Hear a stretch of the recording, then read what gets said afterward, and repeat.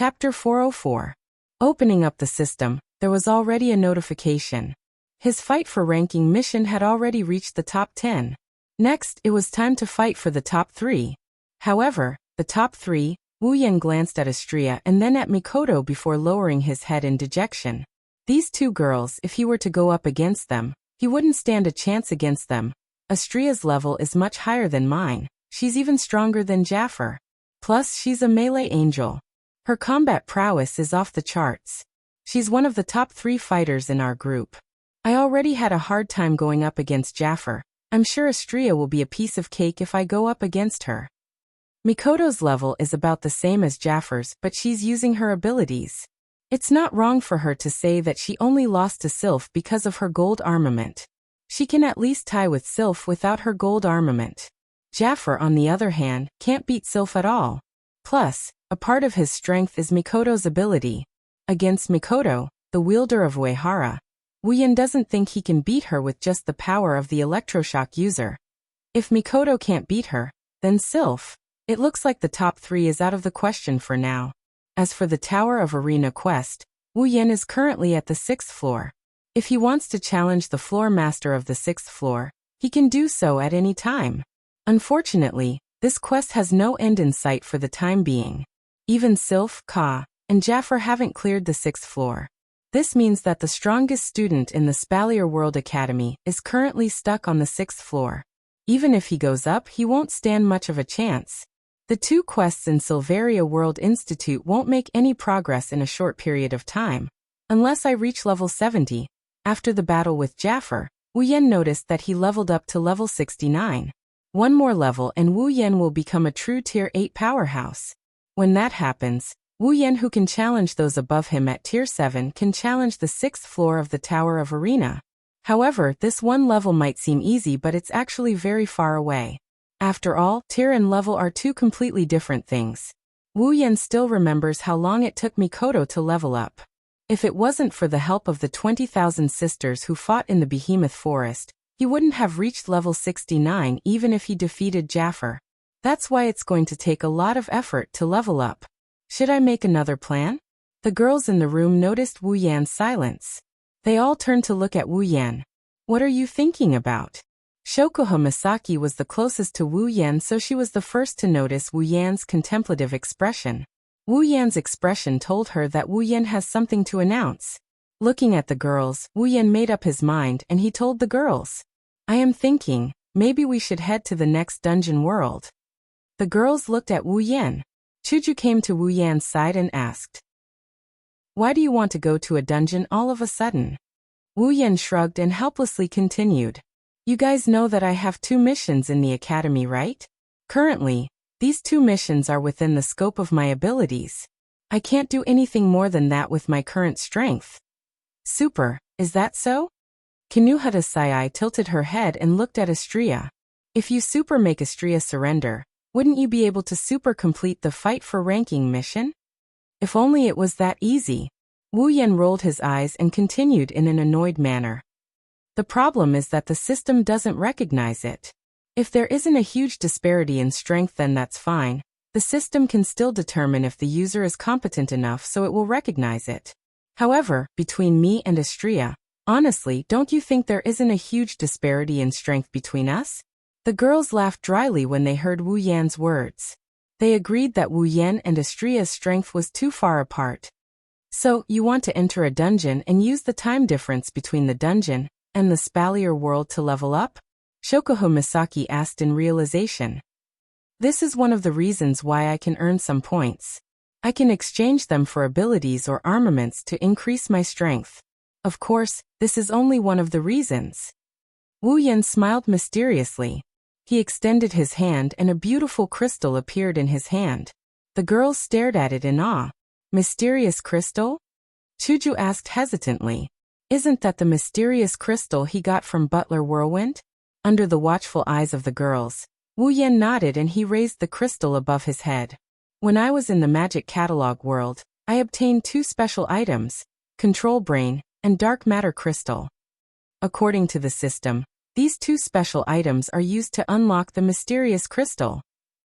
Shokuha Misaki narrowed her eyes and said thoughtfully, So, you're saying you're going to the dungeon to unlock the mysterious crystal? That's right. Wu Yan smiled. I've asked the system. There's a total of 5 special items needed to unlock the mysterious crystal. These 5 special items aren't fixed. As long as they're related to the unsealing of the mysterious crystal, then it'll be enough. The control brain and the dark matter crystal are 2 of the 5 special items needed to unlock the mysterious crystal. As for the remaining 3, I'm not very clear about their specific qualities for the time being, but I do have a clue about one of them. So you're saying? Chuju wrinkled her nose and looked at Wu Yan. The dungeon you're going to is the one with the unlocked items? Wu Yan nodded. The girls fell silent. Shokuho Misaki rested her chin on her hand and muttered to herself. Little Yan, I'm afraid I can't go with you this time. Wu Yan was stunned. He looked at Shokuho Misaki and asked. Why? Shokuho Misaki shook her head regretfully. It's because Astria became the champion and Starlight Queen became the target of public criticism. There are a lot of things to deal with, and the 5 of us won't be able to leave for the time being. Since you're going to the dungeon, you'll have to stay for at least a month or 2. That's about a day here. If I'm not at HQ for an entire day, something will go wrong. Shokuho Misaki clasped her hands and apologized. I'm sorry, little Yan. Astria, Ai-chan, Frenda, Takitsubu and I won't be able to go with you this time. I'm not going either. Mikoto clenched her fists and said angrily. I still want to get my revenge on Sylph. I won't rest until I defeat her. Oni-chan, Flan can't go either. Flandra-chan stuck her tongue out. If Flan isn't here, Liline-chan will be lonely. Since everyone else isn't going, then I'll pass as well. Even if you stay there for a year, it'll only be 3 or 4 days here. Chuju waved her hand with a smile. Wu Yan's mouth was wide open as he looked at the girls who refused to go with him. He didn't expect this to happen. He slowly turned around and looked at Ikaros. Before Wu Yan could say anything, Chuju and Mikoto pulled Ikaros away and said in unison. If you take Ikaros away, who's going to cook for us? Wu Yan almost couldn't catch his breath. Shokuho Misaki shook her head and stuffed a space ring into Wu Yan's arms. She blinked her eyes cutely. Looks like you'll have to go to the dungeon by yourself. Inside the space ring are some magic crystals and other items that we sisters collected in the Behemoth Forest. I'll give them to you as a parting gift. Wu Yan's face was covered in tears. Chapter 405. Shokuho Misaki's parting gift was given to him by Shokuho Misaki. Wu Yan took a look at his character status and let out a long sigh. He clearly had 9 girls by his side, but in the end, he was reduced to a situation where he had to challenge the dungeon alone. Was there anything sadder than this in the world? If you guys don't want to go, then so be it. I will go alone. After he said that, he turned around and ignored the girls in the room. Seeing Wu Yan throwing a tantrum, the girls couldn't help but giggle. Wu Yan is pretty cute when he's throwing a tantrum. Of course, they can only say this in their hearts. If Wu Yan finds out that they called him cute, he's going to be in big trouble. With his personality, he's going to use his actions to prove that he's not cute, and he's going to drag them down with him. Wu Yan opened up the dungeon tab. His wine-red eyes scanned the screen. Not long after, his gaze stopped on one of the dungeon names. Date Battle. This is Wu Yan's goal. In fact, using such a world to level up was very unwise. Although there were many powerful sprites in the world of Date Battle, there were no less than 5 or 6 of them. However, there were only a few sprites that could be used to level up, and then there was nothing else. Even if he farmed all of them, it's hard to say whether or not he could reach level 70. Plus, the elves in Date Battle are all ridiculously strong.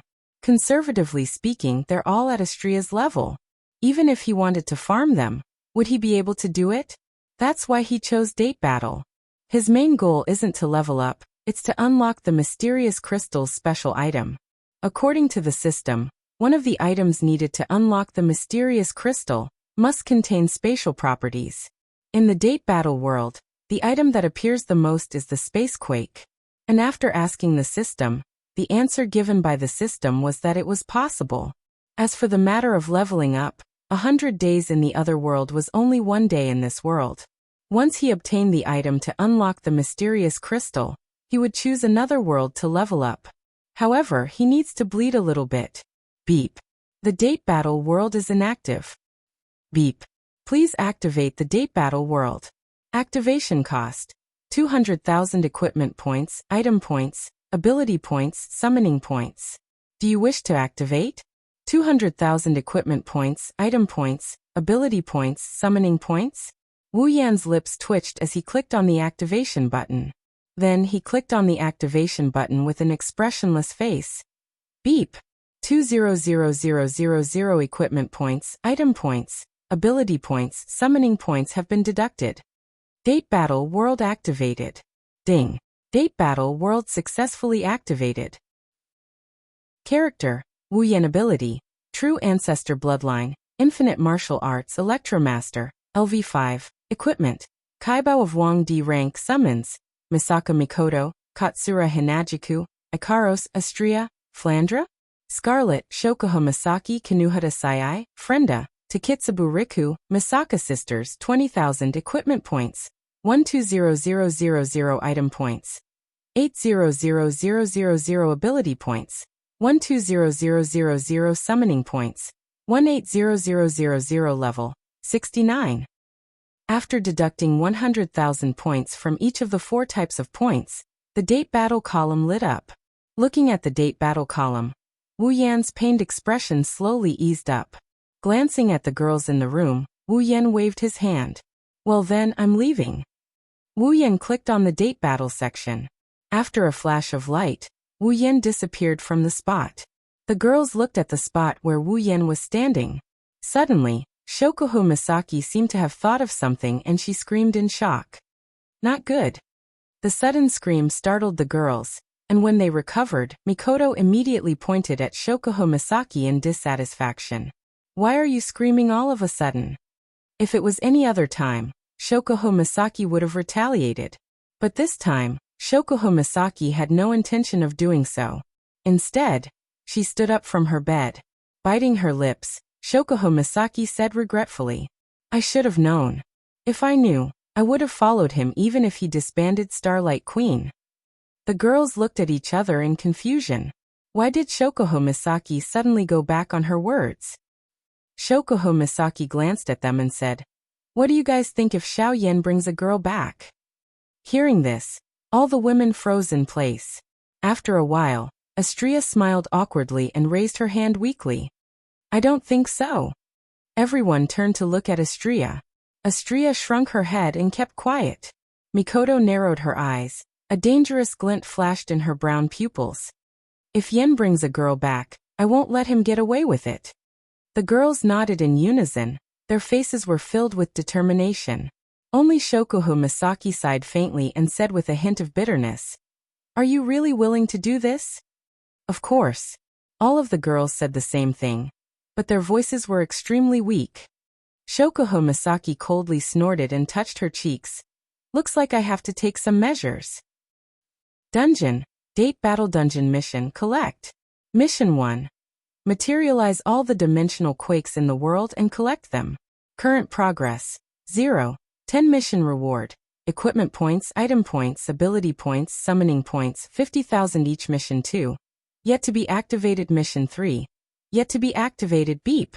User, you will only be able to leave this instance dungeon after completing all the quests in this instance dungeon.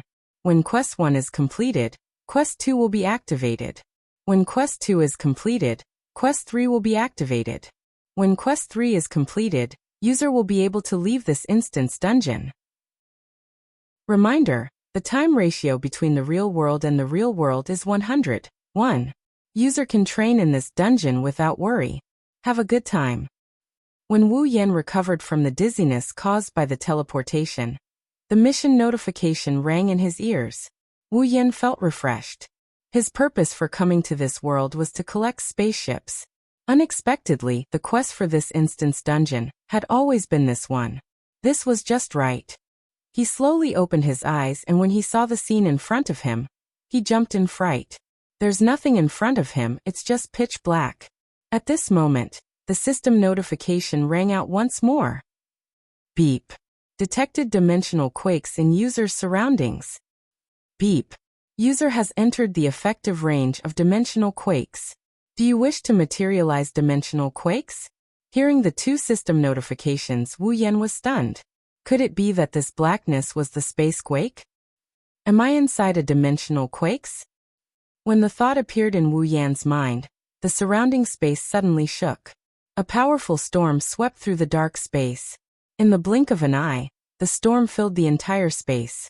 Like a shockwave, the storm surged towards Wu Yan. Wu Yan's face sank. He only had time to raise both his hands to protect himself. The black storm arrived. It wasn't until a ray of light appeared in front of him that he realized he's high up in the sky. Chapter 406. Spacequake is a large-scale vibration phenomenon with unknown causes.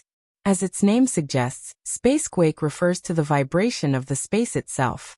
The frequency of the vibration is enough to destroy everything in the space. This is spacequake. 30 years ago, the spacequake phenomenon appeared in this world without any warning and caused great destruction. It was a disaster for the people of this world, as it destroyed everything in its surroundings. Originally, since the space tremor phenomenon occurred 30 years ago, it had not appeared in the following 25 years. However, 5 years ago, with Tiangong City as the beginning, the space tremor phenomenon appeared again. And it is very frequent. Today, the spacequake phenomenon appeared once again. In a quiet town, people lived the same life day after day, year after year. The streets were filled with cars and pedestrians. Although it was noisy, it showed a strong sense of vitality, until, woo woo woo woo woo. An ear-piercing alarm rang out from an unknown place, ringing throughout the entire street. Wherever the sound passed, whether it was pedestrians or cars, they all stopped their activities and looked up at the sky with a look of horror. After the siren sounded for a while, a voice suddenly sounded. The premonition of spacequake has been detected in this area. Please go to the nearest shelter as soon as possible. This is not a training. This is not a training. This is a real alarm. Please go to the nearest shelter as soon as possible. Please go to the nearest shelter as soon as possible. I repeat. As the alarm continued to sound, the pedestrians in the surrounding area ran to some specific places. Some drivers also parked their cars in the surrounding area and ran to those specific places. The lights, signs, and other signs on the streets had disappeared. Instead, they were replaced by the word spacequake warning, which kept flashing on the signs. Then, on some street parking lots, the parking areas suddenly sank and were protected by some thick steel walls. The pedestrians all ran into some underground driveways, underground tracks, and so on. The steel walls also spread out from the side, protecting these areas tightly. Then these areas all sank into the ground. Some of the pedestrians who had yet to enter the shelter were heading to specific locations in an orderly manner. The buildings by the roadside had changed greatly due to the sinking of some important areas, but they ignored it and moved very efficiently. It was obvious that they were used to this kind of operation. It was unknown whether it was because of the frequent occurrence of spacequakes or because they had a special rehearsal. Perhaps it was a combination of both. It wasn't until all the residents in the vicinity had entered the shelter, and some of the important areas were protected, that the sirens finally stopped. What followed was a desolate town and a chilling silence. Until a certain moment, a black light spot appeared at the center of the town, and quickly spread to the surroundings. In the blink of an eye, it has spread to the point that it is bigger than a football field. Wherever the huge black light ball went, no matter if it was the buildings, the streets, or the ground, everything was inevitably turned into ruins. The ground directly exposed the rock plate, and a deep hole was blasted open. After an unknown amount of time, the black light ball slowly stopped and turned into a black filter and disappeared. If it was not for the collapsed buildings and the deep hole in the ground, I am afraid that everything that happened just now would be considered a dream. In the center of the deep hole, a figure wearing a white and gold robe that's similar to a noble's uniform quietly stood there. Slowly opening her eyes, a pair of wine-red, gem-like eyes appeared in her eyes. She looked as if she just woke up from a dream and raised her head. Gorgeous clothes and a pair of beautiful red gem-like eyes. Even if the newcomer's face is the type that needs to be looked at carefully to see the beauty, she is still very elegant and graceful. However, in the next moment, She made a move that completely broke this elegant temperament. Under the influence of the wine-red eyes, the charming face directly collapsed. She raised a hand and wiped the cold sweat on her forehead. Then, a curse came out from her mouth. F***ck. Must you trick me like this every time? This is not without reason. Wu Yan has entered a total of 3 dungeons. In these 3 dungeons, other than the Whirlwind the Butler world where he entered the Magic Catalog world, because of the character setting, he became a scumbag who molests innocent women. This time, because of the lesson from last time, Wu Yan did not use the character insertion card. Instead, he directly fell from the sky together with the spacequake. Is there anything worse than this? Of course there is. System, didn't the spacequake materialize? Why did it still happen? User, you did not materialize the spacequake. Ah, didn't I say confirm in my mind? User, a reminder. You only said confirm in your mind. You did not say freeze in your mind. Fine, I was wrong. Reminder, user. When you want to materialize the spacequake, please say confirm and freeze in your mind. Why do I feel like hitting someone? At this time, a few stars suddenly lit up in the distant sky. It attracted Wu Yan's attention. He looked up and saw 5 girls in mechs carrying various mechanical weapons. With the support of a flamethrower, they were flying towards him at an extremely fast speed. Wu Yan was a little surprised. Land Self-Defense Force versus Elf Squad AST. That's right. The 5 girls flying towards Wu Yan were the Land Self-Defense Force versus Elf Squad AST. As the name suggests, this is a squad that specializes in dealing with and killing elves. The girl in the lead had short white hair that reached her shoulders. Her face was expressionless like a doll's. A pair of blue eyes stared straight at Wu Yan as if she was staring at a mortal enemy. Kite origami. Wu Yan frowned when he saw the appearance of the girl who hated the elves in the original work and the mech armor they are wearing. He bitterly chuckled to himself. They can't be thinking of themselves as elves, right? The truth was just as Wu Yan guessed. With the arrival of the spacequake, who else could it be other than elves? Although the AST had equipment to detect elves, no one would deliberately check for elves on Wu Yan at this moment. Only elves could come with the arrival of the spacequake. This idea was already deeply ingrained in the hearts of the AST. The 5 AST members, including Kite Origami, were stunned when they saw that the elf beneath them was a man. A trace of doubt flashed across their eyes. As far as they know, the elves that have appeared in the past were all female. Why is there a male now? Of course, this thought only lasted for a moment before it was thrown to the back of their minds. Just because they haven't seen elves before doesn't mean they don't exist. Their mission is to kill elves, not female elves. Therefore, when they approached again, the 5 girls raised their weapons at the same time. In the next moment, countless cannonballs were fired from their weapons and bombarded Wu Yan. The wine-red pupils of Wu Yan's eyes were fixed. A bluish-white electric current flashed across his forehead and flew out, colliding with the incoming cannonballs. Boom, boom, boom, boom, boom. In the sky, there was a sudden explosion of fire. Chapter 407. The flames lit up the entire sky, illuminating the cold faces of the 5 AST members. With 5 sonic booms, the 5 AST members directly passed through the dense flames. The flamethrowers on their backs blew away the flames as they charged straight at Zhang Heng. Then the missiles that blotted out the sky and covered the earth shot out once again. Raising his eyebrows, Wu Yan looked at the missiles flying in the sky and the 5 expressionless girls behind them. He sighed and slowly raised his head. Although he really wanted to explain to them that he was not an elf, under such circumstances, he could guess that even if he did, the 5 members of AST would most likely not listen to him. It was more likely that they would act first and report later. Especially since among the 5, there's also Origami Kite who hates elves because her parents died under the power of elves. I can only fight first. Countless crimson spatial ripples spread out from Wu Yan's back. The scale is even wider than the missiles that blotted out the line of sight. Like countless stones thrown into the water, the ripples reverberated in the space. Black swords comparable in number to the missiles stretched out and pointed towards the sky. In the next moment, The whistling sound of missiles flying through the air was accompanied by the sound of explosions. The iron sand swords cut through the air, as if they had been carefully calculated. Each of the iron sand swords pierced the warhead of the missile without the slightest mistake, cutting the missile that had yet to explode in half. Then the iron sand swords whizzed through the exploding missile and shot towards the girls of AST. Seemingly aware that their missiles are useless against elves, the 5 girls didn't change their expressions. The flamethrowers on their backs sped up and dodged in all directions. Then they continued to charge towards Wu Yan. However, the iron sand swords aren't those missiles that can only travel in a straight line. The countless iron sand swords are the product of Wu Yan's ability. A bolt of lightning flashed from Wu Yan's hand.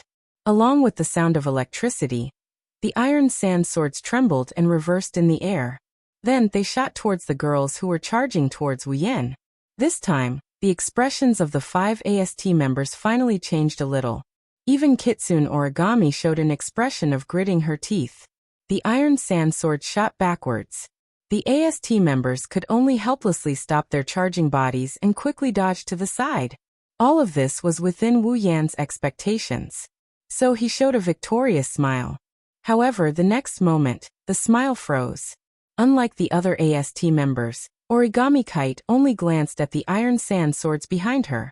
Then, as if she didn't see them, she turned her head and stared at Wu Yan's face. The flamethrowers on her back sped up and flew towards Wu Yan's position. Wu Yan was shocked. He quickly withdrew the iron sand swords that were about to hit Origami Kite. At this time, Origami Kite had already arrived in front of Wu Yan. Floating in midair, she immediately raised the heavy cannon in her hand and aimed it at Wu Yan's face. Then a laser beam shot out from it. The distance between the laser beam and Wu Yan is just a hair's breadth away from zero. With such a distance and the speed of the laser beam, it's impossible to dodge. However, that's not the case. With infinite arms refinement, Wu Yan's combat skills can only be described as terrifying. Under this close to zero distance laser beam, Wu Yan tilted his head to the side in a very small way. The laser beam grazed Wu Yan's ear and shoulder and shot behind him. The burning sensation rose from Wu Yan's ear and shoulder. Wu Yan couldn't help but frown. Origami Kite did the same thing as Wu Yan. Origami Kite suddenly reached behind her and pulled out a light blue lightsaber from who knows where. She held the laser beam while waving the lightsaber and fiercely slashed at Wu Yan's head. However, when the lightsaber was halfway through, a hand reached out from under Origami Kite and grabbed her lightsaber hand. Origami Kite's slash was neutralized. When Origami Kite finally reacted, the laser beam was already shot out. Only the heavy cannon was left in front of Wu Yan, and was fiercely grabbed by Wu Yan. Holding the laser cannon in one hand and Tabichi Origami's hand in the other, his wine-red eyes looked at the cold face in front of him, and he cursed in his heart.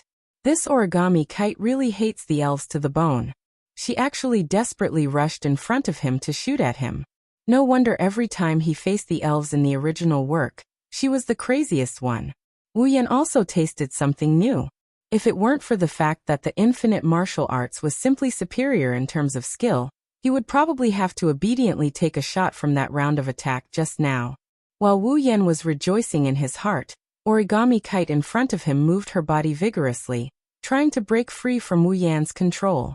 However, the other party's 2 hands were even stronger than a vice. Origami Kite could not move at all. At that moment, she actually used her head to hit Wu Yan. This crazy woman. With Wu Yan's true ancestor body, if Origami Kite really hit Wu Yan's head, she would definitely end up with a bloody head. At that moment, Wu Yan could only let go of Origami Kite's hand and retreat. Of course, Wu Yan wanted to let her go, but she did not want to let Wu Yan go. Origami Kite threw the laser cannon in her hand away. She held the light sword and charged at Wu Yan. After taking a few deep breaths, Wu Yan wished he could teach Origami Kite a good lesson. He had never fought such an aggrieved battle like today. He was merciful to his opponent, but his opponent beat him to death. If it weren't for Origami Kite having a deep reason to fight so hard, then even if she was a cute girl, Wu Yan would still beat her. But the next moment, Wu Yan could no longer have such thoughts. Ha! Origami Kite shouted coldly and rushed straight to Wu Yan. The light sword in her hand waved at Wu Yan with a violent frequency. In an instant, countless sword shadows cut through the air and slashed at Wu Yan. It can't be. Wu Yan was shocked. His wine-red pupils suddenly condensed. He did not dare to be careless anymore. With a hook of his finger, an iron sand sword shot down from the air and into Wu Yan's hand. With a stab, the iron sand sword stabbed one of the sword shadows. Suddenly, the countless sword shadows disappeared with Wu Yan's stab. The light sword in Origami Kite's hand was blocked by the iron sand sword. Origami Kite pulled back the light sword. Her body spun rapidly. The light sword in her hand was danced by Origami Kite into a sword wheel and slammed into the iron sand sword. Almost as soon as they collided, the iron sand sword broke with a kacha sound. Holding the remaining half of the iron sand sword, he couldn't help but be stunned for a moment. He couldn't stay calm anymore. This Origami Kite was just an ordinary person. How could her combat power be so heaven-defying? At this time, Wu Yan remembered that in the original work, Origami Kite was in existence that could fight hand-to-hand with the elf knight sword god Toka. Although a large part of Origami Kite's combat power was supported by the equipment provided by the AST, this could not hide Origami Kite's terrifying close combat ability. An ordinary person could actually fight against an elf. Even if she relied on equipment, it was enough to cause a storm in Wu Yan's heart. Sure enough, there was no girl in the 2D world who could not defy the heavens. Looking at the charging Origami Kite, Wu Yan looked up to the sky and sighed. There was no other way. If he held back, he would really be defeated. A pair of wine-red pupils turned, and a golden light flashed. Suddenly, the moment Wu Yan was about to use his strength, the ground under Wu Yan's feet opened up. Wu Yan, who could not react in time, was directly swallowed in. Then it returned to its original state. Wu Yan only had time to say F***CK before falling in. Chapter 408. On top of the ruins, Origami stared blankly at the ground where Wu Yan was supposed to be standing. She only reacted when the ground returned to normal. Don't even think about running away. She didn't know what happened, but it was a fact that the elf disappeared in front of her. Origami bit her lips and raised her lightsaber to smash the ground. But when the ground broke open, it wasn't the cave where the elf was taken away but a thick layer of steel plate. How did this happen? Origami was stunned. Could it be that someone deliberately saved the elf? Damn it. Origami raised her lightsaber again and slashed at the steel plate. But this time, it didn't even leave a scratch. Koichi Origami was not willing to give up. He waved his lightsaber again and again, trying to break the steel plate in front of him and kill the elf. For a moment, there was a continuous sound of swords clashing in the desolate ruins. What happened? At this time, the other 4 members of AST flew over and stopped in front of Origami. They couldn't find a chance to intervene at all. After Wu Yan disappeared, they still didn't know what happened. Her comrade's arrival calmed her down. She was originally a girl with no morals. If it wasn't for the fact that her opponent was an elf, she wouldn't have lost her composure. She glanced at the steel plate on the ground and said expressionlessly, "The target escaped." After that, Yoichi Origami no longer spoke. The other girls also knew Yoichi Origami's personality, so they didn't ask any more questions. Of course, the cause and effect were more or less guessed by them. The 4 AST girls looked at each other and flew into the sky together, raising the heavy cannons in their hands. Seeing this scene, Tobi Origami also left the place immediately. Then countless cannonballs fell from the sky and landed on the steel plate. Under the ground, Wu Yan, who was caught off guard, used fine iron particles to wrap around his body. He stabilized himself and floated in the air. He looked up and saw that the space above him was completely covered by a thick layer of steel plate. Wu Yan could faintly hear an explosion coming from above the steel plate.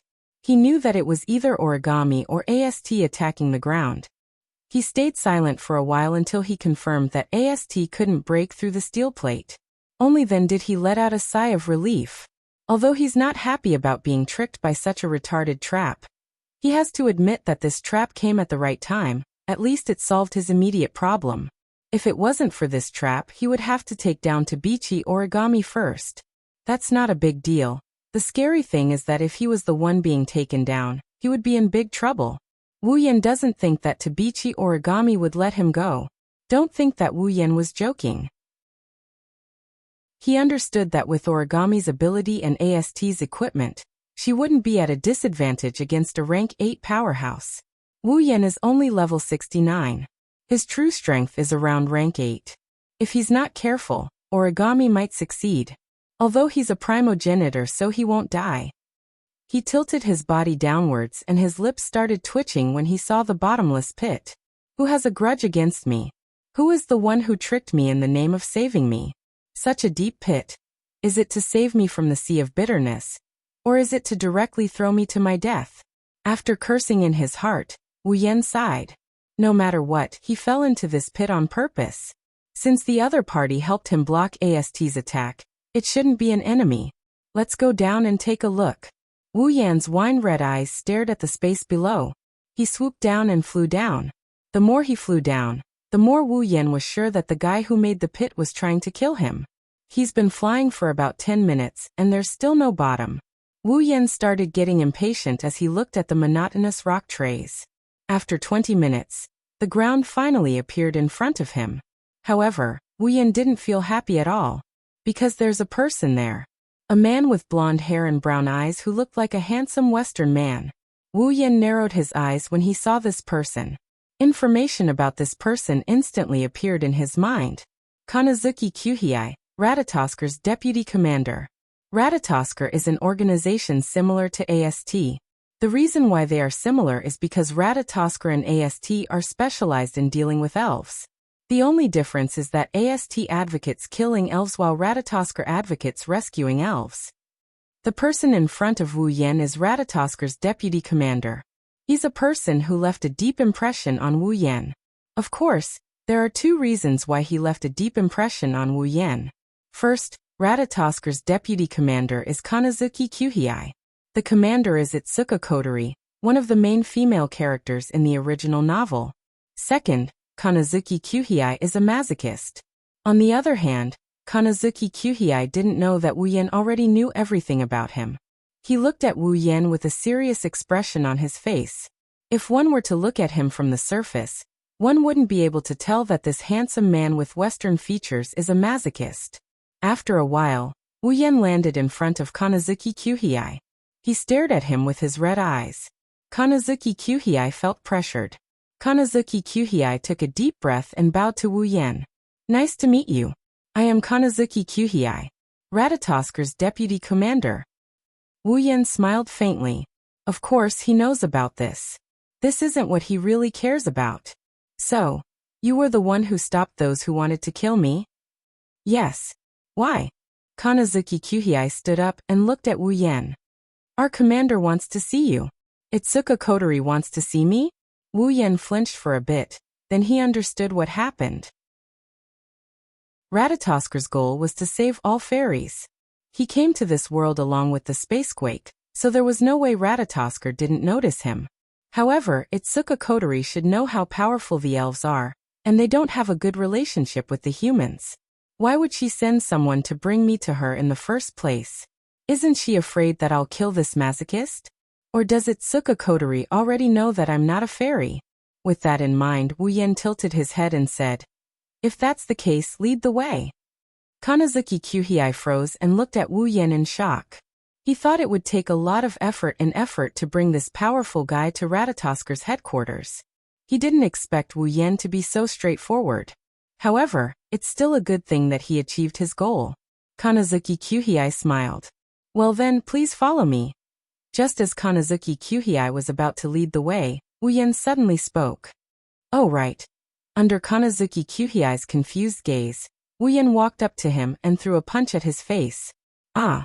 Kanazuki Kyuhei screamed in pain and was sent flying. Wu Yan blew on his fist and walked forward. This is what you get for tricking me. Chapter 409. Above Heavenly Palace City, 15,000 meters away. This is an endless stretch of sky. There's not a single cloud in sight. Birds don't pass by here either. The only thing here is strong enough to blow a person away. However, when the wind blows past a certain area, it will strangely split into two and can't go any further. It's as if there's a wall in front of them that's blocking their path. That's exactly what happened. In a place that can't be seen with the naked eye, there's a huge airship floating in the air. It's like a flying fortress, guarding it without anyone noticing. Fraxinus was the name of this airship. It could also be called the headquarters of Ratatoskr. Under Kanazuki Kuhei's lead, Wu Yen boarded the airship. He followed Kanazuki Kuhei to the command room. The commander of Ratatoskr, Itsuka Kotori, is waiting for him. Looking around the interior of Fraxinus, Wu Yen couldn't help but sigh. In this world, technology has developed to a certain degree. Whether it's the existence of Fraxinus or the powerful equipment in AST, it's clear that this is the case. In terms of technological power, the world of Date Battle was definitely not inferior to the Academy City of the Magic Catalog world. It's just that in this world, all of the technology was developed for the elves. In some aspects compared to Academy City, this world was still lacking. However, in terms of using technology to increase one's strength, this world was undoubtedly more advanced, at least in terms of the elves. After passing through a series of automatic doors, another one opened and a spacious command room appeared in front of Wu Yen. On the opposite side, there was a screen that was even bigger than a movie screen. Under the screen, there were 2 rows of seats. Above the seats, there was also a screen that was about the size of a television. Directly opposite the screen, there was a high platform. That high platform was the commander's station. When Wu Yen saw the command center, Wu Yen stopped and looked at it. There's a petite figure sitting there. Her long red hair was tied into 2 ponytails with black ribbons. The black ribbons stood on top of the ponytails, looking like 2 long ears. It was very likable. And under the hair was a cute and delicate little face. She's wearing a school uniform. It's probably Ratatoskr's uniform. She's wearing a red jacket with black stripes. It makes her petite figure look even more majestic. Itsuka Kotori, the younger sister of the original main character. She's the commander of Ratatoskr. She's also an elf. Of course, no one knows Itsuka Kotori's identity as an elf. Maybe Kamizuki Kuhei and Murasame Rain know. But Wu Yen isn't stupid enough to say it out loud. Beside Itsuka Kotori, there was a woman with a silver ponytail and a tattered teddy bear in her chest pocket. She had dark circles under her eyes and looked like she was about to die. She was the analyst of Ratatoskr, Murasame Rain. At the head of the table, Kotori propped up her chin with one hand while holding a lollipop in the other. She stared at Wu Yen with her red eyes that were as red as her hair. Then she laughed. "Welcome to Ratatoskr." After that, Itsuka Kotori stopped talking. She frowned and looked at Kamizuki Kuhei in confusion. "By the way, what happened to your face?" Kanazuki Kuhei smiled embarrassedly and put down his hand that had been covering his face. His handsome face was now swollen like a pig's head, which made Kotori and Murasame Rain couldn't help but laugh. Kamizuki Kuhei laughed awkwardly and quickly put up a serious face. He raised his fist and coughed. His swollen face made him look even more hilarious. The person who caused all this is standing there with an innocent look on his face. It's like he has nothing to do with this. Kamizuki Kuhei gritted his teeth. If it wasn't for the fact that he's too weak, he would have pounced on him. In Kamizuki Kuhei's mind, the only person who can bully him is the commander. Itsuka Kotori sucked on the lollipop in her hand and ignored Kamizuki Kuhei. Kamizuki Kuhei's face was covered in tears. Kotori's expression turned serious. She rolled her eyes and she asked in a soft voice, You're not a fairy, are you?" Wu Yen raised an eyebrow and shrugged. "I don't think I said I was an elf." Itsuka Kotori turned around and looked at the screen. Wu Yen descended from the sky with Spacequake and destroyed everything around him. "If you're not an elf, then why did you descend with Spacequake?" Kanazuki Kuhei and Rain Murasame stared at Wu Yen while Itsuka Kotori stared at the screen. The command room fell into a deafening silence. After a while, the screen stopped and Itsuka Kotori looked at Wu Yen. It's obvious that she wants Wu Yen to answer her question. Wu Yen chuckled and looked at Itsuka Kotori. "Why can't I descend with Spacequake if I'm not an elf?" Wu Yen asked. Itsuka Kotori, Kanazuki Kuhei, and Murasame Rain were stunned. Wu Yen looked at Itsuka Kotori and he continued. "Even without the Spacequake, the elves can still descend. As members of the elven faction, I'm sure you guys are aware of this. It's not strange for non-elves to descend along with the spacequake. It's not strange? Of course not. Itsuka Kotori and the others screamed in their hearts, but they didn't refute him. Itsuka Kotori straightened her back. Alright, if you're not an elf, then what are you? Are you a human? I've never heard of a human descending with spacequake. Wu Yen smiled bitterly at Itsuka Kotori's words. Humans, in the past they were. But now, they are no longer. Itsuka Kotori's body trembled and her expression changed. She looked at Wu Yen with her red eyes and said with a trembling voice, What do you mean? Kamizuki Kuhei and Rain Murasame were shocked by Itsuka Kotori's reaction. They've never seen Itsuka Kotori like this before. Wu Yen was silent. He knew why Itsuka Kotori was acting like this. Itsuka Kotori was just like him. She started as a human, but 5 years ago, Itsuka Kotori received some kind of power and became an elf. Maybe his words resonated with Itsuka Kotori. Wu Yen sighed and said with a smile, in order to obtain some power, so Itsuka Kotori looked at Wu Yen with a complicated expression. After a while, she took a deep breath and recovered. She said to Wu Yen, You said you're not a human and you're not an elf. Then what are you? What am I? Wu Yen shrugged and pretended to ponder. I guess I'm a vampire. Vampire? Itsuka Kotori, Kamizuki Kuhei, and Rain Murasame looked at each other and laughed. They thought Wu Yen was talking nonsense. Wu Yen smiled casually. He told them the truth. Chapter 410. Sometimes people will doubt a lie, but they won't believe the truth. This is the perfect example. If a true ancestor wasn't a vampire, then no vampire would be qualified to be called a vampire. Well, that's because the true ancestor was a vampire. Wu Yen didn't lie, but they just didn't believe him. Vampire. Kotori looked at Wu Yen with a serious expression and said mercilessly, Are you an idiot? If you want an excuse, at least come up with a better one. Vampires don't exist in this world. Wu Yen crossed his arms and shook his head with a chuckle. So you're saying that elves do exist in this world? Kotori was rendered speechless by Wu Yen. She pursed her lips and retorted, But elves do exist in our world. Do you have any proof that you're a vampire? Itsuka Kotori chuckled to herself and put the pearl into her mouth. She mumbled, How is that possible? If there was, the werewolves would have been executed long ago. Wu Yen lowered his head and fell silent. Itsuka Kotori isn't going to let Wu Yen off the hook so easily. She mocked him again. Say, did you get hit in the head by Spacequake because you're not a spirit but you came here together with Spacequake? Don't worry, even though Ratatosker is an elven organization, we will still lend a helping hand to those who are in trouble. Do you need me to contact a mental hospital for you? Her words were really vicious. As expected of Itsuka Kotori, who was in commander mode. Her vicious tongue was on full display. Speaking of which, I have to mention that Itsuka Kotori has 2 personalities.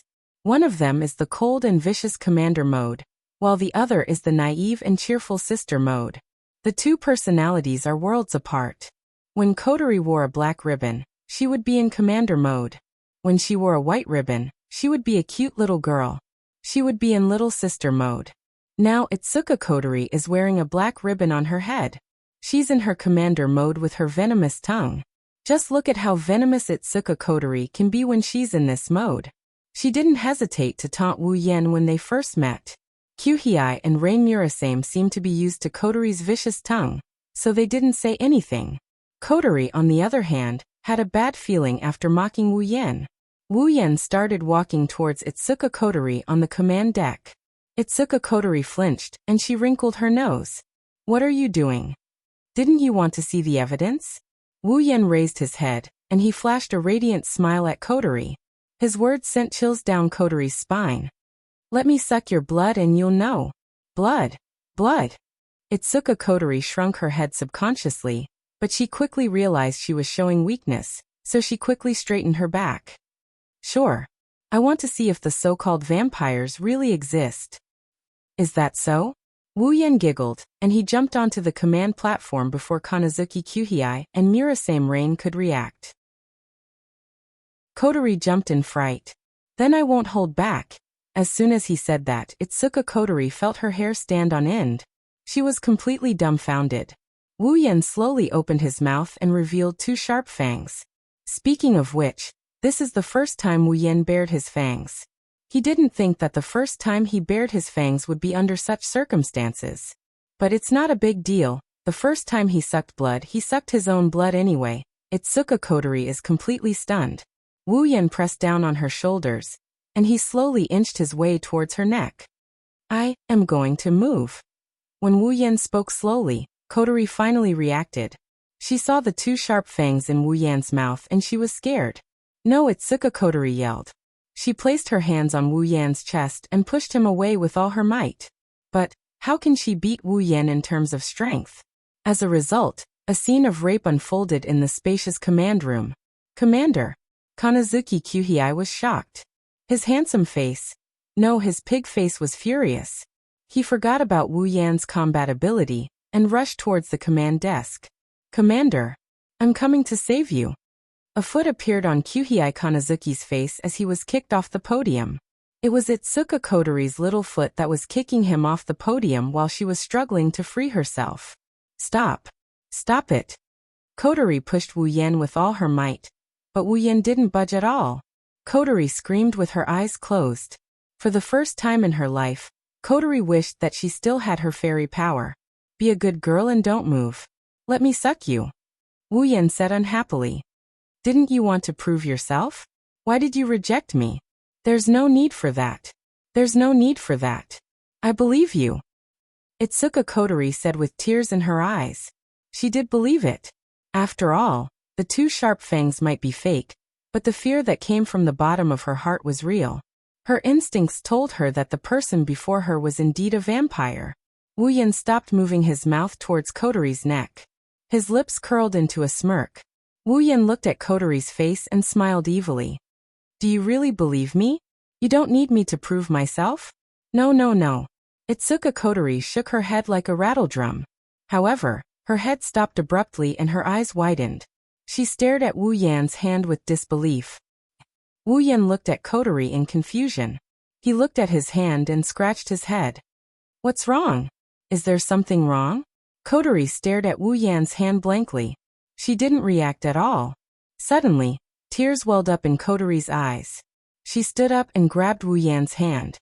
What are you doing? Wu Yan was shocked by Kotori's actions. Kotori ignored Wu Yan and reached for Wu Yan's hand. To be more precise, she reached for the white bracelet on Wu Yan's wrist. It's the sealing bracelet. Itsuka Kotori caressed the sealing bracelet on Wu Yan's wrist in a daze. Her eyes were filled with nostalgia, excitement, and enchantment. She looked like she had been searching for something for a very long time and now, she finally found it. I say. Wu Yan stared blankly at Kotori. He asked awkwardly. What's wrong with you? Is there something wrong with my bracelet? Itsuka Kotori looked at Wu Yan with her red eyes. She seemed to be reminiscing about something. She raised her hand and her sleeve slid down. Wu Yan's pupils shrank when he saw the scene that appeared in front of him. The sealing bracelet! Wu Yan exclaimed. That's right. It's a red sealing bracelet in front of Wu Yan. So you do know him? Kotori exhaled. She stared at Wu Yan's face. She no longer felt like she just met him for the first time. Instead, she felt a sense of familiarity. How could this be? The sealing bracelet caught Wu Yan off guard. Itsuka Kotori opened her mouth and said, Don't worry, Wu Yan can't handle it. Hey, do you want to join Ratatosker? Chapter 411. Listen up. Don't let the cat out of the bag in front of my family.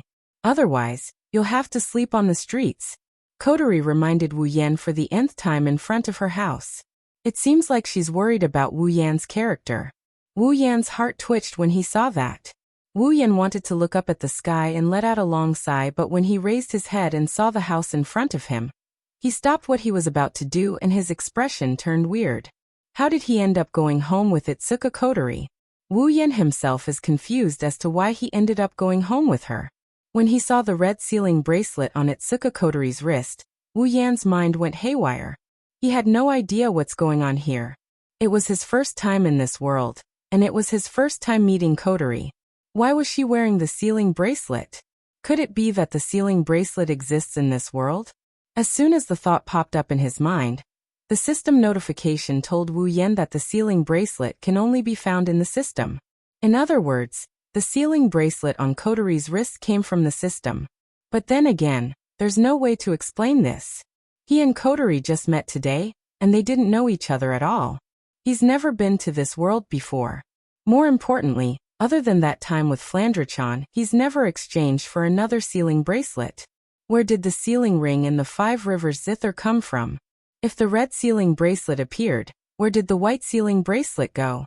If Kotori was wearing the sealing bracelet, could it be that her elven powers were sealed by the sealing bracelet? These three questions have been lingering in Wu Yan's mind ever since he saw the sealing bracelet on Kotori's wrist. When Kotori asked if he wanted to join Ratatoskr, Wu Yan nodded. And so, Wu Yan officially became a member of Ratatoskr. He's a combat commander too. Ratatoskr isn't inferior to AST in any other aspect. In fact, they're even better than AST in certain aspects. Their only weakness is that Ratatoskr's attitude towards elves is to save them. That's why Ratatoskr can't even compare to a normal army, let alone AST. Wu Yan's appearance just so happens to make up for this weakness. After all, Kotori and the others saw Wu Yan's combat prowess on the big screen. He's even comparable to the elves. With this kind of combat prowess, it would be a waste of Wu Yan's status if he doesn't become a combat commander. As for why Wu Yan would follow Kotori home, Wu Yan doesn't know either. According to Kotori, it's because. Do you have anywhere else you can go? Wu Yan thought about it for 0.01 seconds and agreed without hesitation. Wu Yan brought quite a bit of gold from Silveria before he came to this world. It's more than enough for him to buy a villa. But rather than living in a house by himself, he might as well go home with a cute girl. Wu Yan is also curious about the main character of this world, Itsuka Shido. The main characters of Whirlwind the Butler and Magic Catalog are both unlucky. If he gets close to them, Wu Yan is worried that their bad luck might be contagious. Compared to the other two, Itsuka Shido is much easier to get along with. Most importantly, Itsuka Shido was an honorable planner of the Light Clan. The arrogant Itsuka Kotori was conquered by Itsuka Shido when she was young. In other words, Itsuka Kotori has a brother complex. Wu Yan looked at Itsuka Kotori with a regretful look. She's a cute chick, but she's already been taken over by someone else. It's not like the person who did it is a scumbag. Wu Yan has no interest in NTR other people. Of course, Itsuka Kotori shivered when she saw Wu Yan's regretful gaze. She bared her fangs and said angrily, "What are you up to this time?" Wu Yan chuckled dryly and muttered, "Why do you say again?" Huh. Itsuka Kotori harumphed. She turned around and looked at the entrance of her house. She hesitated for a moment before she turned around and said, "Listen up. Don't let the cat out of the bag in front of my family. Otherwise, you'll really have to sleep on the streets." Wu Yan's face crumbled in an instant. "You've told me that many times. I'm just worried that you won't remember. What should I do so that I won't give myself away? I've thought about it for a long time." Itsuka Kotori thought for a moment, and said reluctantly, "I'll say that you're my long-lost brother." Wu Yan almost choked on his own breath. His brows twitched, he couldn't stay calm. "My long-lost brother? What a sharp excuse. What's wrong? Can I change it?" No. Itsuka Kotori exhaled and turned around to face the door. She took off the black ribbon on her head and took out a pair of white ribbons from her pocket. She put them on her own head. Wu Yan's eyes lit up. He watched Itsuka Kotori's actions with interest. He knew that she would turn into a cute little sister after putting on the white ribbons. Wu Yan was looking forward to it. Wu Yan's expectations were proven right. When Itsuka Kotori turned around again, the cold expression on her face was gone. It was replaced by an innocent and cute smile. She blinked at Wu Yan and said with a smile, "Go in, Oniai-chan." When that soft Oniai-chan entered Wu Yan's ears, an inexplicable warmth filled his body. It's as if he's soaking in a hot spring. It's comfortable to the extreme. Itsuka Kotori didn't know that her Oniai-chan almost awakened a certain someone's strange nature. She opened the door of her house and shouted in a cheering tone, "I'm back." Itsuka Kotori's sweet voice made Wu Yen smile. He had to admit, Itsuka Kotori in her little sister mode is really cute. However, when another sweet voice entered Wu Yan's ears, Wu Yan was completely dumbfounded. "You're back, Kotori." A figure slowly walked out of the house. When he saw the figure, Wu Yan's dumbfounded expression completely twisted. Her long, dark blue hair was draped over her frail shoulders, and her bangs were neatly spread across her forehead. Just a little bit more, and it would cover her slightly dark pupils. On the left side of her bangs, there was a tuft of hair tied up with a hairband. At the end of the band was a cute hair accessory, adding a bit of cuteness to its owner's already extraordinary appearance. She was holding a spatula and wearing an apron. She was smiling at Kotori, her eyes filled with love and adoration. "That's right. It's her big sister." Itsuka Kotori smiled happily and cheered. She threw herself at her and hugged her arm. It seems like they are very close.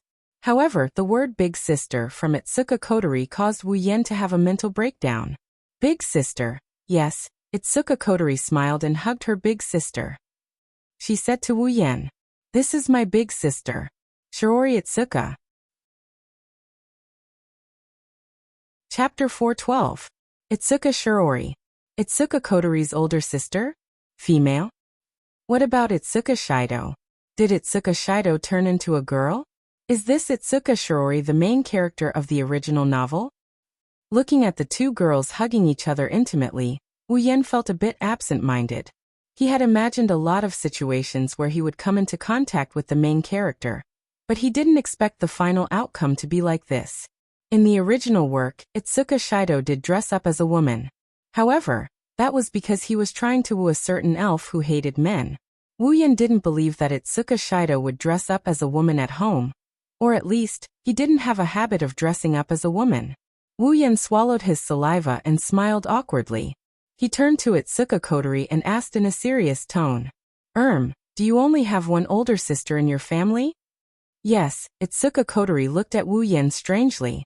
She didn't understand why Wu Yen acted like this when he saw her older sister, but she still answered honestly. Are you sure you don't have an older brother?" Itsuka Kotori shook her head quickly.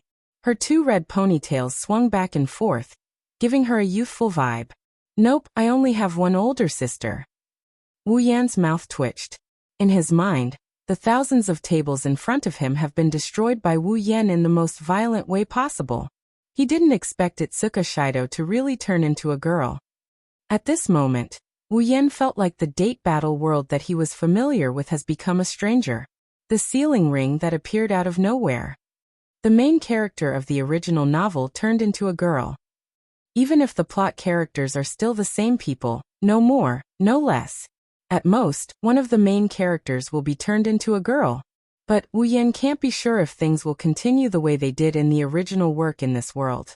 When Wu Yen had this thought, he didn't know if the story would continue the same way as the original novel. Everything that happens next is beyond his expectations. Shiori furrowed her brows as she looked at Wu Yen, whose expression kept changing.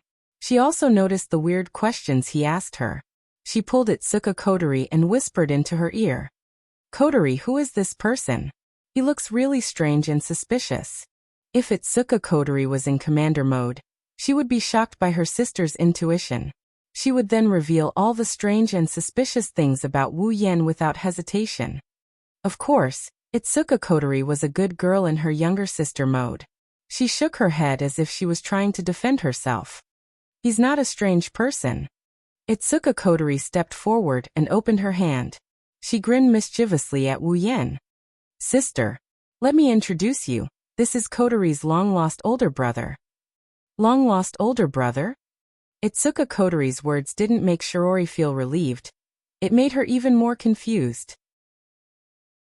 "Kotori, how come I've never heard of you having a long-lost older brother?"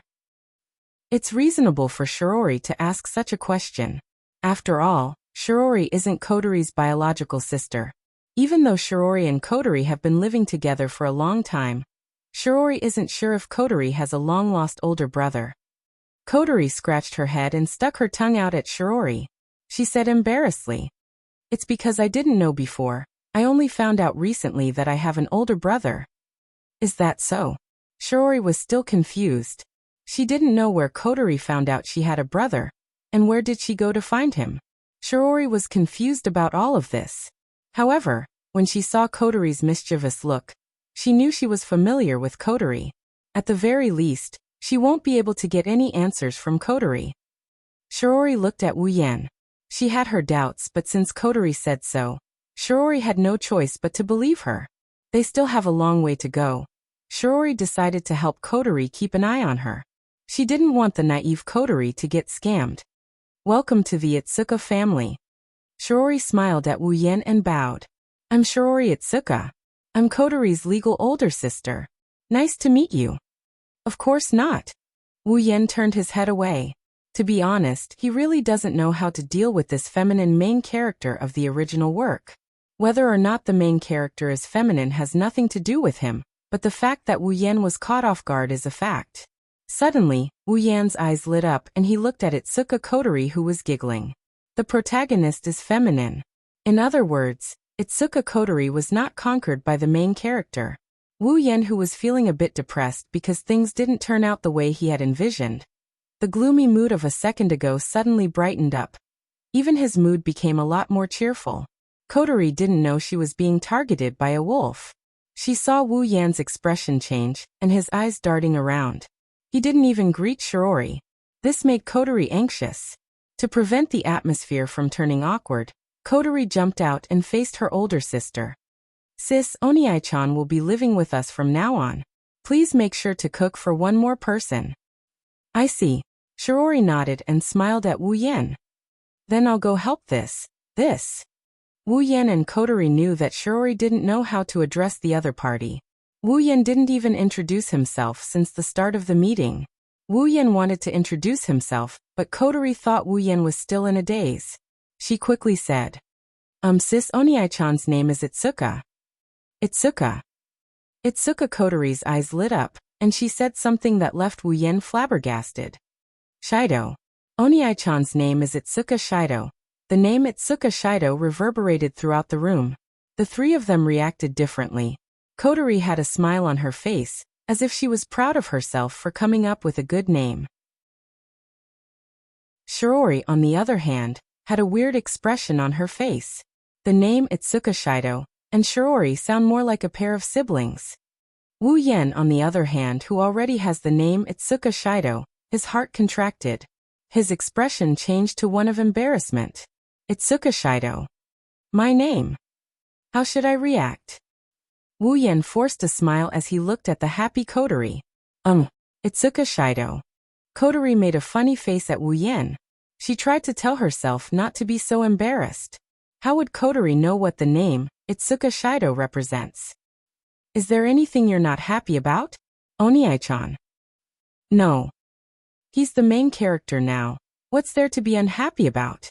Shiori tilted her body and she told Wu Yan. Well then, Shido-kun, let's go inside first. Once I'm done cooking, I will help Shido-kun clean up a room. Wu Yan had nothing to say. He smiled helplessly at Shiori. Then, I'll have to trouble you, Shiori. Shiori smiled sweetly. Since Shido-kun is Kotori's brother, then you're my brother as well. Please don't be shy, just treat this place as your home. Oniai-chan, let me introduce you to this house. Itsuka Kotori nodded. She grabbed Wu Yan and Shiori by the hand, and they walked into the house. Chapter 413. Heavenly Palace City, Itsuka's home.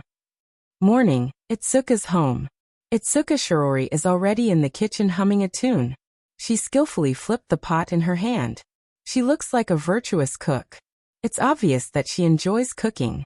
In one of the rooms, Wu Yan, who has gotten used to sleeping and didn't seem to be affected by the change of location and bed.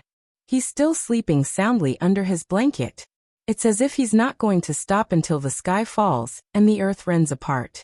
At some point, Wu Yan's door opened and a girl with 2 red ponytails and a white ribbon poked her head out from behind the door.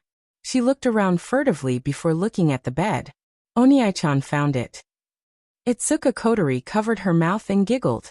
She tiptoed to the bed like a thief. When she was less than 1 meter away from Wu Yan's bed, Kotori yelled and she jumped up from the ground.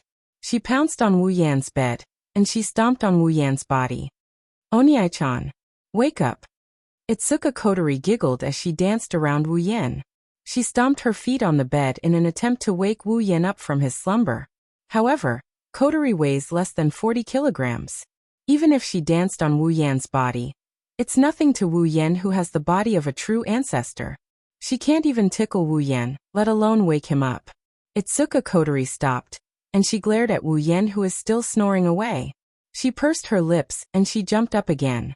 She kicked Wu Yan in the stomach with a flying kick. This time, no matter how light she is, Wu Yan can't ignore it. Wu Yan woke up when he felt the pain in his stomach. "Oh, Oniai-chan, good morning." Kotori greeted Wu Yan with a smile. Of course, if she wasn't standing on top of Wu Yan, it would be more convincing. Logically speaking, no matter how good Wu Yan's temper is, having his sweet dream broken in such a rude manner would be hard for him to avoid grumbling. However, the moment he opened his eyes, he froze. That was because Itsuka Kotori, who was standing on top of him, was wearing a dress. Itsuka Kotori didn't know if she noticed that she's exposed or not. She assumed that Wu Yan hasn't woken up from his dream yet. She pouted and she raised her foot. She wanted to stomp down on him again. This action woke Wu Yan up from his stupor. He turned pale with fright because Kotori's foot missed his stomach by quite a bit. Wait! Wu Yan didn't have time to get up. When he saw Kotori's foot, he felt a chill between his legs. Wu Yan quickly grabbed Kotori's hand and pulled her down. Ah! Itsuka Kotori shrieked, and she lost her balance. She fell straight into Wu Yan's arms. Wu Yan subconsciously raised his arms and hugged her into his arms. Itsuka Kotori's body stiffened. She could feel the pair of hands around her waist, and the scent of a man so close to her. Her mind was muddled, and she couldn't react in time. This is the first time Kotori has been so close to a man. Wu Yan didn't feel anything like Kotori. Wu Yan has been hugging girls in the Magic Catalog and Spalier World Academy. Even though the girl in his arms has changed, Wu Yan didn't feel anything. Wu Yan didn't know whether to laugh or cry as he looked at Itsuka Kotori. "Say, Kotori, are you trying to wake me up, or do you want me to stay in bed forever? You were so cruel." Wu Yan felt weird. The scene where Kotori woke him up is exactly the same as the scene where Kotori woke Shido up in the original work. Could it be that not only had his name changed, but he had really become the main character of this world? Kotori looked up from Wu Yan's arms. She looked at Wu Yan's face and made sure Wu Yan didn't want to let go of her. She said weakly, Big brother, can you let go of me first?" Wu Yan paused and realized he was holding Kotori in his arms. Wu Yan smiled when he saw Kotori's shy expression. Not only did he not let go of Kotori, he tightened his grip and pulled her into his embrace. Wu Yan's lips curled into a naughty grin. "Let go? My naughty little sister woke up her big brother with a prank. How can I not punish her?" Itsuka Kotori's face flushed red. Even her head felt a little dizzy. If it was a gentle hug before, then now it's a deep hug. Itsuka Kotori could even feel his thick chest pressing against her small breasts. "I know I was wrong." Kotori stuttered as she pushed Wu Yan's chest. Wu Yan, who's in close proximity to Kotori, could feel Kotori's heart thumping furiously. "You know you were wrong? That means you're going to accept your punishment, right?" Wu Yan looked at Kotori's blushing face, and he told her in a gentle voice. Okay, Wu Yan said. Itsuka Kotori shrunk her neck timidly and asked in a soft voice. What punishment? What punishment?" Wu Yan grinned. He grinned wickedly. "What kind of punishment is that?" Wu Yan's face inched closer to Kotori's. Ugh. Itsuka Kotori's already red face turned a deep shade of purple. Could it be that the so-called punishment was Wu Yan's face got closer and closer? Kotori's red eyes teared up. Her heartbeat sped up and she didn't know what to do. She looked around as if she was looking for something that could save her. When Wu Yan's lips were about to touch hers, Kotori whimpered and closed her eyes. Wu Yan was overjoyed and he almost laughed out loud. He didn't think that after only knowing her for a day, he would be able to conquer this girl with dual personality. Sure enough, soft girls are good, easy to bully. Just as he was about to kiss her and steal her kiss, Itsuka Kotori punched him in the face with her tiny fist. Wah! The sudden punch stunned Wu Yan. Since he wasn't on guard, the punch landed squarely on Wu Yan's nose. Wu Yan felt something sour and sweet rushing up his nose. He let go of Kotori and covered his nose with his hand. "You despicable pervert!" Itsuka Kotori yelled at Wu Yan. Wu Yan noticed that the white ribbon on Itsuka Kotori's head was replaced with a black one. It's commander mode. Why? Wu Yan muttered he didn't understand why Kotori changed her hair ribbon so quickly. But to Itsuka Kotori it sounded like, "Why did you reject me? You still have the nerve to say that." Kotori raged at Wu Yan as she punched him again. "How dare you kiss a girl you've only known for a day? Die. Chapter 414. Itsuka Shirori is holding a bowl of rice in her left hand. She didn't pick up the chopsticks in her right hand. She's looking at Wu Yan and Kotori with an odd expression on her face. No one can tell what she's thinking. The reason for this was not without reason. It was because the expression and behavior of the man and woman in front of him were too suspicious. One of them was engrossed in eating as if he had a grudge against the food in his bowl. The other was blushing as she kept grabbing her chopsticks. She didn't even realize that her bowl was already empty. It's too suspicious. Shirori glanced at the man and woman in front of her. After a while, Shirori couldn't hold back her curiosity and asked, "What's wrong with you guys?" As soon as Shirori finished speaking, Kotori's body trembled as if she was stimulated by something. She stood up with such force that even her chair fell to the ground. Kotori blushed and closed her eyes. She yelled at Shirori, "Nothing. Nothing at all." Shirori froze on the spot. She looked at the shy Kotori and didn't understand why Kotori had such a big reaction. Did something really happen? Shirori tilted her head and looked at Wu Yan, who was shaking his head with a bitter smile. She asked carefully, "Did I miss something?" Shiori's words reminded Kotori of what happened this morning. Kotori blushed. Kotori felt lucky that she managed to stop the car at the last moment and changed into the black satin belt as fast as she could. Otherwise, Kotori doesn't dare to look at Wu Yan anymore. It's not only because Wu Yan wanted to do something beyond friendship with her. It's also because she punched Wu Yan twice in her commander mode. She was too embarrassed to face Wu Yan. Of course, Kotori wouldn't tell Shirori about this. Wu Yan also wouldn't bring up the fact that he got punched twice for his sister. Thus, the two of them fell silent. Seeing this, Shirori was even more certain that she must have missed something. Something must have happened between the two people in front of her. Shirori bit the end of her chopsticks and hesitated for a bit. She didn't force Lu Zhou to answer. Instead, she lowered her head. "Ugh, I care so much."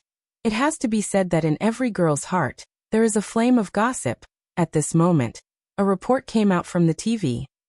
Early this morning, a small spatial quake was observed in the suburbs of Heaven Palace City.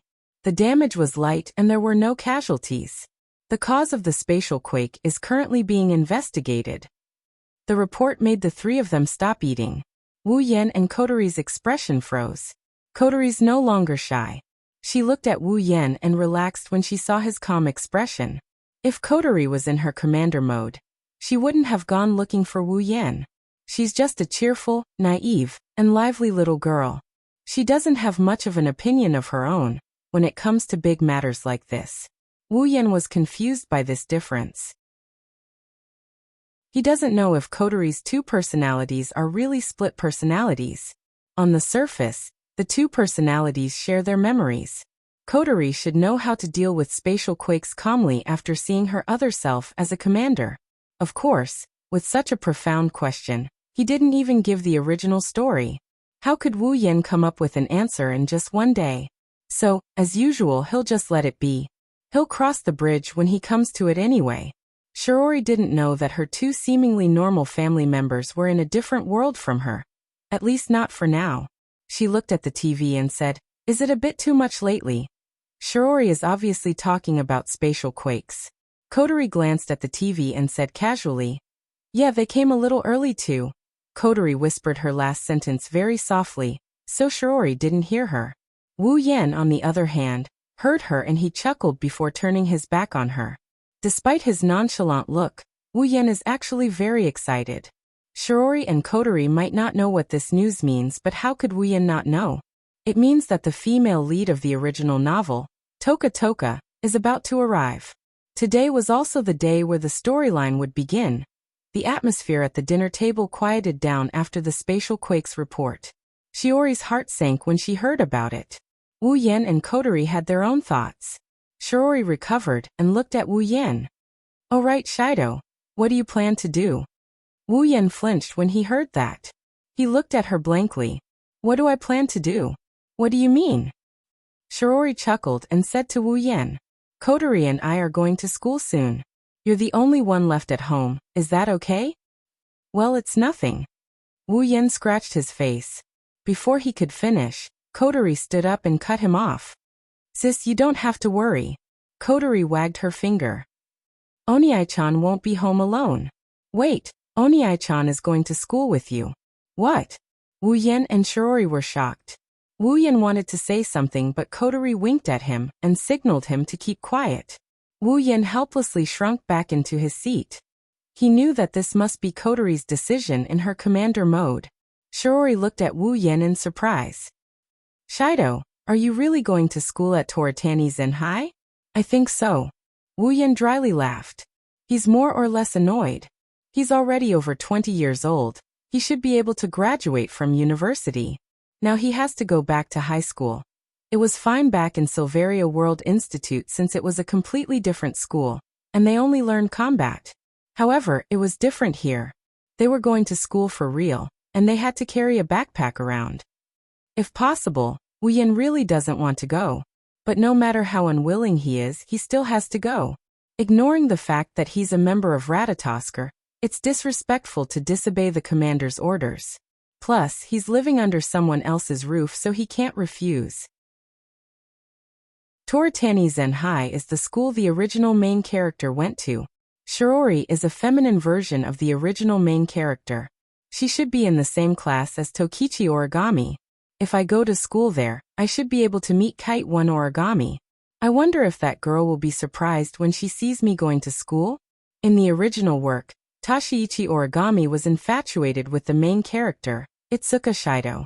In the original work, Tashiichi Origami wanted to give herself to Itsuka Shido countless times. Now Itsuka Shido has been replaced by Itsuka Shiori. Will Tashiichi Origami still be infatuated with the main character like in the original work? If she is, then that's interesting. Kotori nodded in satisfaction when she saw that Wooyin didn't expose her. Shiori smiled and said, "Then there's no problem. I was worried that you would be lonely at home." Wooyin could only chuckle. In a world like this, how can one be lonely? Chapter 415. On the way to school, Kotori is jumping up and down while mumbling about the super deluxe children's meal. Shiori was reluctant when Kotori asked to go to the family restaurant for the super deluxe children's meal, but now, she has a knowing smile on her face. It's obvious that Shiori dotes on Kotori a lot. The two beauties had happy smiles on their faces. Along the way, they attracted a lot of attention. However, Wooyin, who was walking beside Itsuka Shiori, had a helpless expression on his face. Of course, this isn't because Kotori wanted to eat the super deluxe children's meal. This is something that happened in the original story as well.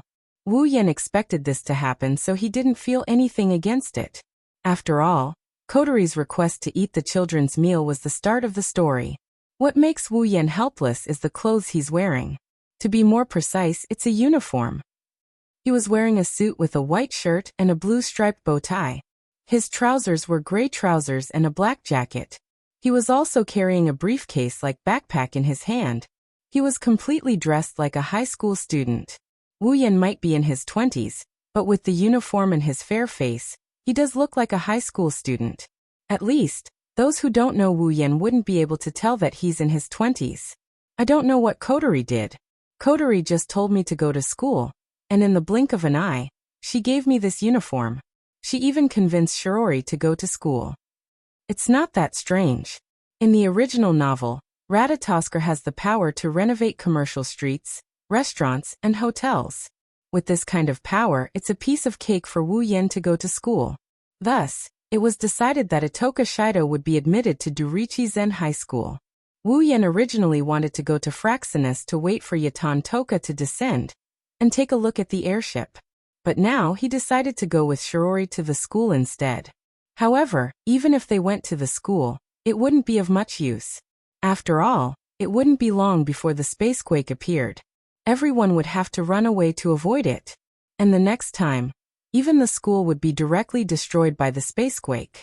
So whether they went to the school or not, would it matter? Too bad Wu Yan can't tell her about this. He can only follow Shirori to the school and act as a cameo. Soon, the three of them arrived at the family restaurant. Kotori turned around. Okay sis Oniai-chan, we'll meet here after school, I know. Shirori giggled at Kotori. Kotori pouted. She started telling the two to come after school, even if there's a spacequake. Shirori couldn't do anything about it.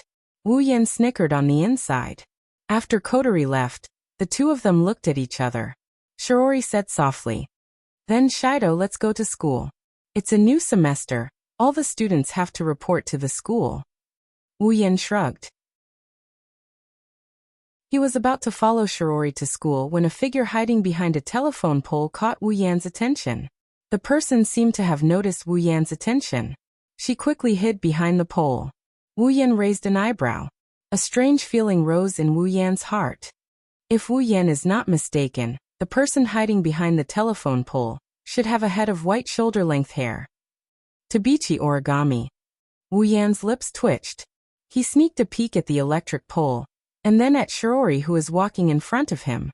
He's starting to lose his cool. Is Tokichi Origami still infatuated with the main character like the original work?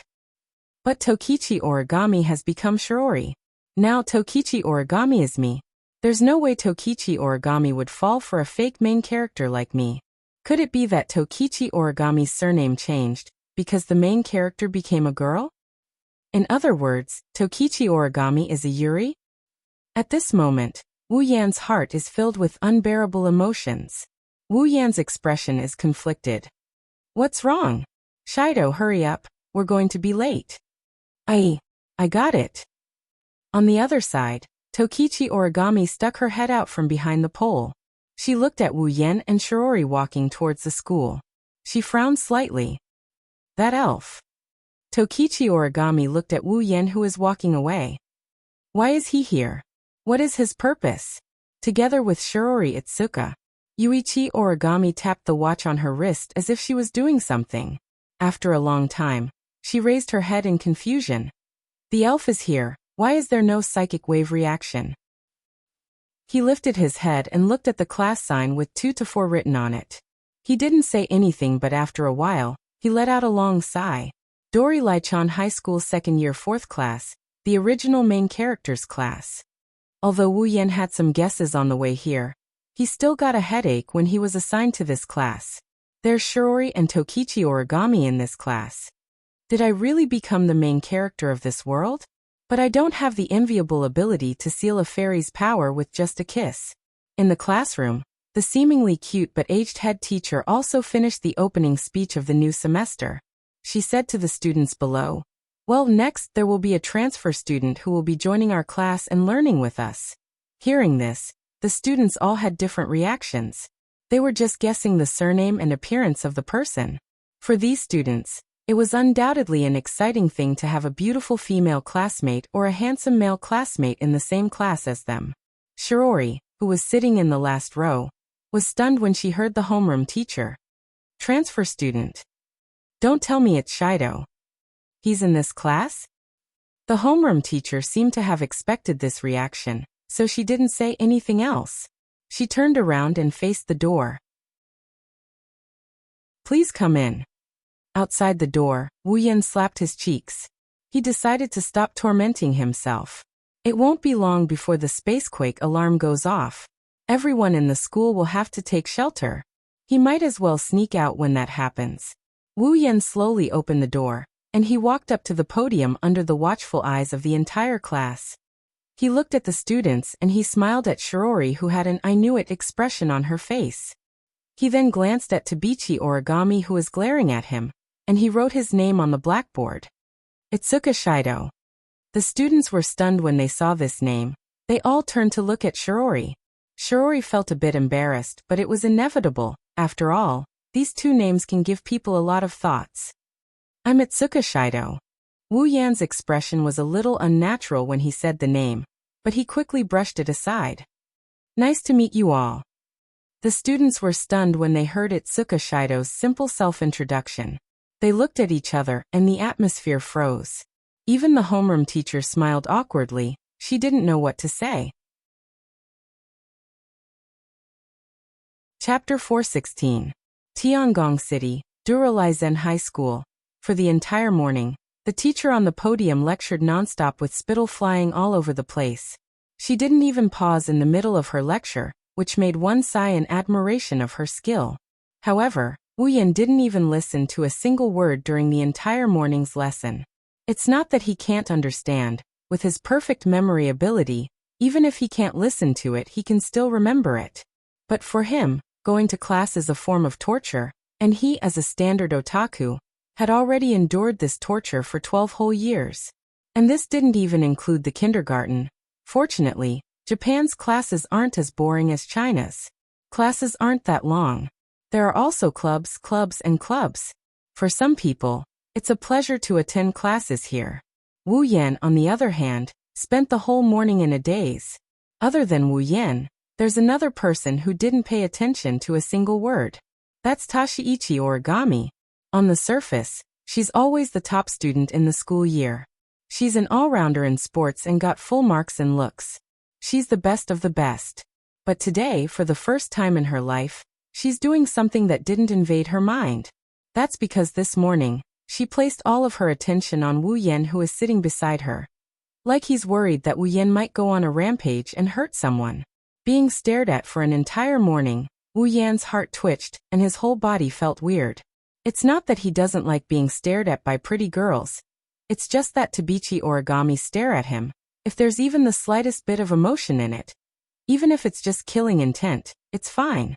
But she just stared at him with an emotionless expression for an entire morning. Who would be able to remain calm under that kind of mechanical gaze? After class, Shiori tidied up her textbooks and her desk before looking at Wu Yan. Shido, let's go to the family dining room. Kotori should be waiting there. Wu Yan was about to nod when Tashiichi Origami suddenly stood up. Wu Yan froze. Tashiichi Origami walked up to Wu Yan and stared at Wu Yan's face. Wu Yan's scalp went numb. He wanted to cry, but no tears came out. Sis, you've been staring at me for the entire morning. Haven't you had enough? I'm not handsome at all. I only gained a little bit after becoming a true ancestor. Do you have to stare at me so hard? Perhaps Tashiichi Origami heard Wu Yan's complaints. She slowly opened her mouth and said expressionlessly to Wu Yan, "Why are you here?" Wu Yan laughed dryly. "Although I could guess that you would definitely ask me this question. Why don't you look surprised at all?" On the other side, Shiori scratched her face, hesitated for a moment, and raised her hand. Do you know each other?" Tabichi Origami turned around to look at Shiori. Wu Yan could see Tabichi Origami looking at Shiori with a blank expression. However, he could see the flirtatious look in her blue eyes. Under the gaze of Tabichi Origami, Shiori felt goosebumps. She unconsciously shrank her body and muttered in her heart, "Does this super genius know me? But I don't remember seeing her before." This question is a mystery even in the original work, so of course, no one can give Shiori an answer here. Wu Yan, on the other hand, saw how Tabichi Origami treated the two of them differently. How could he not know that his guess is a fact? His heart felt like it got trampled by thousands of grass-mud horses. He's in a state of utter embarrassment. Shiori was a good girl. He didn't expect her to turn into a Yuri girl. Embarrassed, Wu Yan turned his head to look at Shiori. Instantly, a strong sense of worship rose in his heart. At this moment, his admiration for Shiori is like the Yellow River, endless and unending. As the main character of the story, he's still able to flirt with girls even though he's a girl. That's a level worth worshipping. Wu Yan's admiration for Shiori aside, Shiori is a bit afraid of Tabichi Origami. He quickly said to Tabichi Origami, Tabichi-san, we still have a date to attend to, so. Itsuka Shiori. Tabichi Origami said calmly, interrupting Shiori's speech. You better not get too close to him, it won't do you any good. Shiori hesitated. She weakly said under Tashiichi Origami's threatening gaze. But Shido is my older brother. Tabichi Origami narrowed her eyes. Of course, she wouldn't doubt Shiori's words. However, she would rather die than believe that an elf is Shiori's older brother. Even if Wu Yen doesn't have any elven energy waves on him. She still saw the scene of Wu Yen descending with a spacequake. Tashiichi Origami's first thought was that Wu Yen did something to Shiori. This kind of thing was definitely possible for the elves with their strange abilities. What did you do to Shiori? Wu Yan's mouth twitched. If I said I didn't, would you believe me? Tashiichi Origami didn't say anything. She just stared at Wu Yen. Shiori wanted to say something when she saw the tension between Tabichi Origami and Wu Yen. But an ear-piercing siren blared in midair. It reverberated through the entire Toburai Zen High School, and even the entire Tengong City. Warning signs of a spacequake have been detected in this area. Please head to the nearest shelter as soon as possible. This is not a training exercise. This is not a training exercise. This is a real warning. All residents in the area, please head to the nearest shelter as soon as possible. All residents in the area, please head to the nearest shelter as soon as possible. I repeat, warning signs of a space quake detected in this area. It's here. The space-time alarm went off, and everyone's expression changed. Shiori turned pale with fright while Wu Yen and Tabichi Origami straightened their faces. Tashiichi Origami glanced at Wu Yen again before walking out of the classroom. Shiori was shocked. She raised her hand and yelled, Tashiichi Origami, you can't run around like that. You have to go to a shelter. Unfortunately, Tashiichi Origami would listen to anything Shiori says under normal circumstances. However, when it comes to elves, even Shiori can't persuade Tashiichi Origami. Unless Tashiichi Origami's parents who died under the elf's power come back to life, no one can persuade her otherwise. In the original work, the main character, Itsuka Shido, had to use his life to protect Teruchi Origami. Teruchi Origami had to compromise once. From this, it could be seen how much Teruchi Origami hated the elves, Shido. Shiori looked at Wu Yen helplessly as Tabichi Origami walked out of the classroom. Wu Yen said, Shiori, let's go take shelter. Shiori nodded. There was a hint of worry in her eyes. I wonder if Kotori went to a shelter. Before Wu Yen could stop her, Shiori took out her phone from her pocket. She searched for Kotori's GPS. Shiori gasped in shock. Kotori? Why is Kotori in front of the cafeteria? Shiori recalled what Kotori said to her in the morning, and her face paled a little. Is Kotori really waiting for us there? Calm down. Wu Yen patted her shoulder. Go to a shelter, leave Kotori to me. But, don't worry. Chapter 417. On one of the streets of Tiangong City, a figure quickly flashed across the deserted street due to the arrival of the spacequake. His speed was extremely fast. If someone saw him from the side, he would only see an afterimage flashing in front of him. Then the afterimage would disappear at the corner of the street at the other end. Along the way, wherever the afterimage passed by, the sound of air braking would be heard. Due to the extreme speed, wherever the afterimage passed by, all the wind that was squeezed away by it would become a sharp wind blade, scraping the ground and leaving a faint scratch mark.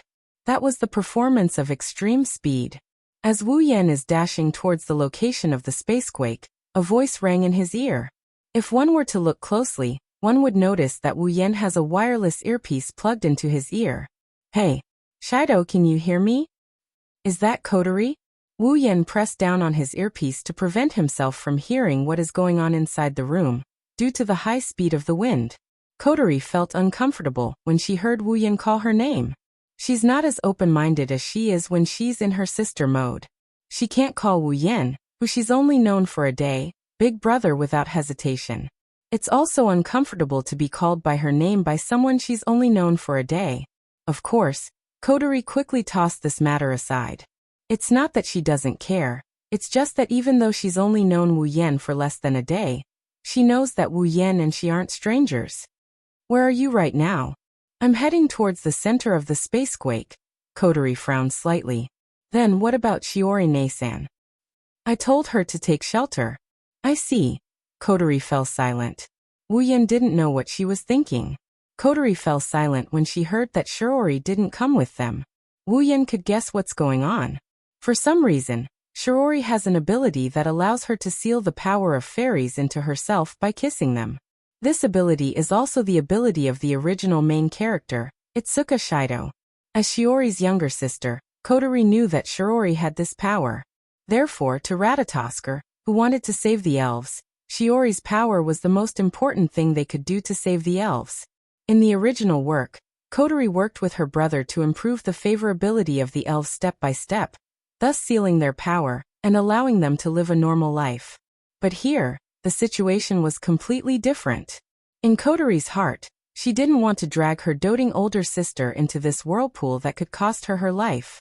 If Shiori Itsuka was Shido, Kotori would push him to the front lines without hesitation to communicate with the elves. But here, Shido had turned into Shiori Itsuka. Perhaps, in everyone's mind, the boy should be the one to take responsibility. That's why Kotori pushed her older brother to the forefront in the original work. But when the person in question changed from older brother to older sister, as a younger sister, Kotori couldn't help but feel pity for her older brother. But there's no helping it. Shiori's power is very important to Ratatosker, so even if Kotori couldn't bear it, she would still borrow her power. But now it's different. That's because Wu Yan is here. Hey, do you still have that kind of bracelet that can seal power? Wu Yan couldn't help but be stunned. A bracelet that seals one's power? Are you talking about the sealing hoop? It doesn't matter what it's called. Do you still have it? I do have some. If he wants the sealing bracelet, he can get it from the system at any time. Kotori's sudden question baffled him, but he still answered honestly. That's good. Kotori's expression relaxed. She smiled when she saw Wu Yan's current location reflected on the screen. She sucked on the jewel in her hand, and she said in a serious tone, "Listen up, Shirdao. Ratatosker will assist you from now on. Your mission is to use the sealing ring to seal the power of the descending elf." Huh? What do you mean by huh? Kotori yelled. Answer yes. Yes. Wu Yan sighed and put down his hand from his ear. He didn't know whether to laugh or cry. Great, I'm going to be the main character of this world. It's a pity that my props, which were about to break through 1,000,000 with great difficulty, are going to shrink again this time. Wu Yan dodged another corner, and he dashed towards the location of the spacequake. His smooth movements and shocking speed made the people in Fraxinus feel dizzy watching him on the big screen. Suddenly, a terrifying space-time wave appeared in front of Wu Yan. The wind around him became heavier. At the same time, a black light flashed in front of him. Beep. Spatial tremors have been detected around the user. Beep. User has entered the effective detection range of Spacequake. Would you like to materialize Spacequake? The system notification rang in Wu Yan's mind. Wu Yan's serious expression turned into joy. He said yes in his mind. Beep. Spacequake materialization has begun. Materializing. Almost at the same time that the system prompt rang out, the space before him trembled and a huge black sphere abruptly swelled up from the street in front of him. Logically speaking, when the spacequake phenomenon occurred, wherever the huge black sphere passed by, everything would be shaken into ruins. However, the spacequake this time was a little different. The black sphere expanded, but everything that it came into contact with, including those that should have been turned into ruins, was actually standing in the black sphere, unscathed as if nothing had happened. In Fraxinus, all the members of Ratatosker, including Kotori, were stunned as they looked at the big screen. What's going on? Why didn't the spacequake destroy the environment? Kyuhei Kanazuki stared at the screen in disbelief. Everyone else had the same reaction. Only Kotori frowned. She looked at the black dot on the screen. It's Wu Yan. She didn't say anything. The black sphere floated through the air. The destructive force inside turned into a wave of wind. It blew against the buildings like a gentle breeze. Nothing was damaged. Then, the black sphere trembled as if it was undergoing a thermal expansion and contraction process. The black sphere shrunk to the size of a palm before it flew into the air. It drew an arc in the air as it wobbled towards Wu Yan. Catching the black orb that floated in front of him, Wu Yan got a good look at it. It's a crystal orb that seems to contain a small black hole.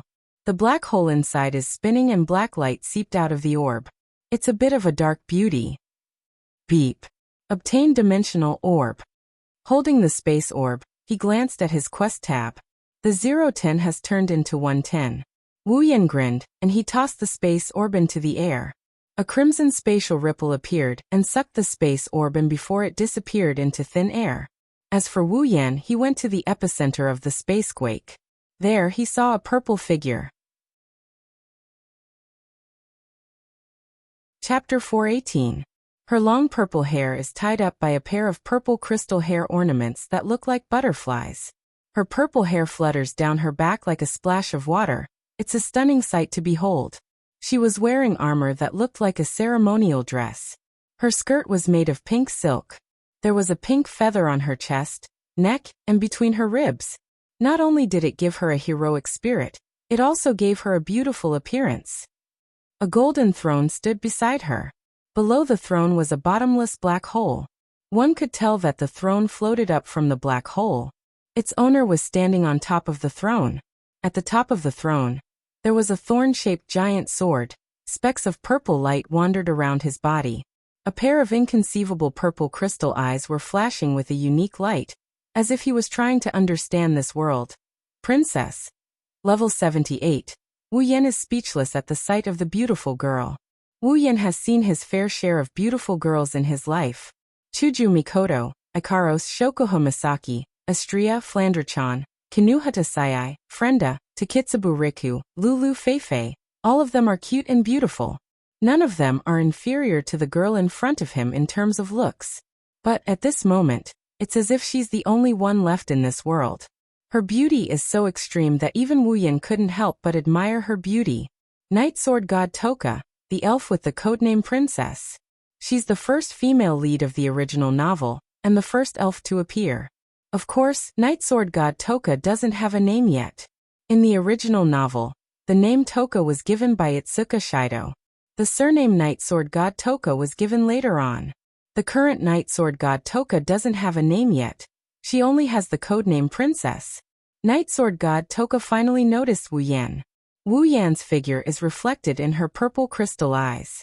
Her eyes are filled with hostility. It's this hostility that woke Wu Yan up from the beautiful scene of Night Sword God Toka's arrival. At the same time, Night Sword God Toka made her first move. Night Sword God Toka leaped to the top of the throne. She pulled out the sharp great sword from the throne and swung it. A purple sword wave pierced through the ground and headed for Wu Yan. Toka's sudden attack startled Wu Yan. He waved his hand and a samurai sword radiating an aura of vicissitudes of life emerged from the crimson spatial ripples. Wu Yan grasped the sword in his hand. Nyedon no Shana. When Wu Yan gripped Nyatono no Shana, the red lotus fire ignited on the blade. The dense red flames howled in the air, causing the surrounding air to heat up. Wu Yan did the same thing as Toka. He swung his sword with all his might.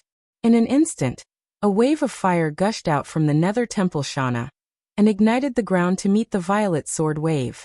The two forces collided. Bang! The collision between the sword wave and the fire wave completely destroyed the surrounding ground. The buildings and the ground that were originally intact because of the spacequake could not escape the fate of destruction under this collision and turned into ruins. Night Sword God Toka was stunned. She tilted her head in confusion. In her limited memory, there was no memory of a human who could use an angel. Could it be that the opponent was also an elf? The so-called angel was actually a weapon used by elves. For example, the great sword in Night Sword God Toka's hand and the golden throne were her angels. Elves can summon their angels by using their own power. Clearly, when Wu Yan pulled out Nyedon no Shana from the gate of Babylon, Night Sword God Toka thought it was an elf using an angel. With that thought in mind, Yamatagami Toka didn't let go of his hostility towards Wu Yan. Instead, the hostility in his eyes intensified. He even looked a bit sad. Not just humans, even elves want to kill me? Night Sword God Toka raised her great sword and leaped into the air. Her body flashed in the air, and she rushed towards Wu Yan at an incredible speed. Wu Yan's wine-red pupils shrunk and turned gold in an instant. His heart was heavy as he looked at Night Sword God Toka rushing towards him. The feedback from the system is clear. Night Sword God Toka is a level 78 being. Coupled with the power of an angel, Night Sword God Toka is comparable to Ikaros.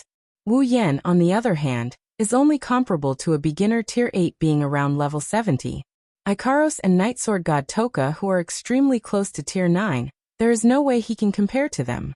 A moment of carelessness and defeat would not be surprising. However, when Night Sword God Toka arrived in front of him and pointed her great sword at him, Wu Yan's instinctive warning from the sudden attack subsided almost instantly. Are you here to kill me too? When he said this, Nightblade God 10 Fragrance's face was filled with sorrow. His pair of amethyst-like eyes flashed with a heart-wrenching expression. He was clearly so helpless. Wu Yan fell into a daze when he saw this face. A faint silhouette that only Wu Yan can see appeared in his line of sight. She's much smaller than Night Sword God Toka with brown shoulder-length hair and a pair of brown eyes. It's Mikoto herself. Mikoto appeared in Wu Yan's line of sight. Her face and eyes are also filled with sadness and helplessness.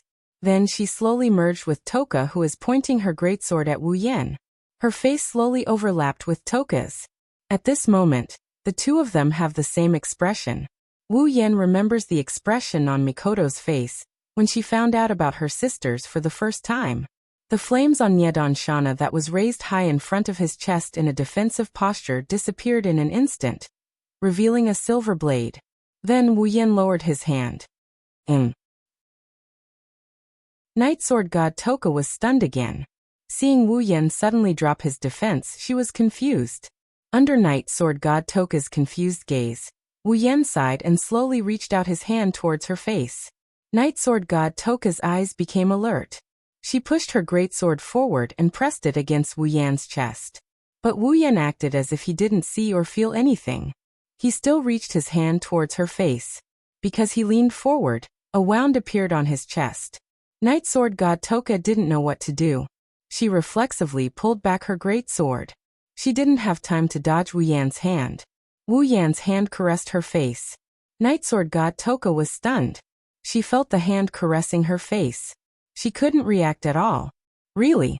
Wu Yan shook his head with a smile. He gently caressed Night Sword God Toka's face and said softly, "How can you show such a dirty expression? Don't you know that this expression makes people feel sorry for you?"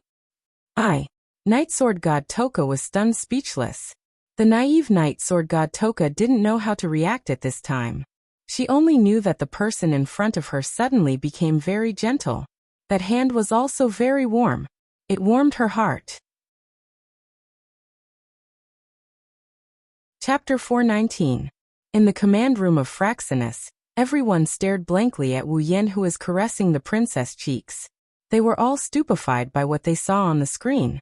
What kind of power is this? Kyuhei Kanazuki's jaw dropped as he stared at Wu Yan, who was caressing a fairy on their first meeting. His submissive heart is trembling. He didn't even need anyone's help. He raised princess favorability by more than 50%. Could it be that vampires don't just suck blood, they can also attract other fairies? The members looked at each other in dismay. They looked at the big screen and saw that the princess favorability bar was already half full. They were all speechless. "You're quite capable." Kotori bit the pearl in her hand and smiled delightfully. Kotori felt like a god had come to Ratatoskr this time. The god of strategy. It's not just Kotori, everyone has the same thought. These self-proclaimed love experts are looking at Wu Yan with respect and admiration. This was a true expert in seducing girls. Little did they know, Wu Yan is just following his heart. He's just following his heart. He's not using any sort of strategy. Perhaps only this kind of heartfelt feeling could make a pure and kind-hearted elf like Nightblade God 10 Fragrance subconsciously feel warmth. "Commander." Just when everyone is admiring Wu Yan, one of the members suddenly yelled out with a serious expression. "What's wrong?" Kotori asked calmly. It's not that she doesn't care about the situation, but she can guess why that member is so serious. "AST is on the move. In 1 minute, we will arrive at the scene where Princess is. They are as fast as ever." Kotori is disappointed. With Wu Yan's godlike speed, if AST is any slower, Princess favorability bar might be full by now. Coterie overestimated Wu Yan. That kind of heartfelt feeling will only work once. At the very least, Wu Yan won't be able to raise the other half of her favorability in such a short amount of time. Shido, did you hear me? Kotorie's voice woke Wu Yan up from his pity for Mikoto and Toka. His golden eyes turned back to wine red. Wu Yan doesn't want to fight anymore. However, Kotorie's next words made Wu Yan realize that he made his decision too quickly. Shido, AST, will appear in front of you very soon. It should be coming for Princess. Wu Yan furrowed his brows, feeling a bit dissatisfied. This AST may be made up of some pretty good girls, but the higher-ups of AST aren't any good people. If he doesn't think of a way to deal with this, he's going to get harassed by them in the near future. Wu Yan isn't afraid, he's not a fairy, so he doesn't have a fairy reaction. AST can't do anything to him. However, Toka isn't the same. She hasn't sealed her powers yet. Unless she leaves this world, AST will hunt her down. Because of this, the Nightblade God 10 Incense showed such a sad expression. Wu Yan sighed and looked at the silent Toka. Hey, do you want to come with me? Toka flinched, she said blankly. Come. With me. Okay. Where are we going? Wu Yan chuckled and he put down his hand that was licking Toka's cheek. He held her hand instead. Where you can stay. Where I can stay. Toka's expression changed. Ever since she got her memories, every time she came to this world, she was hunted down by the natives of this world. She's been hunted down by the natives of this world. She's been hunted down by the natives of this world.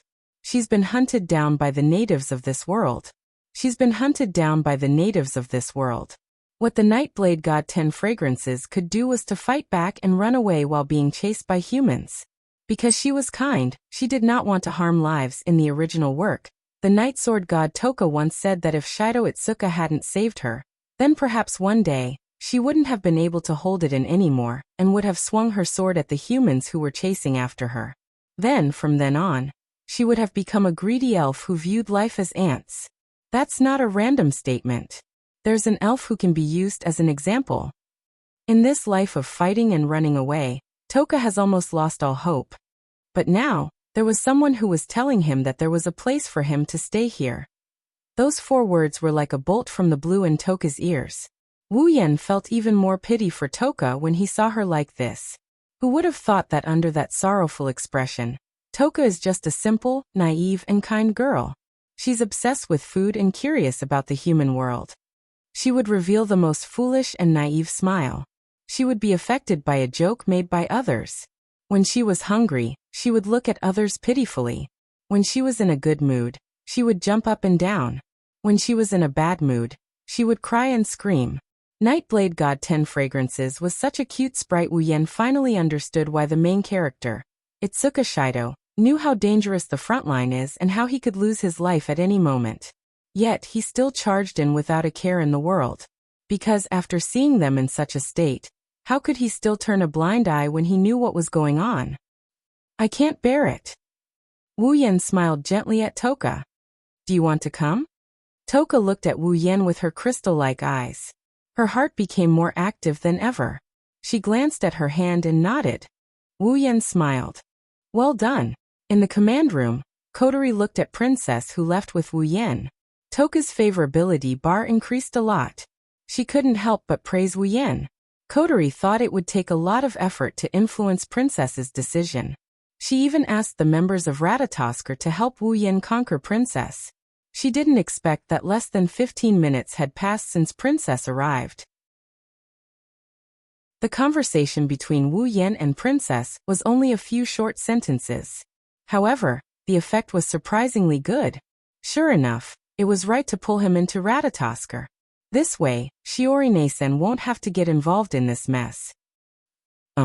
Toka stared at her hand holding Wu Yan's. She couldn't help but want to talk to this person who made her feel warm. Wu Yan turned around and smiled. You can call me Wu. Shido. Shido. Toka tilted her head. Wu Yan slapped his forehead. Shido, that's my name in this world. Name? Yes, name. Then I. Toka. Your name? My name.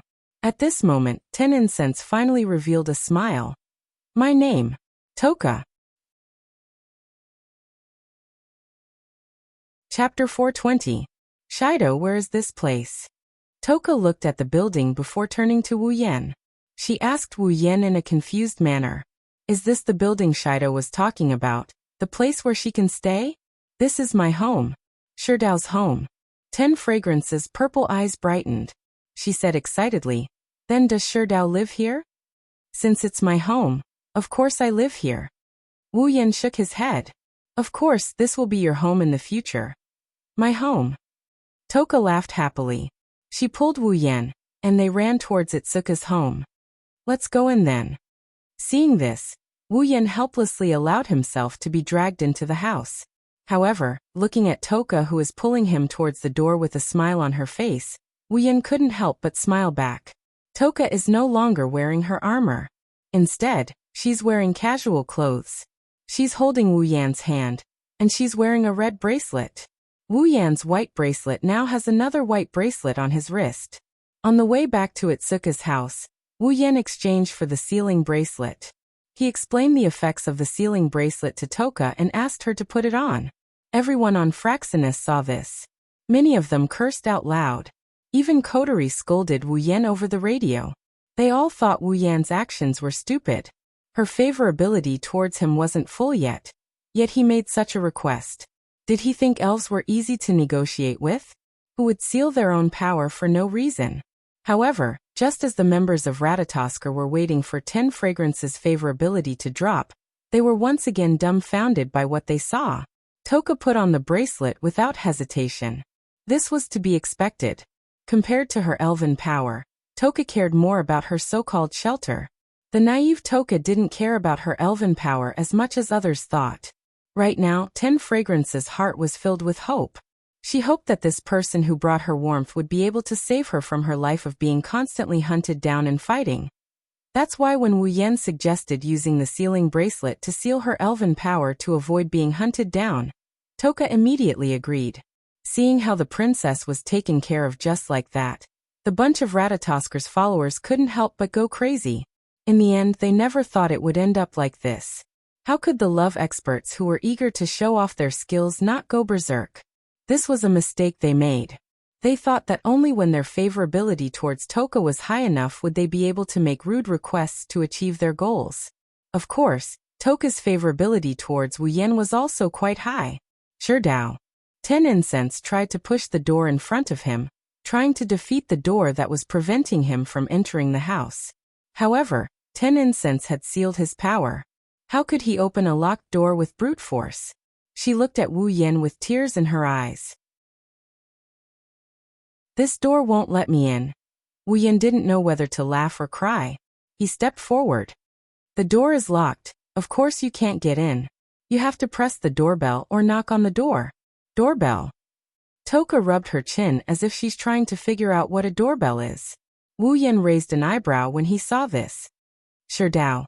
The door opened from the inside. Shiori poked her head out and saw Wu Yan. She was overjoyed. She rushed to Wu Yan and looked around. She asked with a pale face, Shidao, where's Kotori? Didn't you find her? Calm down, Shiori. Wu Yan pressed his hands together to calm her down. Don't worry, Kotori is fine. Where is she? Where is she? Itsuka, Shiori said worriedly. Toka grabbed Wu Yan's arm and looked at Shiori. She frowned and asked, Shidao, who is she? Shidao. Toka's voice also attracted Shiori's attention. She was startled and asked the same question as Toka. Shidao, who is she? Shidao. Mama, let's go in and introduce ourselves. Wu Yan shrugged and he pulled Toka along. Just as he was about to enter, a sweet voice attracted everyone's attention. Oniai-san. I'm back. Kotori, wearing a white ribbon on her head, bounced back from a distance. She waved at them as she walked, as if she had just returned from a trip. She looked very relaxed. Kotori, Shiori exclaimed in surprise. She quickly pulled Kotori over and inspected her from head to toe. She wanted to see if Kotori was missing anything. Kotori, are you okay? Are you hurt anywhere? No. I'm fine, Oniai-san. Kotori stuck out her tongue, and she glanced at Toka. Then, she gave Wu-Yen a thumbs up. Wu-Yen knew what this meant. Shiori didn't see what Kotori was doing, but her face was stern, and she said sternly, "Kotori, where did you run off to? Do you know how worried I was about you?" "I'm sorry, Oni-san." Kotori lowered her head. "I was hiding in a shelter. I was tired and fell asleep. That's why I came back so late." "You went to a shelter?" Shiori frowned. "But when I searched for your GPS, your location was at that family restaurant." "About that?" Kotori looked up and said embarrassedly, "I was a little scared when I heard the spacequake alarm. I lost my phone." Hearing this, Shiori let out a sigh of relief. "If that's the case, then I can't blame you. Fortunately, you went to take refuge. Really, you made me worried to death." Kotori giggled and ran to Shiori's side. She pulled her hand and shook it. Shiori was annoyed and could only helplessly pout. Award-winning actor. No, award-winning actress. Wu-Yen praised Kotori, who got full marks for her performance. He didn't expect Kotori to have this kind of talent when she's in her younger sister mode. On the other hand, Toka pouted. She turned around and she asked Wu-Yen, "Hey Shido, who the hell are they? Why did they come out of nowhere?" Shiori and Kotori looked at each other before looking at Toka. Shiori was the first to be surprised. She was too worried about Kotori's safety, so she didn't pay much attention to Toka. It was only now that Shiori realized the girl in front of her was so beautiful. "What a beautiful girl." Shiori couldn't help but exclaim. Kotori smiled. Right? You think so too. This beautiful girl is Oni-chan's girlfriend." "What?" Wu-Yen and Shiori exclaimed at the same time. Shiori heard Wu-Yen's exclamation and looked at Wu-Yen strangely. She wondered why Wu-Yen exclaimed. Kotori innocently hugged Shiori's hand. "Oni-chan's girlfriend is going to live in our house." Shiori's expression turned even weirder. Wu-Yen laughed dryly and didn't know what to say. Toka asked curiously, "Hey Shido, what's a girlfriend?" What else can Wu-Yen do other than smile?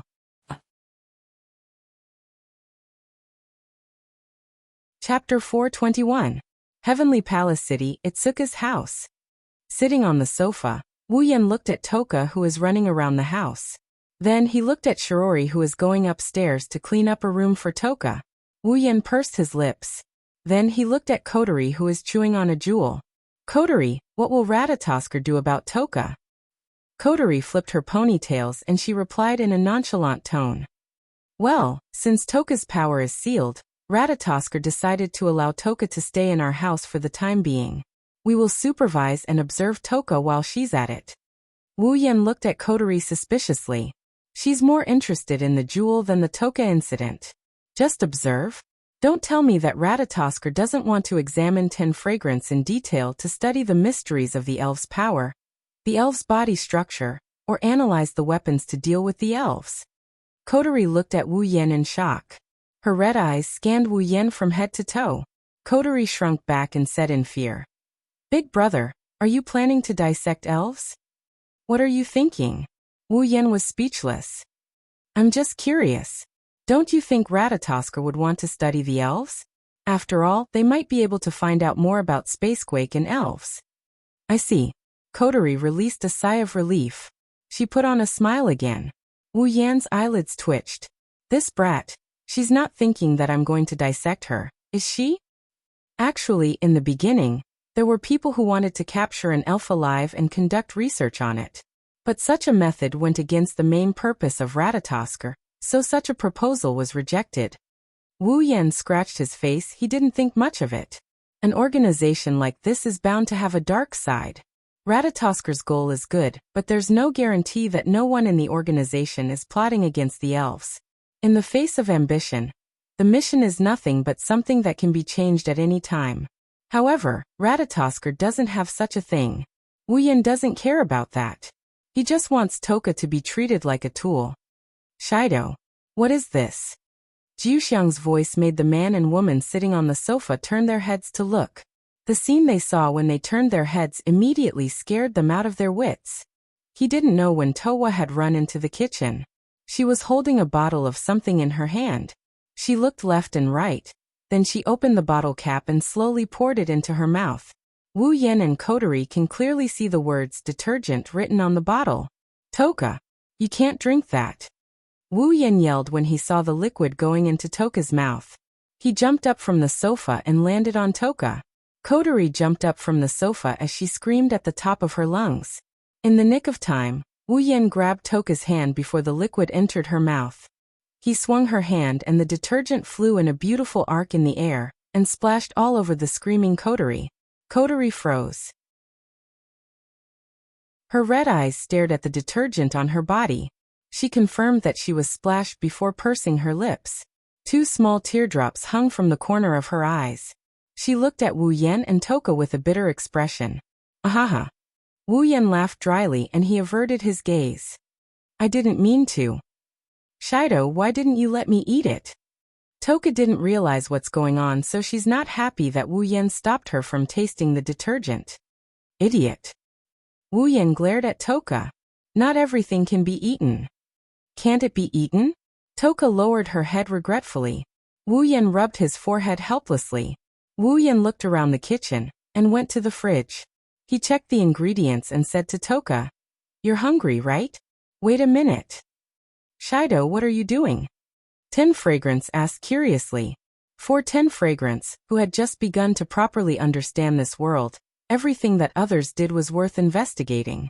Kotori, who was cleaning herself, was surprised to see Wu Yan rummaging through the fridge. She hesitated for a bit before she guessed. Shido, are you trying to cook? Cook. Toka's eyes widened. Are the dishes edible? Wu Yan ignored Toka and glanced at Kotori, who was in disbelief. Do you need to be so surprised when I cook? But Kotori lowered her head and didn't say anything. She wanted to ask, isn't it enough for a vampire to eat the food dangling in front of them? And he knows how to cook? Kotori forgot that she had breakfast with Wu Yan this morning. When Kotori raised her head, she was startled to see a pair of wine-red eyes staring straight at her. Although I don't know what you're thinking, why do I have an inexplicable feeling of displeasure? Wu Yan narrowed his eyes and said meaningfully. Kotori smiled embarrassedly and said, I'm going to change. Then she ran away. Sighing, Wu Yan ignored her and grabbed the kitchen knife beside him. He took out the ingredients from the fridge and handled them in a relaxed and smooth manner. He washed them with clean water before putting them into the pot one by one. Not long after, a special fragrance began to permeate the air above Wu He's house. The fragrance was very rich and had an extraordinary fragrance. The rich fragrance floated above the kitchen and the living room. Waves of unique smoke began to spread. It was exceptionally alluring. Toka stayed by Wu Yan's side. She watched as Wu Yan turned the ingredients in the fridge into delicious dishes. Her saliva started dripping out of her mouth.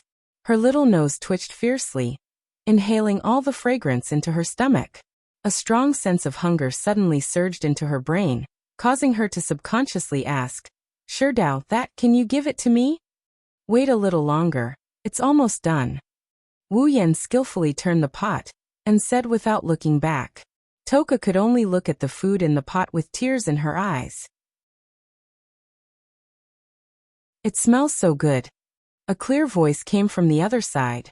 Kotori came out of a door and looked at the kitchen. She cried out in surprise. It smells so good, it looks delicious. Toka tensed up and she stood in front of Wu Yan. She yelled at him. No way. I haven't eaten yet. Okay, wait at the table, there's food. It didn't take long for the table to be filled with dishes. Kotori, Toka and Shiori, who were sitting at the table, couldn't help but exclaim at the same time. It was as if they could see stars shining above the dishes, making them exclaim at the same time. However, in the next second, these exclamations turned into the sound of saliva being swallowed. Shido. Toka sucked in a mouthful of saliva. She, Kotori, and Shiori looked at Wu Yan. Wu Yan couldn't help but laugh. What are you waiting for? Eat. As soon as he finished speaking, 3 pairs of chopsticks began to fly across the dining table at an astonishing speed. After the first bite, the chopsticks moved even faster, leaving behind afterimages. The dishes on the table were reduced at a speed visible to the naked eye. Chapter 422. Ugh. I'm so full. Toka, Kotori, and Shirori sprawled on the messy dining table. They looked satisfied, pained and satisfied. They didn't expect Wu Yan's cooking to be this good. This was especially true for 10 fragrances. She had never eaten food from the human world before. Yet she was able to eat food of this level. It was like heaven. Of course, the main reason was that 10 fragrances was a foodie. Looking at them like this, Wu Yan couldn't help but shake his head. He silently cursed himself for having no future ahead of him. After all, the dish just now was something he made in a hurry. Is that enough to satisfy him? If I were to bring out my true strength, wouldn't you all be willing to give your bodies to me? Onii-chan, why didn't you tell me that you're so good at cooking? Kotori turned around and said to Wu Yan. If I knew Onii-chan was so good at cooking, I wouldn't have wanted to eat the super deluxe children's meal. Wu Yan didn't say anything in response to Kotori's words, but Shirori was the first to express her dissatisfaction. Is your sister's cooking really that bad? No are. Kotori turned to Shirori, trying to please her. Onii-chan's cooking is too good, so Kotori thinks it's a pity. That's true. Shirori nodded and smiled. Shido, why don't you take care of our 3 meals? Toka and Kotori's eyes lit up at the same time. They quickly nodded their heads to show their support for Shirori. Wu Yan didn't know if he should laugh or cry at this. I say, there are so many girls in the house. How can you let a guy take care of the cooking? What does it matter? Kotori put her hands together and said coquettishly, Please Onii-chan. If I don't get to eat Onii-chan's cooking, I will die of regret. Toka raised her hands and stared at Wu Yan with her big beautiful eyes. Wu Yan felt a bit embarrassed by her stare. Shido, I'm counting on you. Toka and Kotori's sweet voice made Wu Yan shiver. He felt refreshed and goosebumps. He said helplessly, I can take care of lunch and afternoon. I can also make supper at night. But don't expect me to cook in the morning. I can't get enough sleep. Seriously, how can a boy be so lazy? Shirori scolded. Wu Yan replied calmly. Please call it a surname. That means we can eat Shido's cooking in the afternoon and evening. 10 Fragrance was laughing so hard that her eyes couldn't be seen. She wanted to jump up and cheer, but her stomach was too full. She immediately fell down with a pained expression. Ahaha. Kotori and Shirori giggled. Wu Yan rolled his eyes at them. They didn't know what's going on. What they didn't know is that Wu Yan spent a lot of time feeding Toka until she's full. In the end, he almost couldn't keep up with Toka's eating speed. If Toka didn't slow down towards the end, Wu Yan probably wouldn't have been able to finish his meal. Okay, since Shido is the one who made the dinner, let me clean up the bowls. Shirori smiled and said, You 3, hurry up and get ready to shower. Kotori rolled her eyes and she looked at Wu Yan. Onii-chan, you've been in the kitchen for so long. You must have a lot of oil on you. Go take a bath. Wu Yan subconsciously wanted to nod, but a bad premonition crept into his mind, causing him to freeze in the middle of nodding. Wu Yan recalled that in the original work, in order to train the main character's ability to deal with other fairies, the smiling sister in front of him didn't hold back on torturing her brother. For example, when Toka was taking a bath, she tricked him into coming in. Or, when Toka was in the toilet, she asked him to change the light bulbs. Or, she tricked him into taking a bath, and then told Toka that there was no one inside. Strictly speaking, all of those things are benefits. However, the word perverted is always a knife. Perverted perverts come with perverts. Even if Toka's fairy power is sealed, once a girl gets shy, the power she can unleash is enough to break through the sky. Wu Yan didn't want to trade his immortality as a true ancestor for 2 slaps in the face. Kotori, go take a bath first. Wu Yan turned his head and smiled innocently. I'll go take a bath after you're done. Kotori shook her head without hesitation. You're the big brother. Of course you go first. But didn't you just get splashed with detergent? Wu Yan said casually.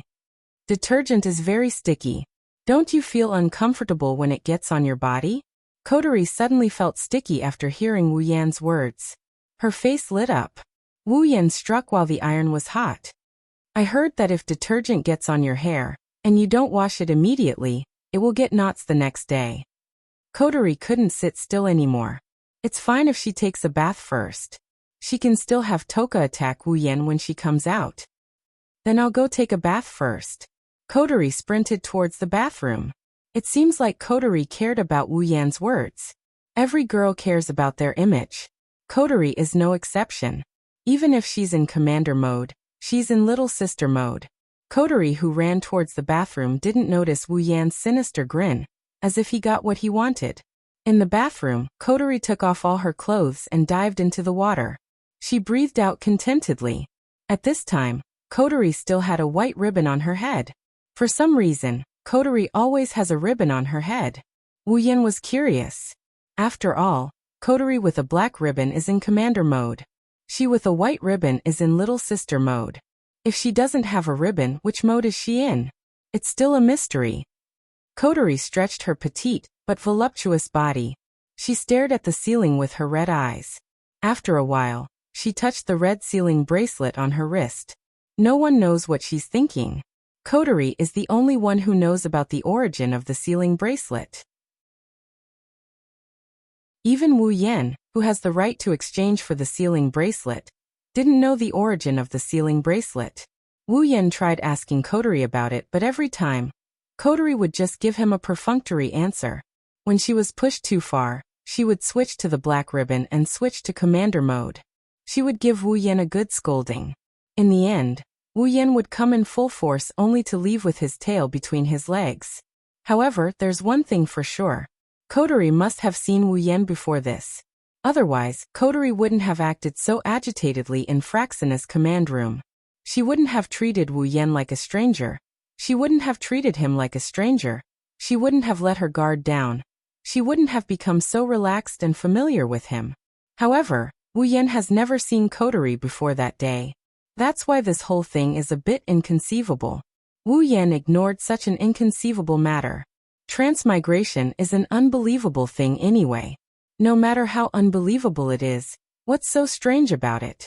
Perhaps there's something else going on here. Since he's sure Kotori has seen him before, he'll just let it develop. He'll know the answer in the end. Of course, Wu Yan already has a vague answer in his mind.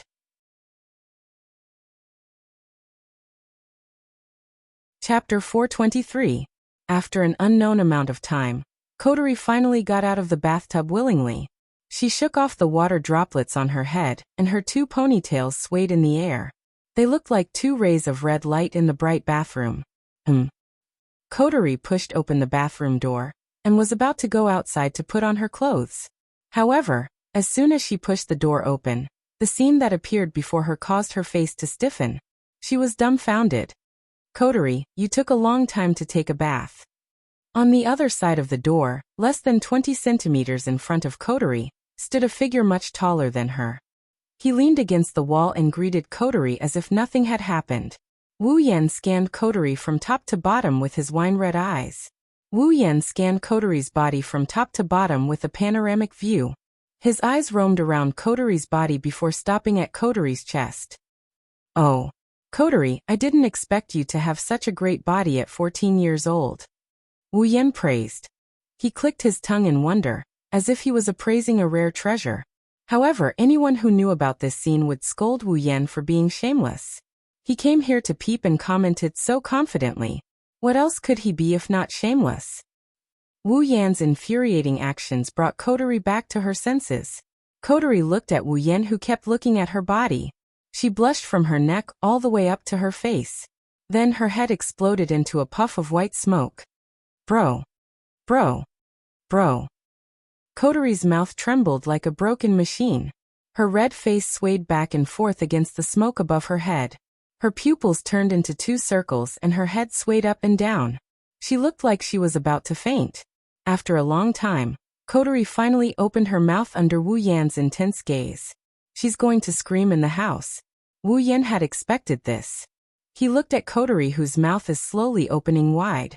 Wu Yan continued with a calm and collected look on his face. Shiori is still at home. What he meant was, now that you're screaming, our sibling relationship will be suspected. After all, no brother would peek at his sister when she's bathing, except for certain perverts. Kotori swallowed back her scream. She almost choked to death.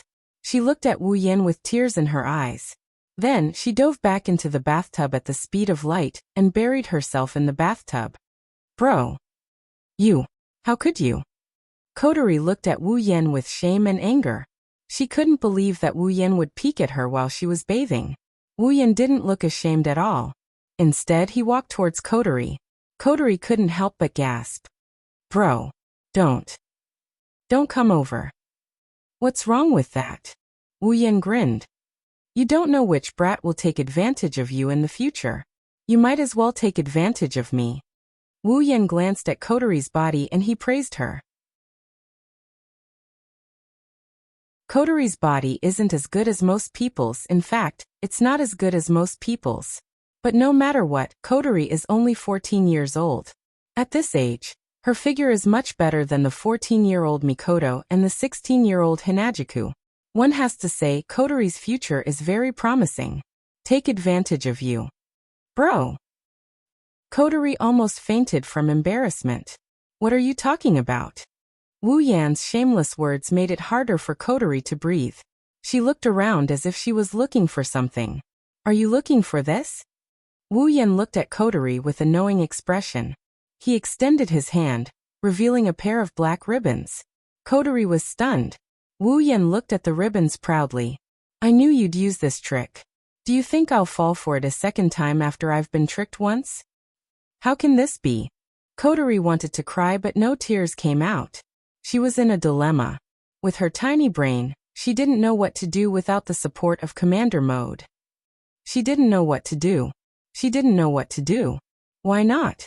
Wu Yan snorted and pursed his lips. Do you think I don't know you want Toka to barge into my bath? Kotori was taken aback. How did you know that? She asked subconsciously. Kotori realized she let the cat out of the bag. She glanced at Wu Yan's half-smile and wanted to bury her head in the water. Kotori sobbed and begged for mercy with tears in her eyes. Sob, Kotori knows she's wrong. Brother, please forgive me. You know you're wrong. Wu Yan glared at Kotori. I'm afraid you'll continue to frame me like this. Kotori said timidly. But it's for brother's sake. There are a lot of elves waiting for you to save. If you don't train yourself. Wu Yan rolled his eyes at Kotori. With my performance today, do you think I need to go through this kind of training? Kotori then remembered that this big brother in front of her was the person who increased Toka's favorability by 50% in just a short time. Thinking of this, Kotori lowered her head dejectedly and muttered softly. At most, I won't do this again. Kotori looked at Wu Yan and she blushed. Oniai-chan, can you leave us alone for a moment? Wu Yan grinned and he told Kotori. You want me to go out? I haven't settled the score with you yet. Kotori was about to cry when she heard Wu Yan's words. You've seen my naked body. Isn't that enough? Of course not. Of course it's not. Wu Yan straightened his back. Then Wu Yan said something that made Kotori break down. Unless you say Kotori wants to marry brother, I'll leave. How about that? Wah. Kotori stared at the shameless wolf in front of her. Even though she's in sister mode, Kotori still wanted to give Wu Yan a good scolding. Brother, you're taking advantage of me. Wu Yan tilted his head nonchalantly. Victory was in his grasp. You don't have to say it. Kotori bit her lips and began to struggle internally. In the end, her shame won out. Kotori murmured in a voice that was louder than even a mosquito's buzzing. Kotori. Kotori. Louder. Wu Yan guffawed. Kotori was so embarrassed that she decided to throw caution to the wind. Kotori. I want to marry brother. That's more like it. Wu Yan shrugged. He let Kotori go. He waved goodbye to Kotori as he walked out the door. Remember what you said today. Kotori isn't someone who goes back on her words, right? Kotori pursed her lips when she saw Wu Yan walk out of the bathroom. She wanted to cry but no tears came out. Brother, you're a bad guy. After Wu Yan left the bathroom, Kotori carefully got out of the bathtub. She picked up the black ribbon and she put it on her head. That scum. In her commander mode, Kotori was covered in black smoke. She put on her clothes and walked towards Wu Yan's room. Wu Yan made a fatal mistake by leaving Kotori's ribbon behind.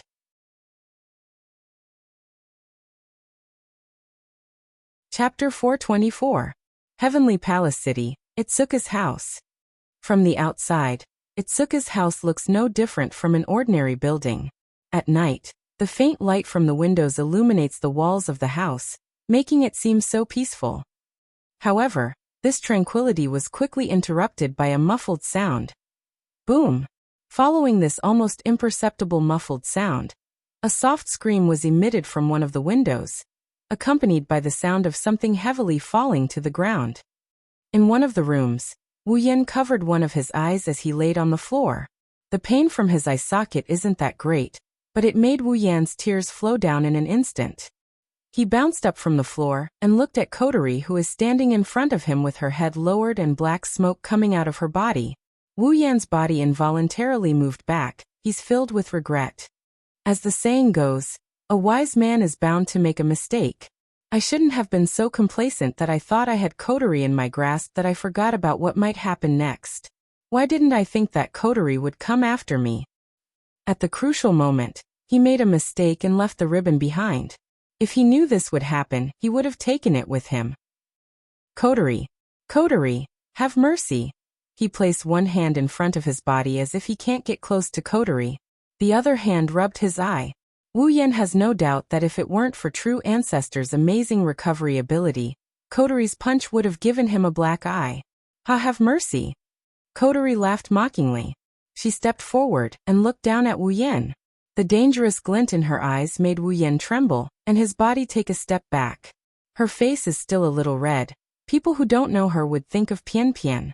Kotori glared at Wu Yan with her red eyes and said gloomily, "Why didn't you show mercy? How dare you do such a thing? Death penalty. You will be sentenced to death." Kotori raised her fist again. Wu Yan quickly shouted, "Kotori, you can't murder your husband." Husband. Kotori's body trembled. Her gloomy and flushed face contorted. If she wasn't afraid of attracting Shiori's attention, she would have gone berserk. How dare you mention it? Kotori's hateful voice seemed to come from the depths of hell.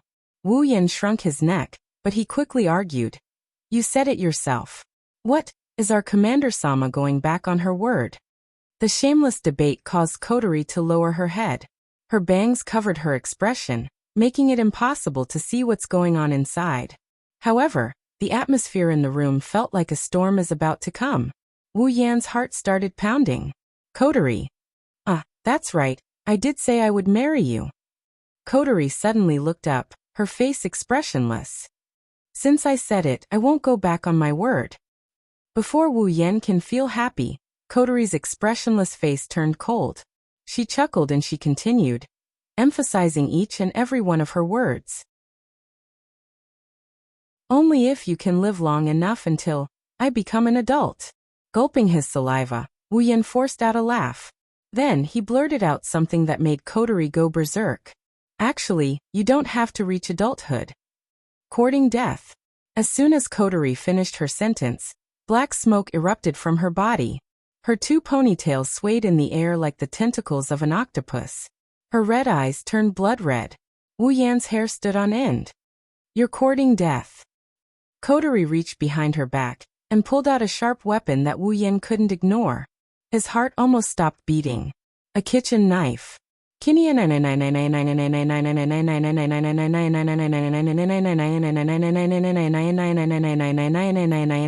Dash you. You can't play with this thing. You can't play with it. Wu Yan said it in a pleading tone. He almost knelt down in front of Kotori. No man is immune to a kitchen knife, or more accurately a hatchet. Even Wu Yan, who is a true ancestor, can't ignore this weapon even if he knows he can't die.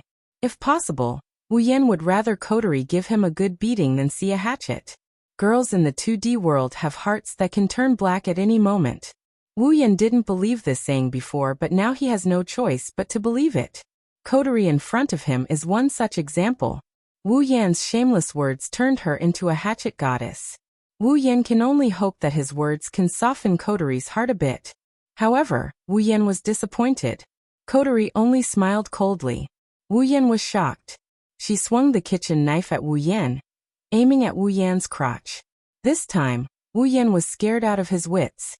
Wu Yan's nerves tensed up as he watched the kitchen knife coming at his crotch. He moved his legs to the left and right at the fastest speed in his life, narrowly dodging the knife. The kitchen knife didn't slow down and pierced Wu Yan's crotch. Wu Yan looked at the kitchen knife that was less than a centimeter away from his crotch. Cold sweat dripped down his forehead, soaking the hair in front of his forehead. However, none of this is important. Even if all his hair falls out, it's not as important as his happy life. Coterie, are you serious? Wu Yan shouted. However, this didn't scare Coterie. Instead, it made her laugh. You have the guts to do something so shameless, but you don't have the guts to face the consequences. How can there be such a good thing? The hand holding the kitchen knife twitched as if trying to pull the knife out of the floor, and end Wu Yan's blissful life. The cold gleam of the kitchen knife pierced Wu Yan's little brother, who was less than a centimeter away from the knife.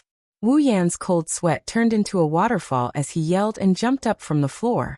Stomping on the bed, he leaped over Coterie. The moment his feet touched the ground, he ran out of the room without looking back. He disappeared without a trace. Stop right there. Coterie shouted angrily. She pulled out the kitchen knife and chased after him with murderous intent. Where can I hide? Where can I hide? Where can I hide? Where can I hide? Where can I hide? Wu Yan ran down the hallway while muttering in fear. He looked left and right, trying to find a place to hide from the knife. Wu Yan has subconsciously forgotten that his combat power isn't something a sealed coterie can compare to. Wu Yan didn't want to take Coterie's knife. If it was any other part of his body, he would accept it. However, Coterie is aiming at a place he can't afford to lose. Even if a true ancestor can heal such a small injury in a short time, Wu Yan can't guarantee that he won't be traumatized. Shiori was taking a shower in the bathroom, so she didn't notice anything. As for Toka, she was rolling around happily because she got a comfortable bed and a room. Thus, a game of hide-and-seek began in Itsuka's house.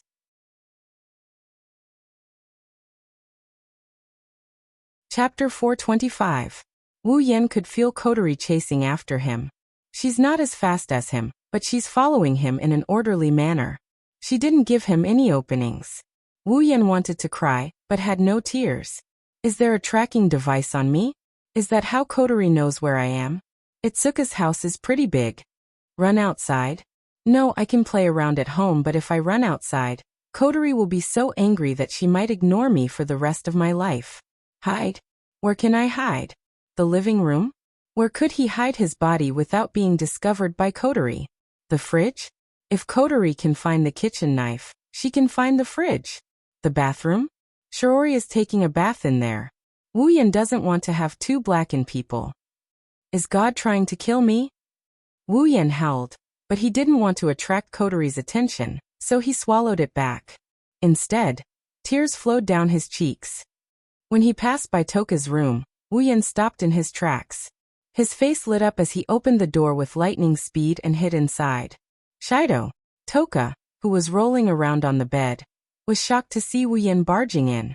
She wanted to say something, but Wu Yan appeared in front of her and covered her mouth. He even made a shoe gesture with his hand.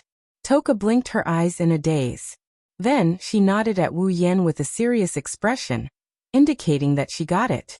10 fragrances room fell into silence.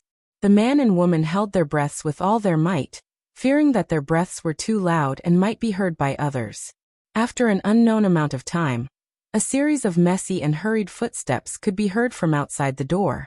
It was not silent, but it was very fast. Due to the quiet environment, the two people in the room could hear it.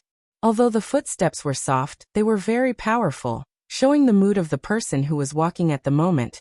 Wu Yan and Toka looked at each other. They didn't know what to do. Toka didn't know what was going on. She didn't know what was going on. Wu Yan, on the other hand, didn't know if Coterie left or not. Suddenly, Coterie's voice came from outside the door. Wu Yan and Toka jumped in fright when they heard her. Toka, is Shido inside? Toka didn't know what to do. She looked at Wu Yan with her amethyst eyes. She didn't know what to do. Her brain was overloaded and she almost fainted. Wu Yan panicked. His wine-red eyes spun rapidly as he tried to think of a solution. Wu Yan's eyes flashed and lightning flashed in front of his forehead. Toka's voice came out of his mouth. Shido? What's wrong with Shido? Toka's natural voice came out of Wu Yan's mouth. It's so lifelike that Toka was stunned. Kotori didn't recognize that the voice belonged to someone else. Shido did something terrible. So Toka, if Shido is inside, you can't hide him. Toka's eyes widened when she heard Kotori. She looked at Wu Yan in shock. She didn't understand what Wu Yan meant by going overboard. Wu Yan could only laugh dryly at her. Something terrible? I don't understand, but Shido isn't here. Wu Yan said in Toka's voice. He almost got goosebumps. Toka, on the other hand, found it interesting. The door quieted down.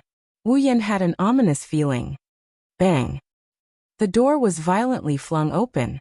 Kotori appeared with a kitchen knife in her hand. Ah! Ten Incense, who was sitting on the bed, let out a small cry of surprise. Aside from the person involved, no one could guess what had happened. With Ten Incense's natural brain, she naturally couldn't guess anything. She sat on the bed with a very distressed expression. However, Wu Yan's figure was nowhere to be seen. She scanned the room with her red eyes. She didn't find Wu Yan. Kotori pursed her lips in disappointment. She then looked at Toka, who still hasn't reacted. Sorry, Toka. If you see Shido, remember to tell me.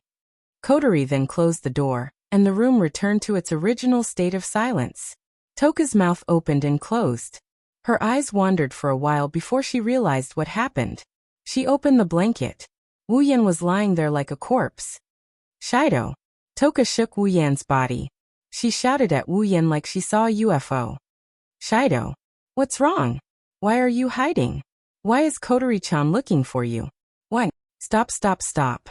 Wu Yan pressed down on Toka's shoulder. He didn't know whether to laugh or cry.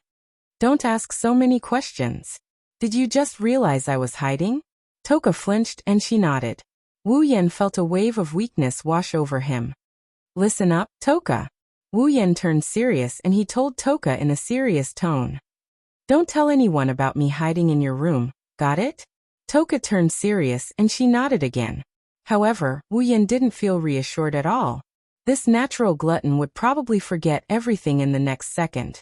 Toka giggled when she saw Wu Yan's embarrassed look.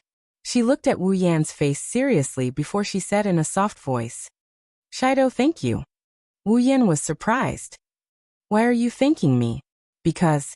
Toka leaned against the wall and looked up at the ceiling. Her purple eyes shined as if she was reminiscing about something. Because I'm very happy today. Looking at Toka's smiling face, Wu Yan felt a bit touched. He could still remember that less than half a day ago, there was no trace of a smile on this smiling face. There was only endless sorrow and despair. Wu Yan's lips curled up. He leaned against the wall and sat next to Toka. Actually. What? Toka's eyes narrowed as she laughed. She turned around to look at Wu Yan with a twinkle in her eyes. If Wu Yan can feel touched by Toka's face, Toka can feel the same way. After all, the person in front of her was the one who brought her warmth, her home, and her laughter. He was the one who saved her from that hellish life.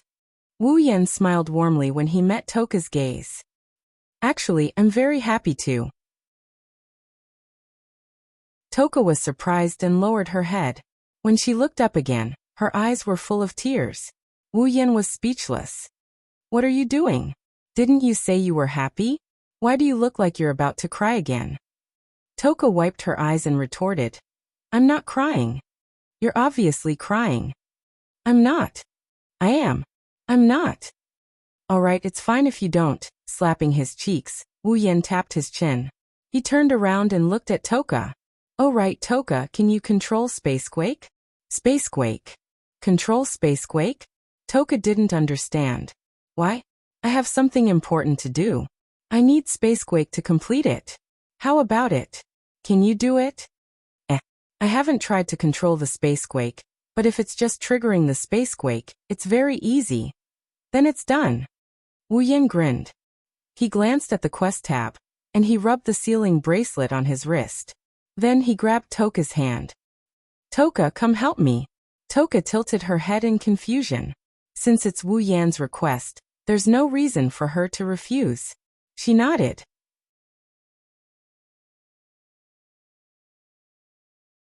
Chapter 426. Early in the morning, the sky was overcast. There was no sunlight on the ground, and the sun was nowhere to be seen. It could be seen that the weather today was cloudy, and it didn't look good. This kind of weather was not good for those who planned to go out, but for those who stayed at home, it was good weather. Because without the sun shining on their buttocks, it would be more comfortable to sleep in, right? In the past, that would be the case. But now, even if you don't want to get up, someone will wake you up. The door opened and Kotori poked her head in. The white ribbons on her head moved back and forth like a rabbit's ears. She then looked at the bed. As expected, Kotori blushed when she saw Wu Yan snoring away in his sleep. She was also a bit annoyed by this. Due to the bathroom incident last night, Kotori tossed and turned the whole night. She wanted to sleep but couldn't. She finally fell asleep in the end.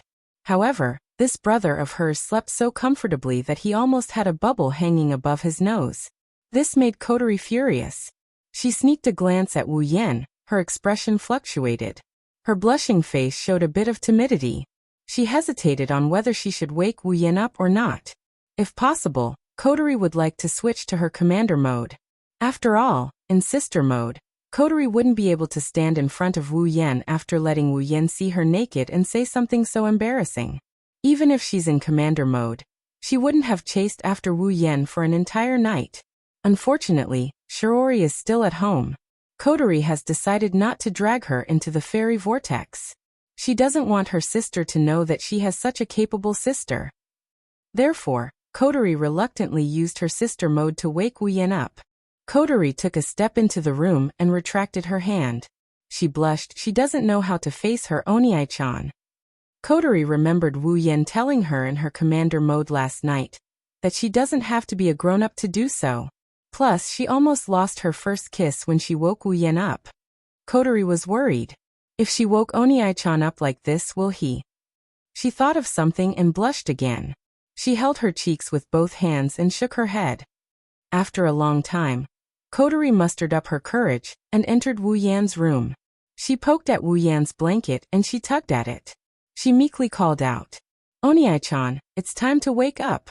Her weak voice, of course, couldn't wake up the sleeping demon. Kotori pouted and yelled, "Oniai-chan, wake up. Oniai-chan is waiting for you to have dinner." Wu Yan shuddered when he heard Kotori's voice. He screamed and jumped up from the bed. Kotori cried out in shock. "Kotori, I know I was wrong. Don't chop me." Wu Yan yelled with tears in his eyes. Then he saw the speechless Kotori and stopped moving. Wu Yan looked at Kotori in shock. When he saw the white ribbon on Kotori's head, he sighed in relief. He laid down on the bed and he grumbled, "I say, Kotori, why did you scare me like that?" "Me?" Kotori pointed at her own nose in astonishment. She was completely baffled. She was only waking her brother up, not scaring him. He was scaring himself. Wu Yan noticed this and he awkwardly averted his gaze. Then he looked back at Kotori and he said in a serious tone, Kotori, can we discuss something?" What? Kotori looked away. She was too shy to look Wu Yan in the eye. Wu Yan looked at Kotori seriously. A second later, a fawning expression appeared on Wu Yan's face. "Kotori, can you discuss with your commander mode that you won't use a knife next time, okay? That's not good." Kotori was speechless. Tiangong City, Duralizen High School. Wu Yan and Shiori walked in the hallway towards the classroom. Toka was looking around curiously. Toka was wearing the same Duralizen High School uniform as Shiori. Of course, this was Kotori's doing. Shiori giggled at Toka, who is sucking on her finger as if it's her first time coming to school. She asked Wu Yan, "Shido, is Toka really going to go to the same school as us?" Wu Yan nodded nonchalantly. He came up with the excuse he came up with earlier. Toka's previous school is too far away from here, so it's better to transfer here. Shiori nodded and tilted her head. "Don't tell me Toka is going to be in the same class as us?" "Ma, we're in the same class, there's nothing wrong with that," Wu Yan said. Shiori gave him a dubious look. He felt helpless inside. From Shiori's point of view, maybe it's because she doesn't want to be separated from her girlfriend Toka, so she wants to be in the same class. She doesn't know that the reason Toka wants to be in the same class is because of her dear little sister. At this time, a figure walked out from the corner in front. She had white shoulder-length hair and an expressionless face. Who else could it be but Yuichi Origami? Tabichi Origami stopped in her tracks when she saw Shirori. Her expression turned serious when she saw Wu Yan. However, when she saw Toka, her calm expression changed. Princess. You're. Toka tilted her head and exclaimed. Robot Army. Why are you here? Toichi Origami stared at Toka. You were the one who caused the space-time quake yesterday. Where did you go after that? Why can't I detect your spirit energy anymore? And Toichi Origami looked at Shirori and asked seriously. Why are you with Shirori? Why should I tell you? Originally, 10 Fragrance did not have a good impression of Origami Kite. After all, every time 10 Fragrance appeared in this world, the robot army in front of her would immediately come to kill her. It would be strange if she had a good impression of him. Coupled with Origami Kite's questioning tone, 10 Fragrance immediately pouted her small mouth. Toichi Origami looked at Wu Yan and Toka. Were you the ones who caused the space-time quake last night? Toka pouted even harder. When she was about to say something, Wu Yan pulled her back and shook his head helplessly. He noticed a trace of fatigue on Toichi Origami's expressionless face. Combined with Toichi Origami's plain but obvious question, Wu Yan guessed what happened. It's probably because he used Toka's power to summon the space-time quake last night that the AST that detected the space-time quake was sent out. However, Wu Yan instantiated the space-time quake as soon as it appeared. Toichi Origami woke up in the middle of the night and returned empty-handed. After that, Toka summoned a few space-time quakes to replenish the 10 space orbs. Toka also woke up a few times. Hold on. Shirori frowned and said. What robot army? What spirit energy? Who is Princess? Why is Toka related to the space-time quake? The three people who were confronting each other froze.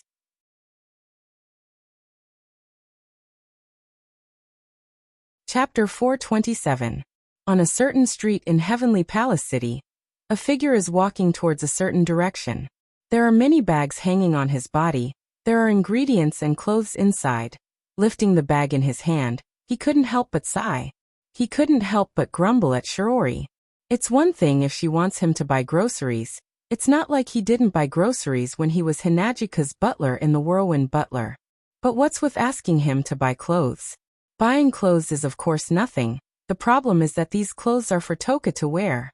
In other words, these clothes are for women, and there are underwear inside. Wu Yan can still remember when he walked into the underwear store. The staff and customers looked at him strangely. If he didn't say that he's here to buy for his girlfriend, he might have been treated as a pervert. In fact, even if Wu Yan said that he's here to buy for his girlfriend, those people still looked at him with suspicion.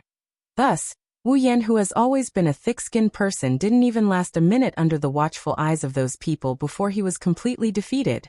He hurriedly picked up 2 random items and fled the store in a sorry state.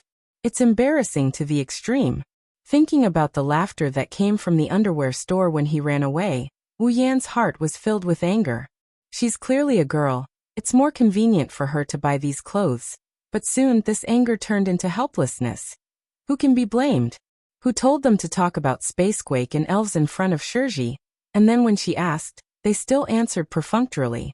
It was understandable that Shirji would be resentful and want to prank them. Wu Yan only wants to say one thing. Why is it that Toichi Origami and Toka are the same as him, but he's the only one who gets revenge in the end? It's fortunate that Toichi Origami didn't expose Toka's identity, otherwise, explaining is secondary.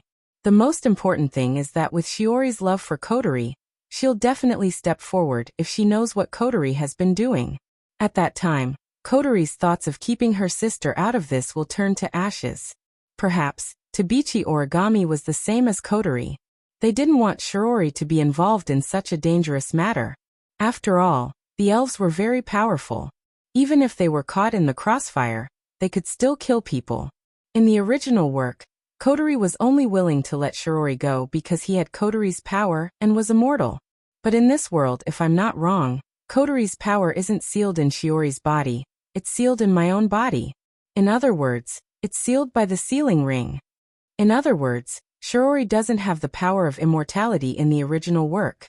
Under such circumstances, Kotori can't bear to let Shirori be the front line against the elves. Wu Yan guessed that Toichi Origami, who's most likely a Yuri woman, wouldn't want Shirori to know about this.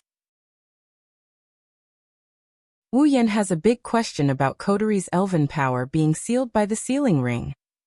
It's not the origin of the sealing ring, or when Kotori put it on. Wu Yan has already decided to take things as they come, so he won't worry about it. What Wu Yan really cares about is the system's mission panel.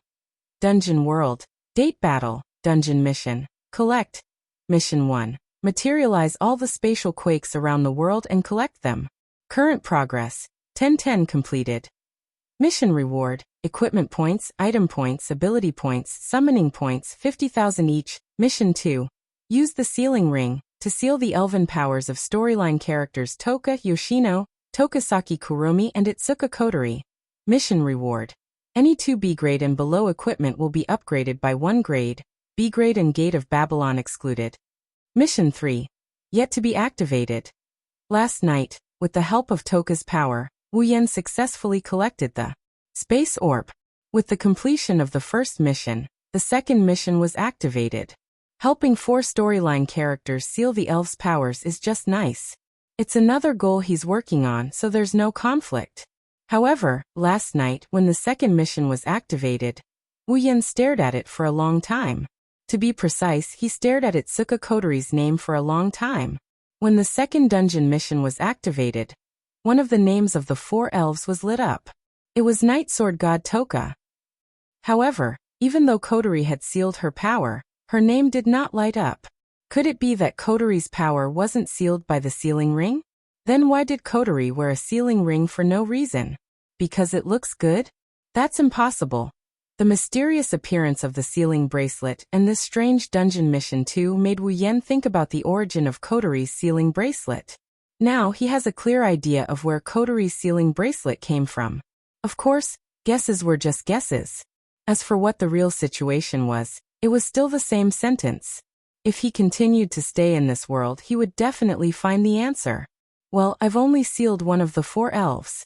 Even if I eliminate Kotori, there are still 2 more. One of them is easy to deal with, but the other one won't be so easy.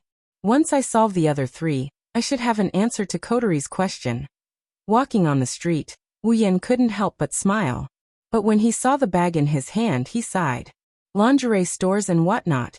Even though it's said to be a place of welfare for the people of this generation, it's also stressful. He really can't understand why the original protagonists didn't enjoy the same treatment as him when they entered a lingerie store. Suddenly, Wu Yan felt a sense of danger. Wu Yan stopped in his tracks. His wine-red eyes flashed, and he turned to look in a certain direction. Wu Yan heard a slight noise. At the same time, Wu Yan saw a tiny black dot coming towards him. It's a gunshot. The black dot is a bullet. In Wu Yan's vision, time seemed to slow down. The bullet coming from afar also slowed down.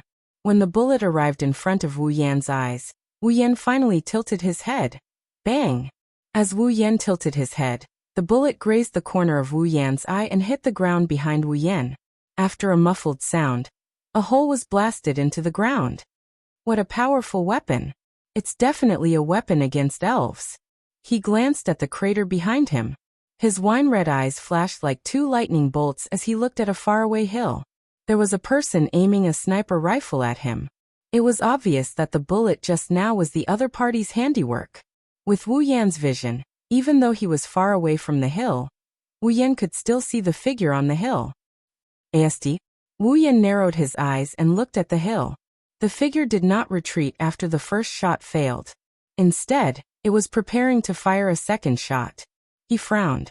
With the power of that sniper rifle, it was definitely not something an ordinary organization could possess. The equipment worn by the other party clearly indicated the identity of the attacker. It was AST. However, weren't AST members only female? If Wu Yan was not mistaken, the figure that attacked him should be a man. After pondering for a while, Wu Yan suddenly smiled. A male AST. Could it be the direct subordinate of the AST higher-ups? If so, then you won't be leaving today.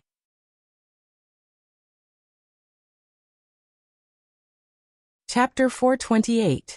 On top of a small hill, a person wearing equipment that was slightly different from AST's, but similar in style, was lying on a lower ground that was hard to notice. He was holding a sniper rifle in his hand, and leaning on the sniper rifle's scope. He was aiming at something. From the scope of the sniper rifle, the person can clearly see Wu Yan nimbly dodging his bullet. He even raised his head and looked at him with a gentle smile. "I've been discovered." Looking at Wu Yan's smile through the scope, the sniper couldn't help but be shocked. A trace of nervousness appeared on his face. After all, this place is at least 500 meters away from the place he was aiming at. But the opponent actually discovered him in an instant, and even accurately pinpointed his position. However, the sniper quickly calmed down. No matter what, he was still a soldier who had received formal training. Moreover, he was assigned to the position of a sniper. If his psychological quality was not good, he would not have been sent out. Pressing the radio in his ear, the sniper said in a deep voice, "Point A sniper failed." Not long after the sniper's voice fell, a series of continuous reports rang out from the radio in his ear. Point B aimed. Point C aimed. Point D ready. After these voices rang out, a voice that clearly has a tone of command, it seems to be the voice of the leader of these people. Point A, Point B, Point C, Point D, snipe at the same time. Along with this voice, for very subtle sounds of reloading could be heard from the other side of the earpiece. Under the scope of 4 sniper rifles, Wu Yan frowned and then relaxed. Feeling the initial warning coming from one direction change to 4, Wu Yan couldn't help but lick his lips. Those snipers are scattered all over the place. This is a bit troublesome. Although he said it was troublesome, his face didn't show any signs of trouble. Wu Yan glanced at the 4 positions where the warning came from, and chuckled softly. "Take them out one by one." Wu Yan's chuckle was naturally seen by the 4 snipers under the scope. Immediately, the 4 sniper rifles in their hands pressed down on Wu Yan. 4 bullets basically sealed off all of Wu Yan's escape routes. The 4 snipers were full of confidence in their attacks. In this situation, even if the opponent is a powerful elf, there is no way she can avoid this round of coordinated attacks. So much so that they didn't even consider that there is no way to avoid their attacks. But who said that they have to dodge? Bang! When the 4 bullets were about to enter the target's body, the 4 snipers saw a surge of red lotus flames suddenly burning from the target's body. The 4 bullets didn't even have time to touch Wu Yan's body before they were directly engulfed by the flames and turned into gas. What? Seeing the image on the sniper rifle's scope, the 4 snipers in different positions shouted in unison.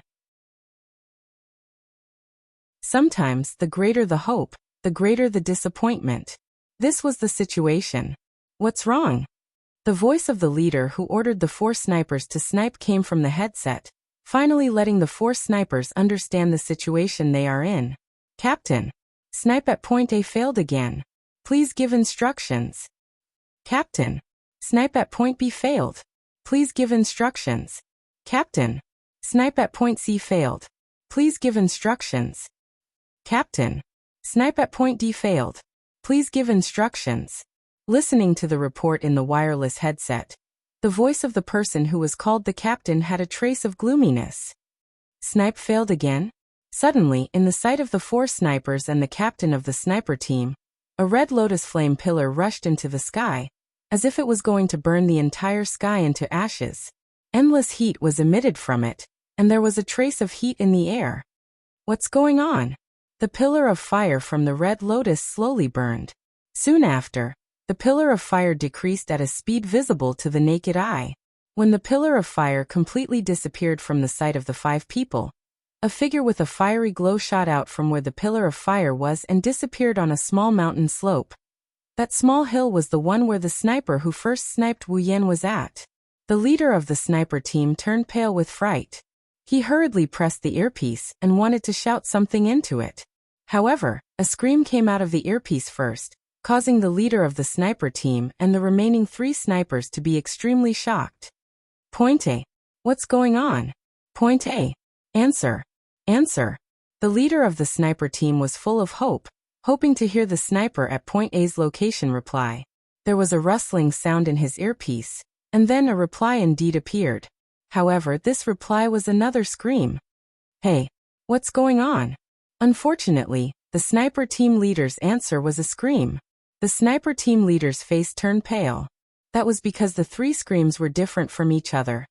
Soon, the last scream also sounded in the wireless headset of the sniper team captain. After this scream, the only sound that could be heard in the entire wireless headset was the rustling sound. Damn it! In a small alley, a middle-aged man wearing a bulletproof vest smashed the wireless headset in his ear to the ground, shattering it immediately. The sniper team captain's face was gloomy, and he was panting heavily. One could imagine how annoyed he was at this moment. Mission failed.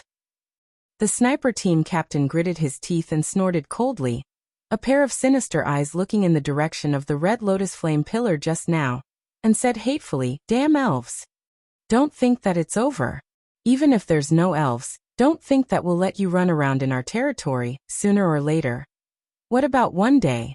The sniper team captain's pupils shrank and his face changed greatly.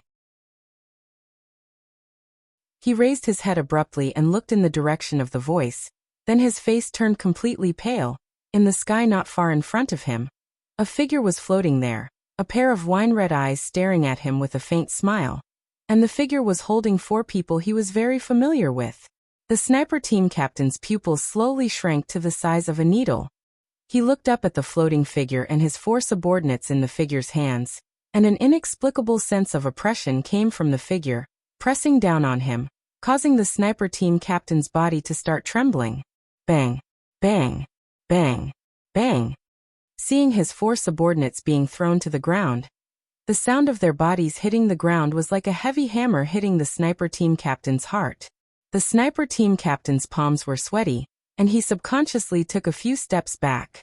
Wu Yin glanced at the sniper team captain, and his body slowly floated down and stood on the ground. "You're from the AST, right?" The sniper team captain clenched his fist and forced himself to calm down.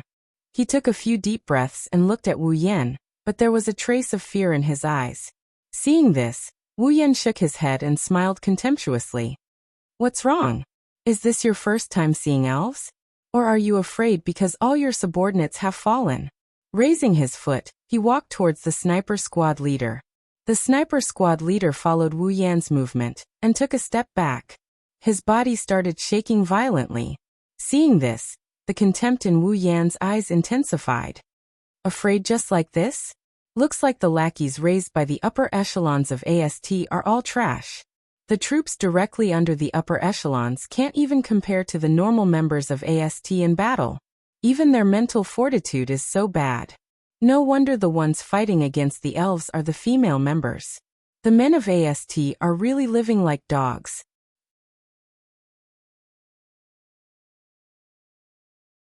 Chapter 429. Scared just like that? Looks like the lackeys raised by the upper echelons of AST are all trash. The troops directly under the upper echelons can't even compare to the normal members of AST. Even their mental fortitude is so bad. No wonder the ones fighting against the elves are the female members. The men of AST have really wasted their lives. The sniper team leader was furious when he heard Wu Yan's words. The fear on his face turned into anger. A vein popped out on his forehead. His reaction made Wu Yan turn his head away. He looked down on this sniper team leader a little, keeping a poker face. Such a requirement might be a bit too much for a sniper team leader under the direct command of AST, but in a situation where he could be killed at any time, he actually showed his emotions on his face because of the enemy's words. Didn't he know that it would be easy for him to be caught or killed by the enemy if he did so? If the upper beam is not straight, the lower beam will be crooked. With how arrogant the higher-ups of AST were, how good could their subordinates be?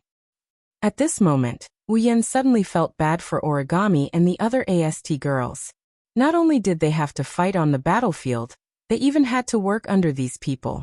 He really didn't know what kind of sins they committed in their past lives.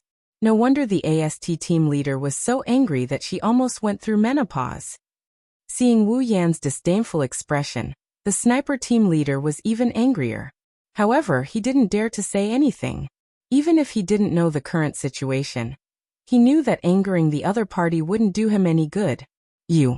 How do you know about AST and where I belong? The sniper team leader was secretly shocked. As far as he knew, each of the elves had a serious lack of knowledge about this world. Unlike the elves in front of him, not only did they call him AST directly, but they even knew about the higher-ups directly. Little did he know that Wu Yan isn't an elf. AST's attitude towards elves is different from Ratatoskers.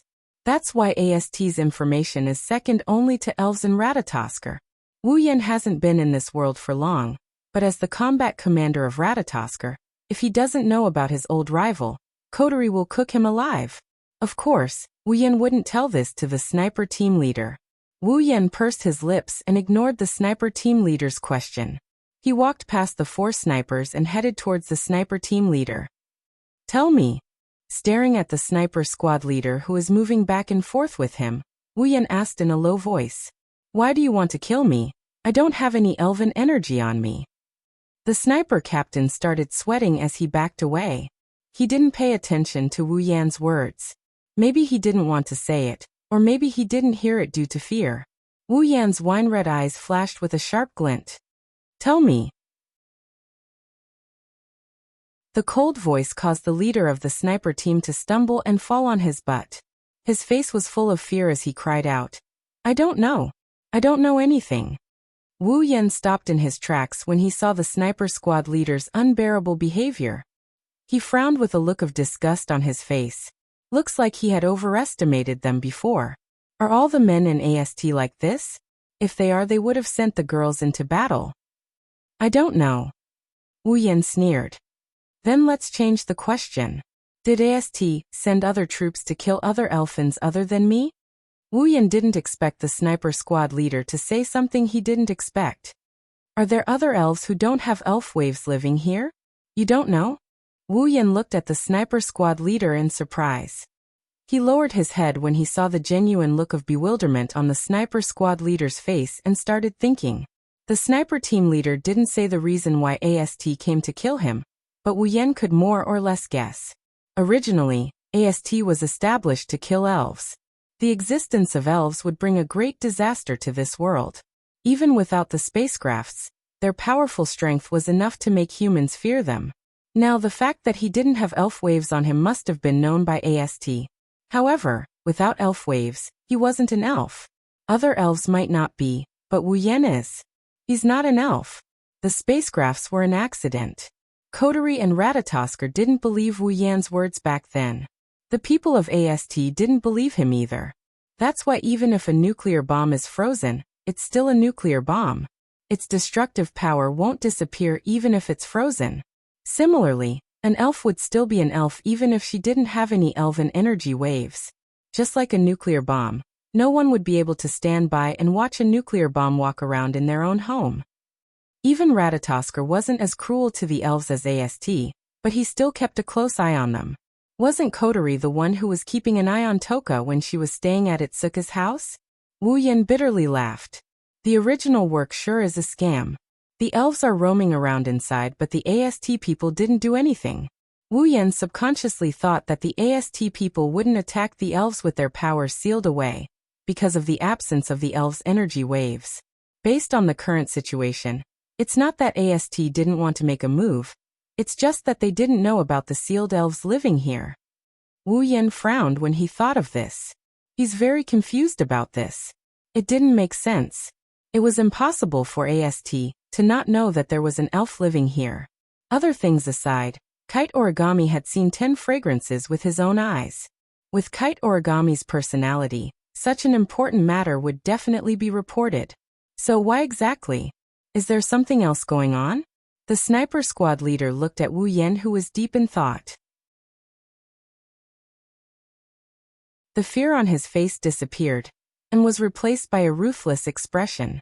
He quietly reached his hand behind him. The moment the sniper squad leader reached behind him, he felt a chill coming from his chest. It was as if he lost something.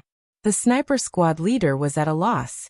The sniper team leader lowered his head and looked at his chest, which had become cool.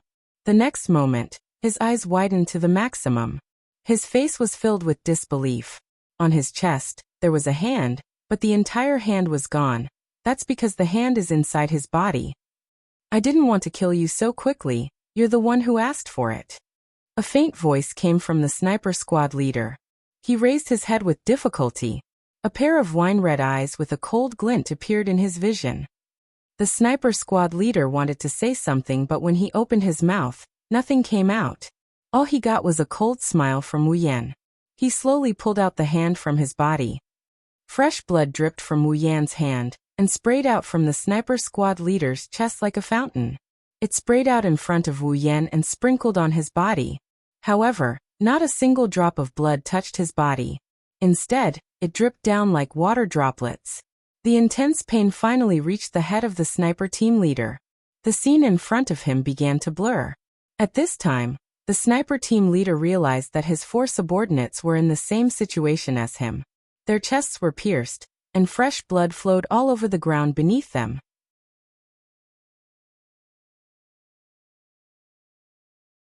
Chapter 430. Following the sound of the sniper team leader falling to the ground, the small alley fell into complete silence. However, no one could ignore the scene that unfolded before their very eyes. The 5 of them fell to the ground in different postures. There was a bloody hole in each of their chests. Blood kept flowing out of the holes. It was as if there were 5 blood fountains coming out of the ground. The ground was dyed in red. Under such a scene, a person stood in the middle of the 5 corpses. Blood flowed from his body, but his clothes were not stained by a single drop of blood. The blood flowed down like a leaf and dripped onto the ground. Similarly, there was a hand. After a long while, a faint sigh was finally heard from this bloody scene. The only figure standing had broken the silence of this place. Raising his hand and looking at the blood flowing on it, Wu Yan's wine-red eyes flashed with a golden glow. Although the urge to suck blood has been eliminated, a vampire is still a vampire. I can't help but want to suck in a mouthful of blood. Wu Yan smacked his lips and shook his head with a smile. He waved his hand and shook off all the blood on his hand. What a pity. Such filthy blood definitely doesn't taste good. Just as Wu Yan was about to turn around and go home, a sweet voice with a hint of laughter sounded behind him. Haha, I also agree with this little brother's words. The voice made Wu Yan's wine-red eyes tremble. He was a little surprised. Someone actually came here and approached him without him noticing. Wu Yan's face became serious. His wine-red eyes flashed with a golden glow again. Then he slowly turned around and looked at the entrance of the alley. However, when Wu Yan saw clearly who it was, the seriousness on his face disappeared and was replaced by a deep shock. It was a very beautiful girl. She had long black hair tied into 2 long braids that stretched in front of her chest. She had bangs on her forehead, but the length was completely different. The left bangs were very long, so long that it covered her entire left eye. The remaining right eye was wine-red like Wu Yan's. Her skin was white and translucent. It shone with a faint luster like a pearl. Even in the alley where the light was a little dim, one could clearly see the luster of her skin. At this moment, the girl was standing at the entrance of the alley. Her only exposed eye was looking at the corpses and blood on the ground. She didn't scream like a normal girl would. Instead, she excitedly licked her lips, staring at the corpses and blood. The girl's eyes slightly curved into a crescent shape. In an instant, she retracted her gaze. It was as if the corpses weren't humans but pigs. What flowed wasn't blood but water. It was as if the corpses on the ground were her food. Compared to Wu Yan, she was more like a vampire. However, it was clear that the girl was more interested in Wu Yan than the food on the ground. Her wine-red eyes were filled with interest as she squinted at Wu Yan. She looked like a quiet young lady. Her movements were elegant and very cultured. Looking at the girl who was sizing him up with interest, Wu Yan's astonished expression slowly turned into one of not knowing whether to laugh or cry. That's because this girl is someone he knows. It's just that the other party doesn't know who he is. Tokisaki Kurumi. In the original work, it identified a sprite named Nightmare. It was also a fairy that descended earlier than the 10 fragrances, but only appeared later, and now, she had appeared in front of him. Tokisaki Kurumi tilted her head and smiled. An elegant young lady aura emanated from her body. Since she descended earlier than Toka, She came into contact with this world earlier. Therefore, Tokisaki Kurumi's knowledge and etiquette of this world can be said to be very rich. Tokisaki Kurumi acted as if she didn't see the corpses on the ground. She raised her foot and walked over the corpses on the ground. Stepping on the blood, she walked towards Wu Yan. "Ah la la, I didn't expect that I would see such an interesting scene when I was just curious as to why there would be a fire pillar in this place." Tokisaki Kurumi placed her hands in front of her and smiled at Wu Yan. Her delicate and beautiful face, coupled with her outstanding temperament, made her a beautiful flower. However, the words that came out of her mouth made this flower look like it was plated with a layer of blood. His wine-red eyes met with Tokisaki Kurumi's. Wu Yan didn't show any expression on his face, but he bitterly smiled in his heart. He knew that he encountered the most troublesome fairy to deal with. One had to know that this elegant elven lady in front of him was known as a nightmare.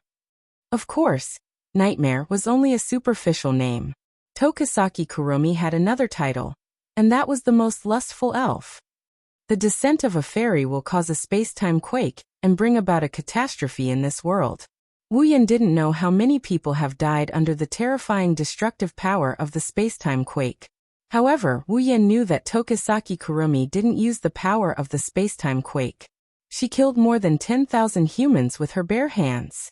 Therefore, don't think that Tokisaki Kurumi was joking. This scene was enough to make people tremble in fear. But in Tokisaki Kurumi's eyes, it was nothing. This was because in her daily life such scenes were common. Tokisaki Kurumi didn't think much of it. She was already used to such scenes. Logically speaking, even if Wu Yan doesn't reject such a lustful being, he wouldn't take the initiative to approach her. Even if his second dungeon mission requires him to seal her power, Wu Yan would rather not do it. However, Tokisaki Kurumi is an exception. Others only know that Tokisaki Kurumi is a lustful fairy who killed more than 10,000 humans with her bare hands. There's no evil she wouldn't commit. However, all of this is just her disguise. Looking at the elegant Tokisaki Kurumi, Wu Yan sighed in his heart. This is probably the most difficult fairy to capture. If he doesn't do it well, he might not be able to do it in his entire life. To seal her power and complete his second dungeon mission. To be honest, Wu Yan isn't confident. What's wrong? Tokisaki Kurumi looked at the silent Wu Yan. She thought he was frightened by her appearance and the words trend. Wu Yan raised his head and frowned. Aren't you afraid? Afraid. Tokisaki Kurumi laughed and said meaningfully.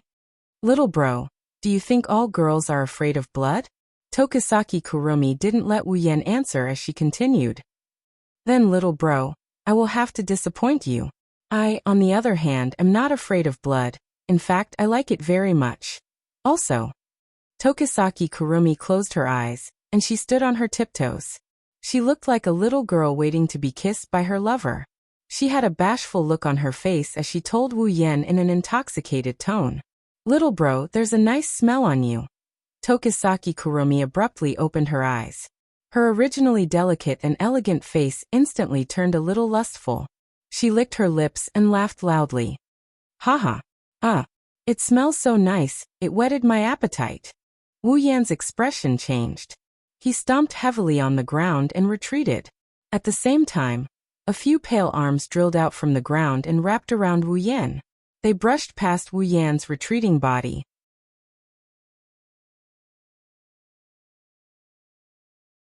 Chapter 431.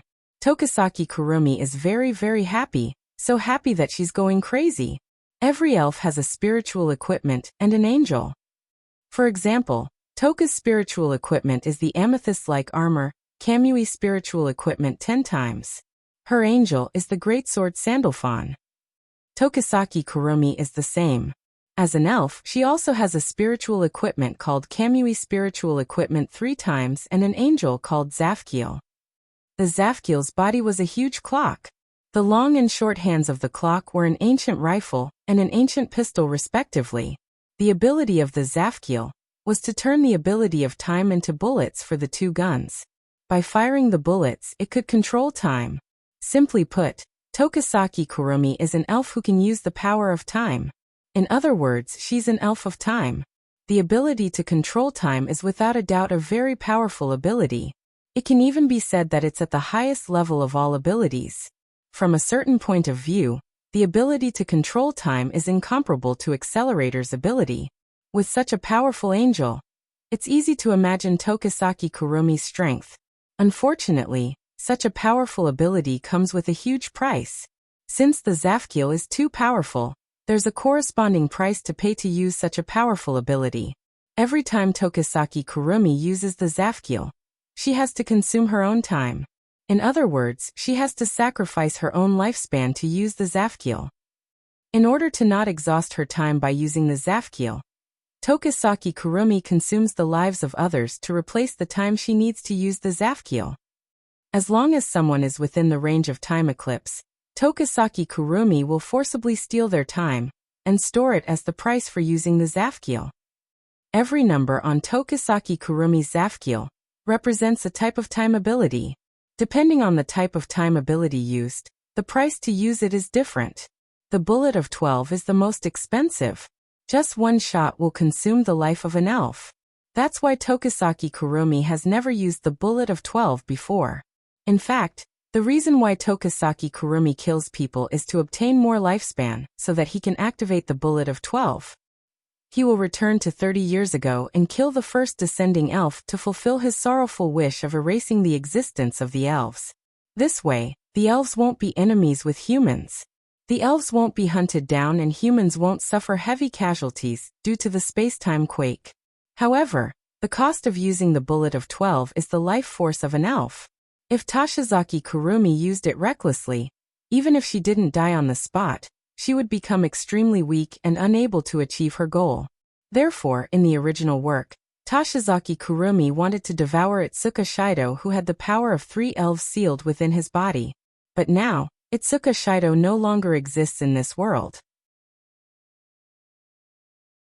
There's only Wu Yen and Itsuka Shirori who were given the name Itsuka Shido by Kotori. Itsuka Shirori also has the ability to seal elves. But in this world, Itsuka Shirori is no longer the one chosen by Ratatoskr to talk to the elves. She doesn't even have the power of 1 elf, let alone 3. Without Itsuka Shido in the original work, Tokisaki Kurumi has no way to achieve her goal quickly. She can only consume the lives of humans slowly until the day she can use the bullet of 12. This was Tokisaki Kurumi's original plan. But now this plan is no longer necessary. The reason is Tokisaki Kurumi, Wu Yen, who just killed 5 humans, possesses immense power. As a spirit of time, Tokisaki Kurumi might need to pay a price to use the Zafkiel Emperor, but it doesn't change the fact that she can use the power of time. Tokisaki Kurumi can use the power of time, and can store time by devouring the lives of others. Naturally, she can also sense how much time others have. That's why Tokisaki Kurumi was so excited that she attacked Wu Yen without saying much. She can sense that the man in front of her has unlimited time. Limitless life. In other words, this man's life was limitless. Even if humanity is destroyed, the man in front of her can still live. Even if life is destroyed, the man in front of her can still live. Even if the world is destroyed, the man in front of her can still live, because his time is unlimited. What does this mean?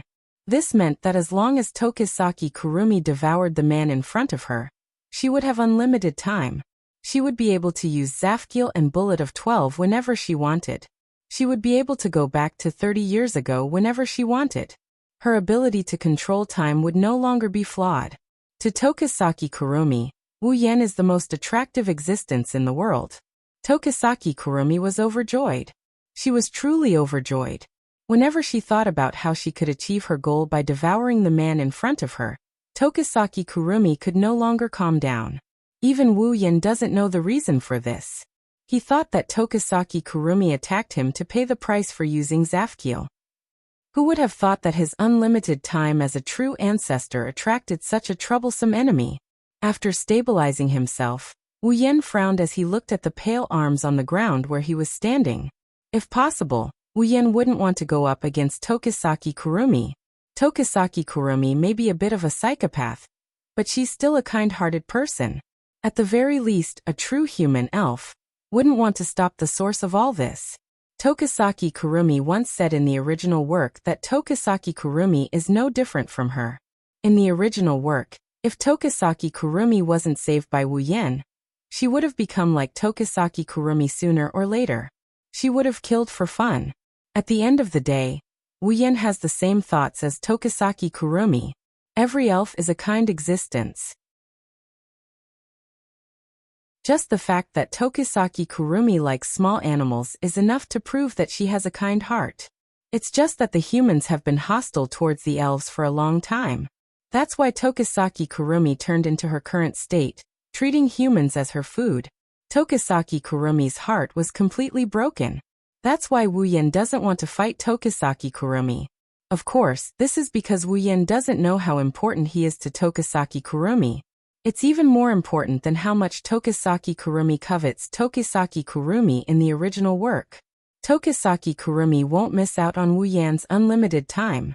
Under Wu Yan's gaze, Tokisaki Kurumi slowly raised her hand.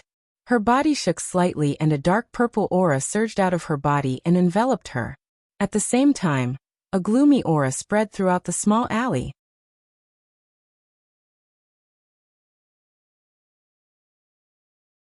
Chapter 432. Dark purple energy swirled around Tokisaki Kurumi's body, forming a dark purple ribbon that danced around her. The black light undulated up and down as a sinister and dark aura surged out from Tokisaki Kurumi's body, enveloping the entire area. The sky looked like it was weeping as black rain began to fall. Wu Yan's wine-red pupils slowly constricted as the energy from Tokisaki Kurumi's body blew his clothes up. Wu Yan's heart slowly sank. He knew that Tokisaki Kurumi was serious this time. The dense dark purple energy swirled up into the sky, causing Tokisaki Kurumi's black noble dress to flutter. In the next moment, Tokisaki Kurumi's body moved and her clothes disappeared. A pure white body appeared in front of Wu Yen under the cover of the dark purple energy. In the next moment, Tokisaki Kurumi's body flashed with a dazzling light, illuminating the entire dark alley. When the light dimmed, Tokisaki Kurumi's appearance had changed completely. She was wearing a noble Gothic dress that reached all the way to her chest. Her fair and smooth shoulders were exposed to the air, making her look like two ivory sculptures. Only two straps supported the Gothic dress. She wore wrist gloves with her palms exposed, only covering her elbows. Above her palms, a large bow was tied around her abdomen. Black stockings covered her thighs and a pair of black high boots were on her feet. Her long black hair was tied into two ponytails of different sizes, and a pleated head ornament that looked like a headband was placed on her head. Lu Haiki's eyes drooped down, and his wine-red right eye flashed with a strange light. Tokisaki Kurumi's left eye had also appeared, and it was a golden clock. Tokisaki Kurumi. Level 75. At this moment, the golden clock in Tokisaki Kurumi's left eye was spinning. It was like a pupil, staring straight at Wu Yen with a trace of impatience. The clock in the left eye represented Tokisaki Kurumi's time. If Tokisaki Kurumi gets her hands on Wu Yen, the time inside the golden eye of the clock will come to a complete stop. Therefore, Tokisaki Kurumi's gaze towards Wu Yen was filled with passion and greed.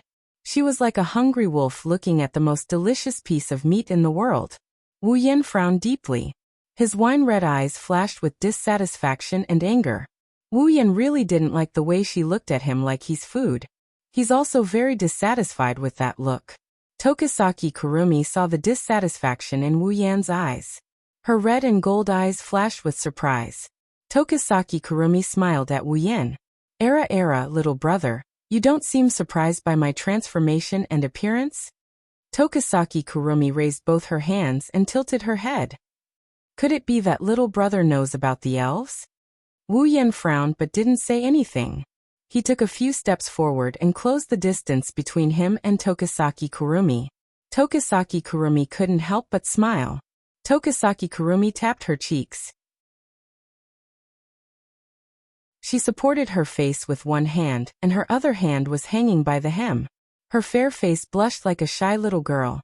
She looked at Wu Yen and said softly, "Hey little brother, do you think I'm pretty?" Wu Yen pursed his lips as he looked at Tokisaki Kurumi's bashful face. He shrugged. "What are you trying to say? What are you talking about? Are you trying to ask me how I feel about you so that you can confess your feelings to me?" Tokisaki Kurumi's smile widened when she heard Wu Yan's words. However, that shy look disappeared. Era, that's a good idea. After all, little brother, you're very attractive to me. I'm really moved. Wu Yan sighed and he continued. Is that so? But you don't look like the type who would fall in love at first sight with someone you meet for the first time. You seem to know a lot about me, lil bro. Toshiaki Kurumi looked at Wu Yan with her different colored eyes. She chuckled. But you're wrong, I really fell in love with you at first sight, lil bro. Tokisaki Kurumi swayed her gothic dress and raised her high boots. She walked towards Wu Yan step by step. At the same time, she looked at Wu Yan in a daze. This is really troublesome. I feel like I can't leave you anymore. What should I do? What should I do? Wu Yan furrowed his brows again. He looked at Tokisaki Kurumi with a cold glare. She looked at him like she's in a dream. Wu Yan saw Tokisaki Kurumi's mesmerized expression.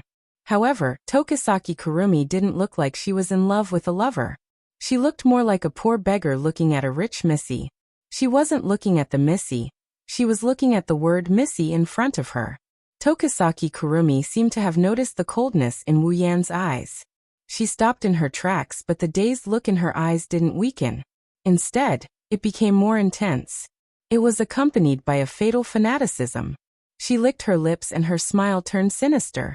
She looked at Wu Yan, and she coquettishly said, Hey lil bro, become one with me, we'll never be separated, okay? Without waiting for Wu Yan's reply, Tokisaki Kurumi chuckled. Little brother, you can't refuse because I'll get angry. Tokisaki Kurumi laughed loudly. Her shoulders shook as she covered her mouth with one hand and muttered softly.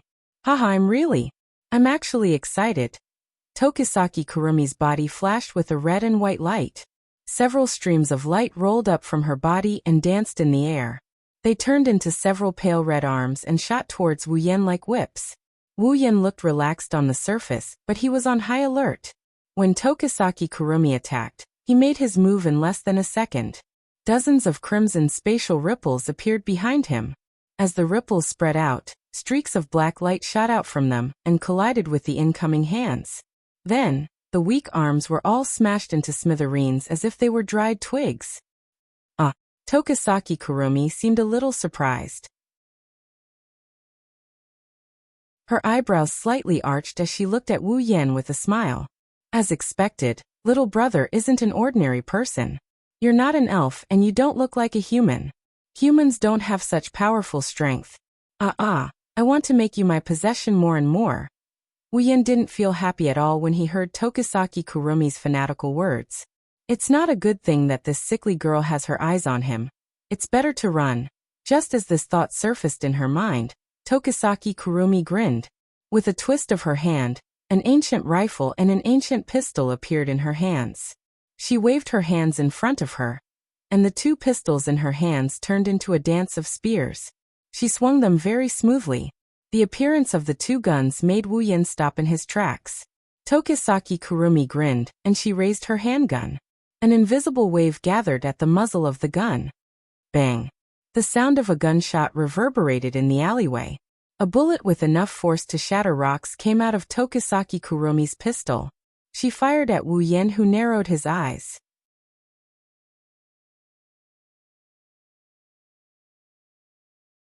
Chapter 433. The gunshot was followed by the terrifying sound of wind breaking. The bullet from Tokisaki Kurumi's ancient handgun is much more powerful than the bullets from Wu Yan's sniper rifle. The reflection of the bullet in her wine-red eyes was getting closer and closer.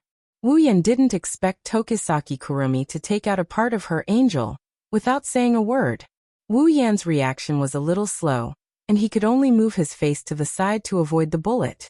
The bullet grazed past Wu Yan's face and left a wound on Wu Yan's cheek. Fresh blood flowed down from his cheek. What did I do? Seeing the blood flowing down from Wu Yan's face, Tokisaki Kurumi turned pale with fright. She held her cheek and said pitifully, I actually hurt little brother and made him bleed. What should I do? What should I do?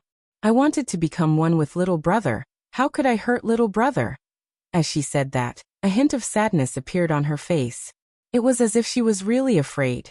If someone else saw this, they would probably forgive her even if they were shot. Wu Yan bitterly smiled. He wiped the blood off his face and he licked it. The wounds on his face melted away in less than a second. Tokisaki Kurumi stopped in her tracks. Her red and gold eyes showed an intoxicated look. Although the wound wasn't deep or heavy, it was still an injury. Even an elf wouldn't be able to recover in such a short period of time, unless they had some special powers. With such terrifying recovery ability, Tokisaki Kurumi sensed that Wu Yan had unlimited time. Tokisaki Kurumi understood that the man in front of her really has an immortal body. This made Tokisaki Kurumi want Wu Yan even more. Hee little brother, do you like the taste of blood too? What a coincidence, me too. Little brother and I are a match made in heaven. Hurry up and become one with me. Tokisaki Kurumi shouted excitedly. She raised both guns, but before she could pull the trigger, 2 crimson spatial ripples appeared beside her. 2 black whips shot out and tied up Tokisaki Kurumi's gun-wielding hands. At the same time, a series of crackling sounds could be heard from afar, accompanied by a dense bluish-white light. The bluish-white light vibrated, and before Tokisaki Kurumi could react, a bolt of lightning surged out and struck Tokisaki Kurumi hard. Ugh! The electric current violently flashed on Tokisaki Kurumi's body. Soon, white smoke rose from Tokisaki Kurumi's skin. She couldn't help but let out a soft cry of pain. Lightning? Tokisaki Kurumi raised her head with difficulty and looked in Wu Yan's direction. She couldn't help but be stunned. Not far from Tokisaki Kurumi, Wu Yan's body was flashing violently with bluish-white lightning. The sound of electricity echoed in the empty alley. The owner of the sound turned his head slightly and looked coldly at Tokisaki Kurumi, who was tied up by the whips. The wine-red color in his eyes disappeared and was replaced by a resplendent golden color. As Wu Yan's eyes turned golden, a pressure unique to a true ancestor rolled out from his body. Under this pressure, Tokisaki Kurumi couldn't help but feel her shoulders sink. She seemed to see a thick blood aura around Wu Yan. Tokisaki Kurumi's eyes were filled with excitement. She wasn't afraid of the blood aura that would scare an ordinary person. Instead, she was like a fish in water. Her eyes were filled with satisfaction as she looked at Wu Yan with intoxication. Little brother, you're the best. This blood aura that's like a lake of blood, and the pressure of a noble existence. It's really great, really great. Tokisaki Kurumi smiled evilly and said to Wu Yan, I can't wait to become one with you. I can't wait any longer. I can't wait any longer. After saying that, Tokisaki Kurumi pulled at her bound right hand. Under Wu Yan's astonishment, her right hand was torn off. This sudden situation left Wu Yan at a loss. At this time, Tokisaki Kurumi used her broken right hand to smash the iron sand whip in her left hand. The iron sand whip shattered into iron sand, and she immediately leaped away. Descend, Emperor of Carving Zafkiel. Tokisaki Kurumi raised her hand and shouted. Her voice resounded through the sky. Following her voice, a black-red lightning bolt descended from the sky and struck Tokisaki Kurumi's back. However, the black-red lightning didn't cause any damage. Instead, it distorted Tokisaki Kurumi's back. The black-red lightning turned into a black-red light that drew a circle behind Tokisaki Kurumi. When the light dissipated, a huge clock that was twice as tall as Tokisaki Kurumi appeared behind her. Tokisaki Kurumi's angel. Emperor of Carving Zafkiel. Wu Yan's expression tensed up. He wanted to retreat. He didn't want to fight Tokisaki Kurumi to begin with. Now Tokisaki Kurumi even used angel. It's clear that she doesn't want to let him go. Wu Yan bitterly laughed inside. What did he do to offend her? Why would she use angel at such a high cost? Even if Tokisaki Kurumi has other people's lives as storage, it's still a waste. She's really willing to sacrifice so much for it. How could she be so generous? Wu Yan didn't know that once he fell into Tokisaki Kurumi's hands, the so-called price would be gone. Naturally, Tokisaki Kurumi didn't care about such a small amount of time. Even if she used it all up, as long as she had Wu Yan, she wouldn't need it. Bullet of 4 Dalit. Tokisaki Kurumi raised her left hand that was holding a pistol. The clock in her left eye suddenly sped up. The number 4, on the huge clock behind Tokisaki Kurumi lit up. A black-red stream of energy floated out and entered Tokisaki Kurumi's pistol. After the black-red stream of energy flowed into the pistol, Tokisaki Kurumi smiled and did something that would make others confused. She raised the pistol but didn't aim it at Wu Yan. Instead, she pointed it at herself and pressed it against her chin. Then, she pulled the trigger without hesitation. Wu Yan wasn't surprised by Tokisaki Kurumi's action. He knew what kind of ability Tokisaki Kurumi's bullet of 4 has. It's the ability to reverse time. The golden pupils turned towards Tokisaki Kurumi's right hand, which was suspended in the air by the iron sand whip. The broken right hand trembled slightly, and the iron sand whip loosened. The right hand didn't fall down, but flew back to Tokisaki Kurumi and reattached itself to her severed arm. Tokisaki Kurumi clenched her right hand and smiled sinisterly at Wu Yan. Let's start again. Wu Yan's body tensed up. His golden pupils turned, and he focused all his attention on Tokisaki Kurumi. Tokisaki Kurumi seemed satisfied with Wu Yan's action, and raised her pistol again. Bullet of 4 Dalit. This time the number 1 on the huge clock behind Tokisaki Kurumi lit up. A black-red stream of energy floated out and entered Tokisaki Kurumi's pistol. Tokisaki Kurumi shot it into her head. Then Wu Yan's expression changed. That was because Tokisaki Kurumi had already disappeared from her original spot and reappeared beside him.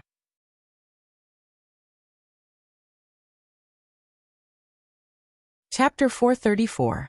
Every number on Tokisaki Kurumi's angel represents a type of time ability. For example, the bullet of 4 can reverse time by shooting a bullet into one's body. After using the bullet of 4, no matter how much damage Tokisaki Kurumi suffered, he would be able to recover in an instant unless the golden clock on his left eye ran out. Otherwise, if Tokisaki Kurumi succeeds in using the bullet of 4 and shoots it into her body, Tokisaki Kurumi will return to her original state. Unlike the bullet of 4, the bullet of 1 is an ability that can be used on the user. However, it accelerates time, making Tokisaki Kurumi's speed unparalleled. In less than a blink of an eye, Tokisaki Kurumi has already moved to Wu Yan's side. Tokisaki Kurumi looked at Wu Yan's face that is inches away from her. She rested her head on Wu Yan's shoulder and caressed Wu Yan's face. She licked her lips with her little tongue and smiled. Ah, what a captivating taste. Tokisaki Kurumi's lips curled into a sinister smile. Her red and gold eyes stared at Wu Yan's golden eyes. They were red just a moment ago. How did they turn gold all of a sudden? Hey, little brother, can you tell me? Tokisaki Kurumi's unique fragrance wafted into Wu Yan's nose as she rested on his shoulder. If it were any other time, Wu Yan's heart would be stirred. However, no matter how carefree he is right now, he wouldn't think that this is the right time to do such a thing. Taking a light breath, Wu Yan didn't turn to look at Tokisaki Kurumi. Is this okay? You're touching my body without permission. Tokisaki Kurumi was stunned. Before she could react, the sound of lightning clashing echoed. Her face turned cold and she quickly moved away from Wu Yan's body. However, her hand that was caressing Wu Yan's face was inevitably injured. The lightning struck her hand and caused her hand to twitch. The pain was transmitted to her mind. Era. Tokisaki Kurumi shook her hand that was charred black from the lightning. She looked at Wu Yan and said, "You're not an elf, but you can use such power. Lightning? If I'm not wrong, the pillar of fire just now should be little brothers. With such power and time, what kind of existence are you? I'm really curious." Time. Wu Yan didn't pay attention to Tokisaki Kurumi's words. Instead, he noticed one of her words. Combining his understanding of Tokisaki Kurumi and her ability as an angel, a thought flashed through his mind.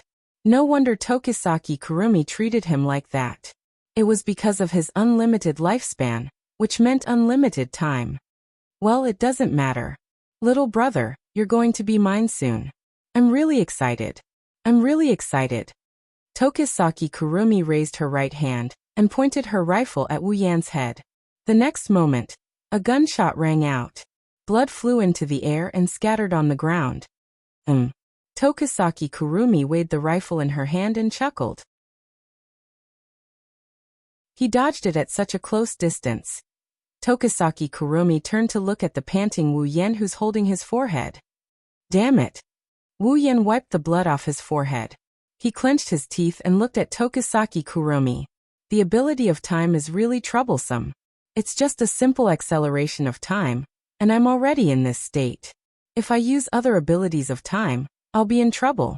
How did Kotori defeat this pervert in the original work?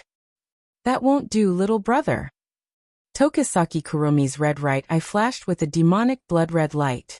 She raised her foot and walked towards Wu Yen. I should have told you not to reject me. As Tokisaki Kurumi got closer, a black shadow spread out from her feet. It covered the entire alley, including Wu Yan's feet. Standing in the shadow, Wu Yen felt something flowing out from his body and into the shadow. This is...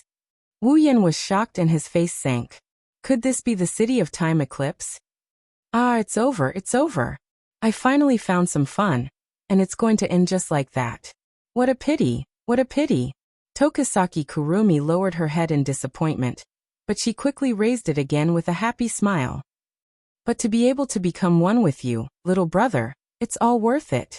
Everything is worth it. Wu Yen pursed his lips after hearing Tokisaki Kurumi's morbid words. He raised his head and stomped on the ground. At the same time, electricity surged out from Wu Yan's body and shot towards the ground with unimaginable speed. Tokisaki Kurumi's face changed. On the huge clock behind her, a black and red stream of air flowed out and turned into a bullet. It flowed into Tokisaki Kurumi's gun and hit her body. In the next second, Tokisaki Kurumi disappeared on the spot, avoiding the electric current from the ground. However, the moment Tokisaki Kurumi disappeared, the shadow on the ground also disappeared. Wu Yen relaxed. Although his time was unlimited, who knew if Tokisaki Kurumi would pull him into the shadow and devour him? If he was pulled into Tokisaki Kurumi's shadow, Wu Yen didn't think that his true ancestor body would be able to keep him safe. Even if he didn't die, he wouldn't be able to avoid staying in the shadow of the city of time eclipse for the rest of his life. Tokisaki Kurumi was annoyed. She came in front of Wu Yen, and the clock in her left eye started spinning again. A huge clock appeared behind Tokisaki Kurumi. On the number 8, 2 black and red streams of air flowed out, and were shot out by Tokisaki Kurumi. Bullet of 8 Chet. A shadow spread out from under Tokisaki Kurumi's feet. However, this time, the shadow wasn't the city of time eclipse. Pale red glowing arms extended from the shadow. Then, as if they were crawling out of a hole, they supported themselves on the ground. Tokisaki Kurumi crawled out from the shadow and looked at Wu Yen with an evil smile. Bullet of 8 Chet. The ability to recreate one's past self in different timelines. Seeing the Tokisaki Kurumi walking towards him, Wu Yen couldn't help but smile bitterly. No way, you're using a cheat. Seeing Wu Yan's bitter smile, Tokisaki Kurumi felt her heart ache. She raised her hand and tapped her chin. But what she said only made Wu Yan's bitter smile even more bitter. This time, I won't let you escape. I won't let you escape. Bullet of 7 Zayin. The number 7 on the clock lit up. Black and red streams of air flowed into the guns in Tokisaki Kurumi's hands. Then, Tokisaki Kurumi shot the bullet of 7 at Wu Yen. Not good. Wu Yen quickly retreated and dodged the bullet of 7. His heartbeat quickened. The bullet of 7's ability can stop time. If he's hit by the bullet of 7, he won't be able to move and can only be dragged into the city of time eclipse by Tokisaki Kurumi. Bullet of 7 Aleph. However, just as Wu Yen dodged, Tokisaki Kurumi's voice rang again. Before Wu Yen could react, Tokisaki Kurumi appeared in front of Wu Yen. She raised her rifle and pointed it at Wu Yan's forehead. Bullet of 7 Zayin. Looking at Tokisaki Kurumi, who had a sickly smile on his face, his golden pupils constricted as he stared at him.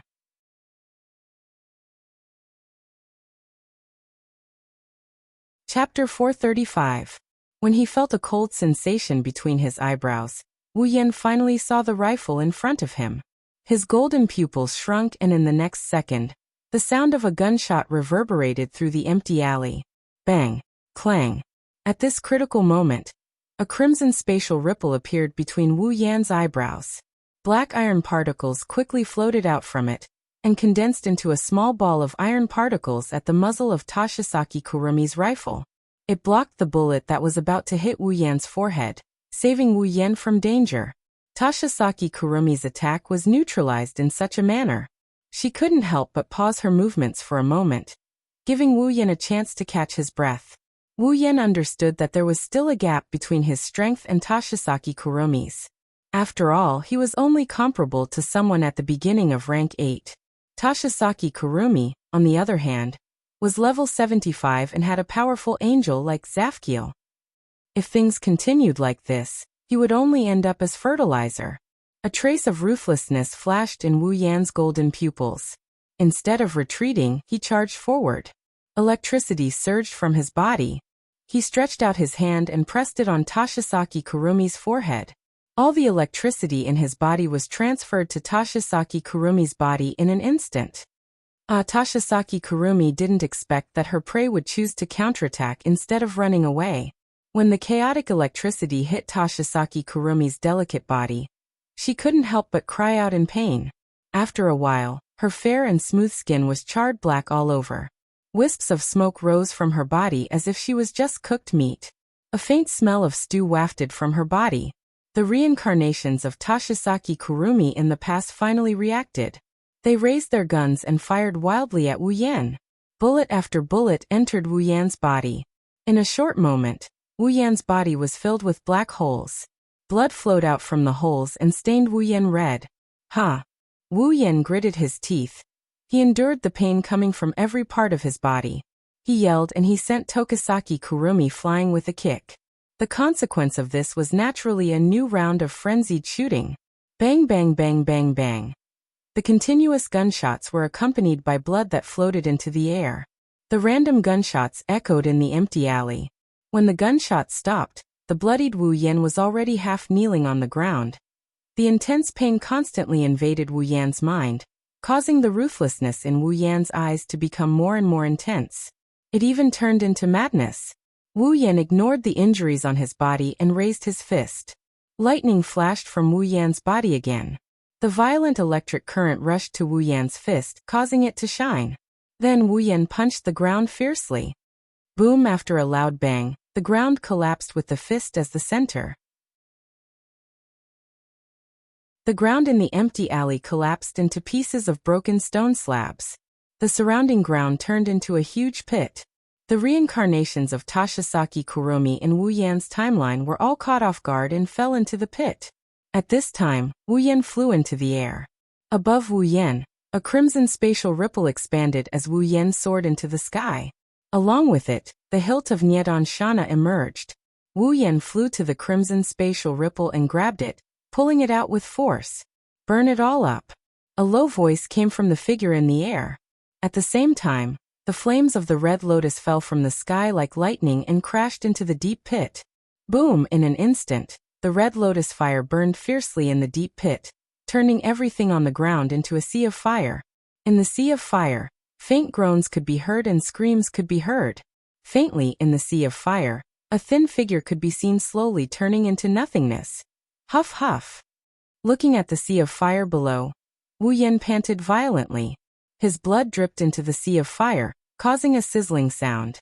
But if one looked closely, one would notice that the holes on Wu Yan's body were slowly recovering until there was no trace of injury left. At this time, a somewhat intermittent voice drifted into Wu Yan's ears. "Looks like I've underestimated you, little brother." Hearing this voice, Wu Yan closed his eyes for a moment before turning his head to look. At the source of the voice, Tokisaki Kurumi's charred body crawled up from the ground. Her red right eye stared straight at Wu Yan. She didn't seem to have any reaction to the destruction of her past body. Instead, she seemed excited. Under Tokisaki Kurumi's excited gaze, Wu Yan couldn't help but feel his scalp tingle.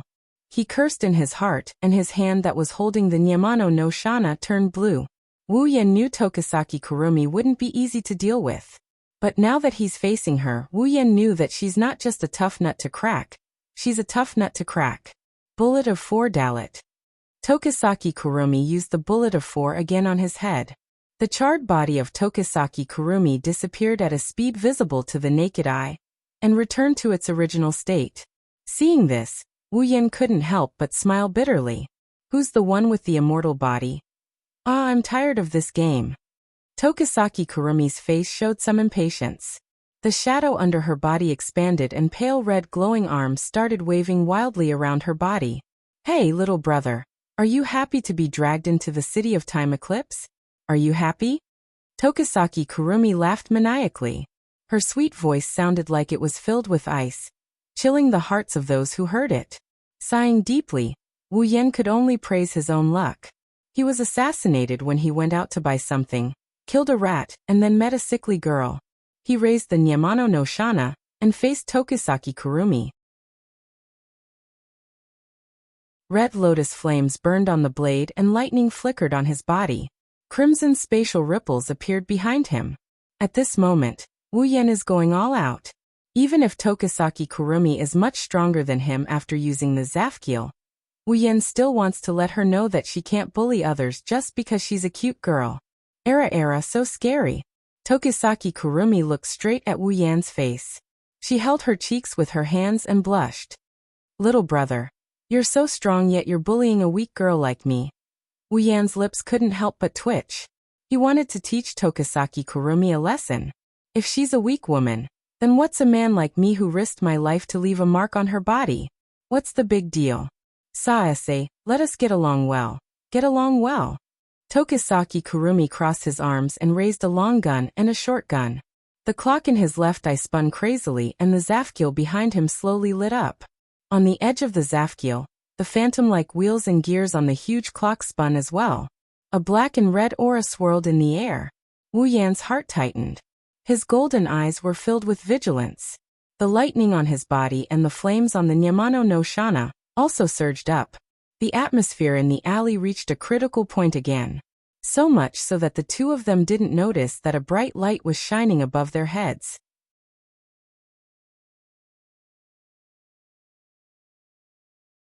Chapter 436. In the empty alley, the solemn atmosphere seemed to be about to materialize, reverberating in this space. Under this atmosphere, the two people facing each other had different expressions. One face was filled with seriousness and vigilance, while the other was filled with excitement and fanaticism. Just as Wu Yan and Tokisaki Kurumi were about to start their second round of battle, a beam of light suddenly appeared in the sky. It descended towards the empty alley at a speed no slower than either of them.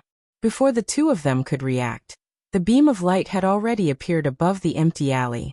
When the two of them felt that something was wrong, they quickly raised their heads. Only then did they see the scene above them. They saw an extremely resplendent beam of light descending at lightning speed. In the next moment, the beam of light landed on Wu Yan, who had just raised his head, and enveloped him. What's going on? Wu Yan was shocked. He waved his Nyedan Shana in an attempt to cut off the beam of light that enveloped him. However, the Nyedan Shana seemed to have cut through the air and did nothing. Wu Yan furrowed his brows. When he felt that the beam of light had no effect on him, Wu Yan let out a sigh of relief. On the ground, Tokisaki Kurumi looked at the beam of light that enveloped Wu Yan. He seemed to have thought of something and his expression changed. He subconsciously reached out his hand and shouted, "Wait!" However, just as Tokisaki Kurumi's voice rang out, the beam of light suddenly lit up. The resplendent light illuminated the entire dark alley like it was daytime. The dazzling light caused Tokisaki Kurumi to raise his hands to block in front of him. One of his red and one of his gold eyes involuntarily closed. Within the resplendent light, the beam of light shook and retracted at a speed several times faster than when it came. It returned to where it came from and disappeared in the blink of an eye.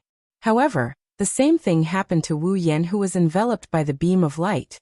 When Tokisaki Kurumi recovered from the dazzling light and opened his eyes, both the beam of light and Wu Yan had disappeared. All that was left was the ruins and the 5 members of the AST sniper team who were knocked down by the shockwave. Tokisaki Kurumi's expression turned gloomy. It was obvious that someone had taken away Wu Yan. Clutching her forehead, Tokisaki Kurumi chuckled softly. Her laughter grew louder and louder until it reverberated throughout the empty alley. Tokisaki Kurumi's red right eye flashed with a demonic blood-red color as he laughed maniacally. No matter where you run to, you'll become mine in the end. You can't escape, You can't escape. Behind Tokisaki Kurumi, the clock Zafgil disappeared without a trace as soon as she finished her sentence. Tokisaki Kurumi lightly sighed and pursed his lips into a smile. Era, seriously, I'm getting hot in advance. However, the good stuff should be saved for last.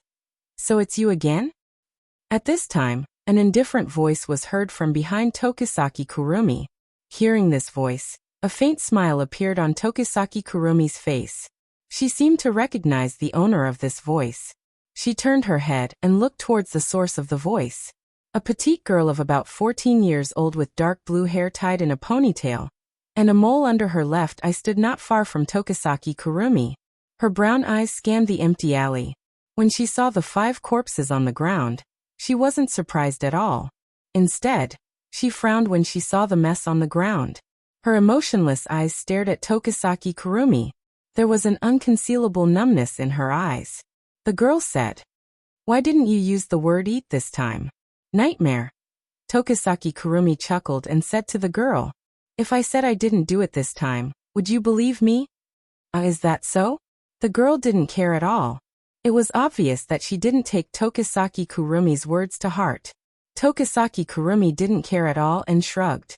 The number of people who died in Tokisaki Kurumi's hands is 1,000 times more than the number of people here. If she were to count them one by one, who knows how long it would take even if all of AST's members were to do the math. Adding in 5 more wouldn't matter. Seeing that Tokisaki Kurumi was silent, the girl's gaze sharpened. Then, a light flashed from her body. After the light dimmed, a light armor similar to AST's appeared on her body. But it was of a different color. The girl pulled out a lightsaber from her back and pointed it at Tokisaki Kurumi. "Then please die again," the girl said in a numb tone. It sounded like she's killed Tokisaki Kurumi multiple times already. Tokisaki Kurumi grinned. He didn't retort or resist.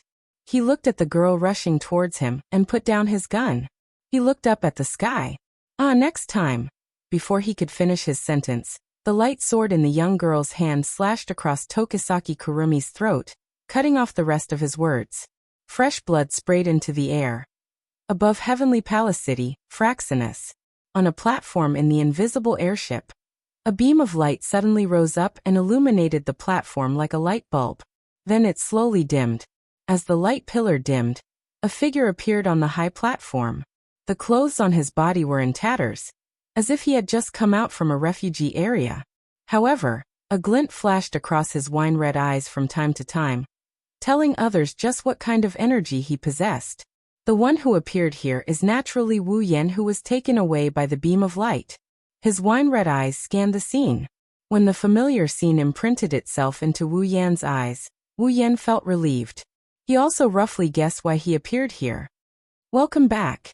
In front of the platform, Rain Murasame, who always has dark circles under her eyes, stared blankly at Wu Yan. Her tired voice sounded like she didn't sleep at all. Wu Yan felt powerless when he heard it. Where's Kotori?" Jumping down from the platform, Wu Yan looked at Rain Murasame. "It should be Kotori's idea to send me back through the teleportation device." Rain Murasame nodded and walked outside. "Let's go. The commander is waiting for you in the command room." Wu Yan scratched his face and followed Rain Murasame to the command room. In the command room, all the members of Ratatoskr looked up at the big screen in front of them. Their eyes were filled with seriousness, fear, hesitation, and uncertainty. They all fell silent, causing the command room to become silent. Kotori, who was sitting on the command platform, was included as well. On the big screen in front of them, the battle between Wu Yan and Tokisaki Kurumi is being broadcasted. Looking at the battle on the screen, everyone is impressed by Wu Yan's strength. Even when facing such a powerful elf, he can still hold his ground. Even though he's at a disadvantage, no one will look down on Wu Yan. That's because they all witnessed Tokisaki Kurumi's ability as an angel. However, right now, they were thinking more about the sprite that could identify Nightmare. After all, they saw with their own eyes Tokisaki Kurumi's strength, bloodthirst, madness, and wickedness. This was completely different from the elves they knew in the past. From this, they can see why Tokisaki Kurumi is called the evilest elf. It's because Tokisaki Kurumi's existence is constantly disrupting people's understanding of elves.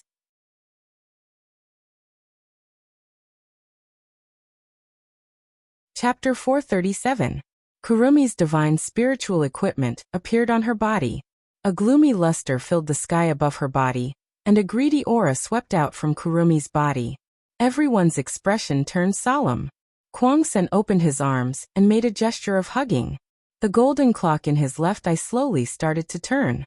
At this moment, everyone felt that Kwang-san was the only one left in this world. Zafkil Kwang-sen floated half a foot above the ground and floated in the air. His hand reached towards the sky as if he wanted to grab something. He shouted in a loud and clear voice. His voice reverberated throughout the open space and entered everyone's ears.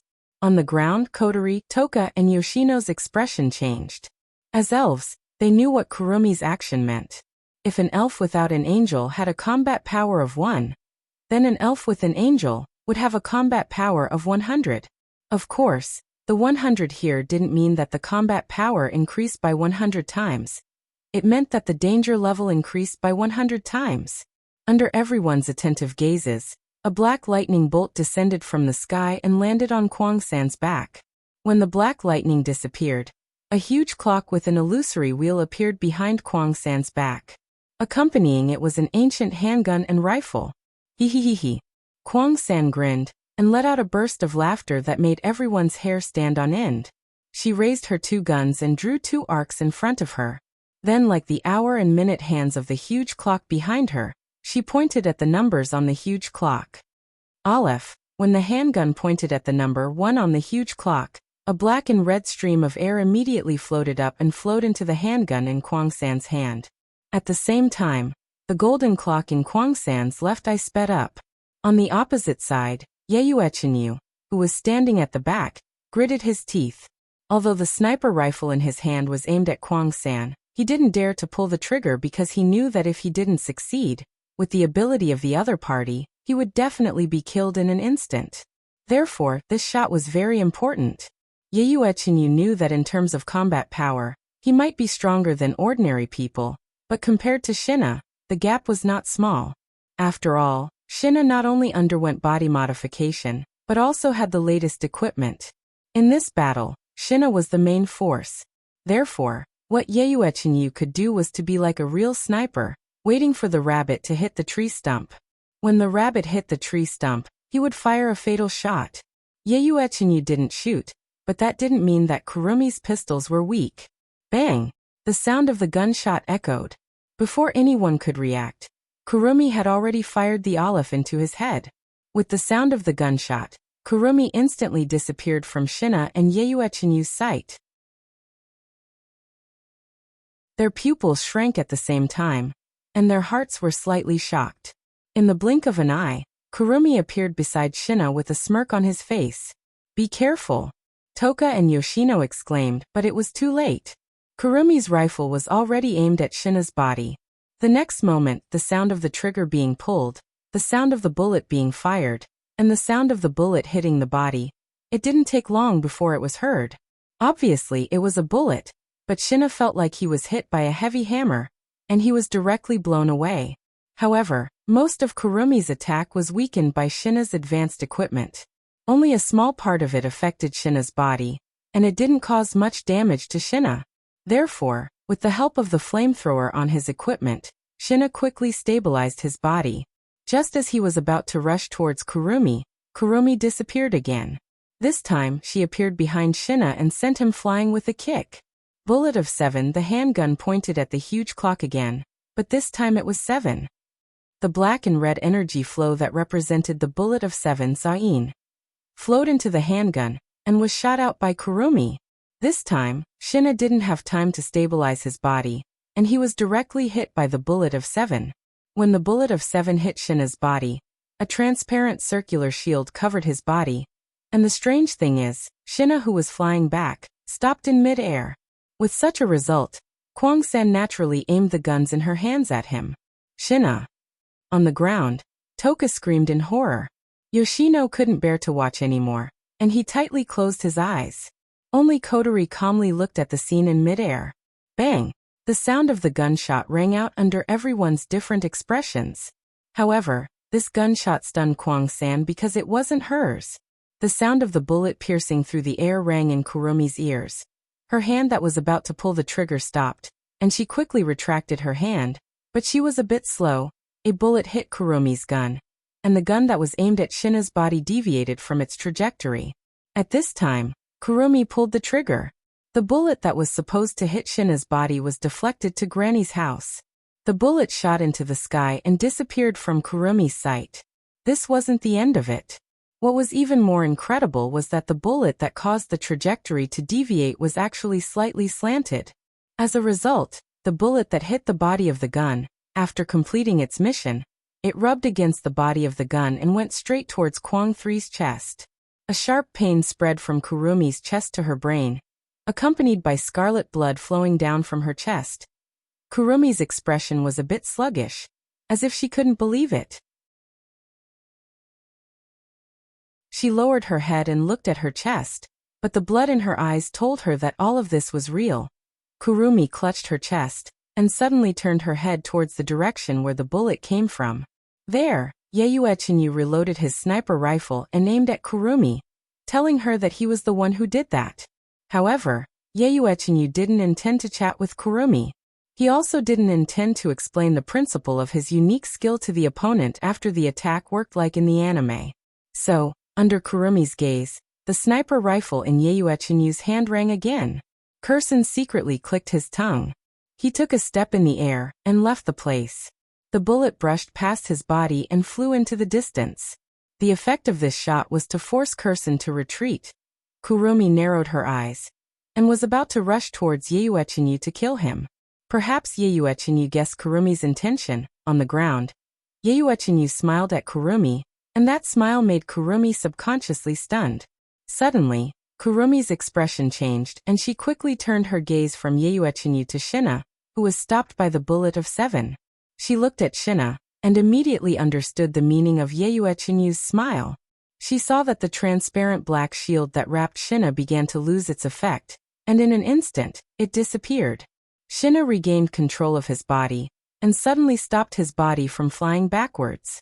The 2 jets on his shoulders shook, and he rushed towards Kurumi.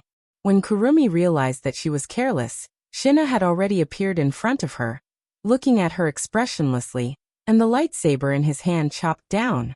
Blood spilled from the air.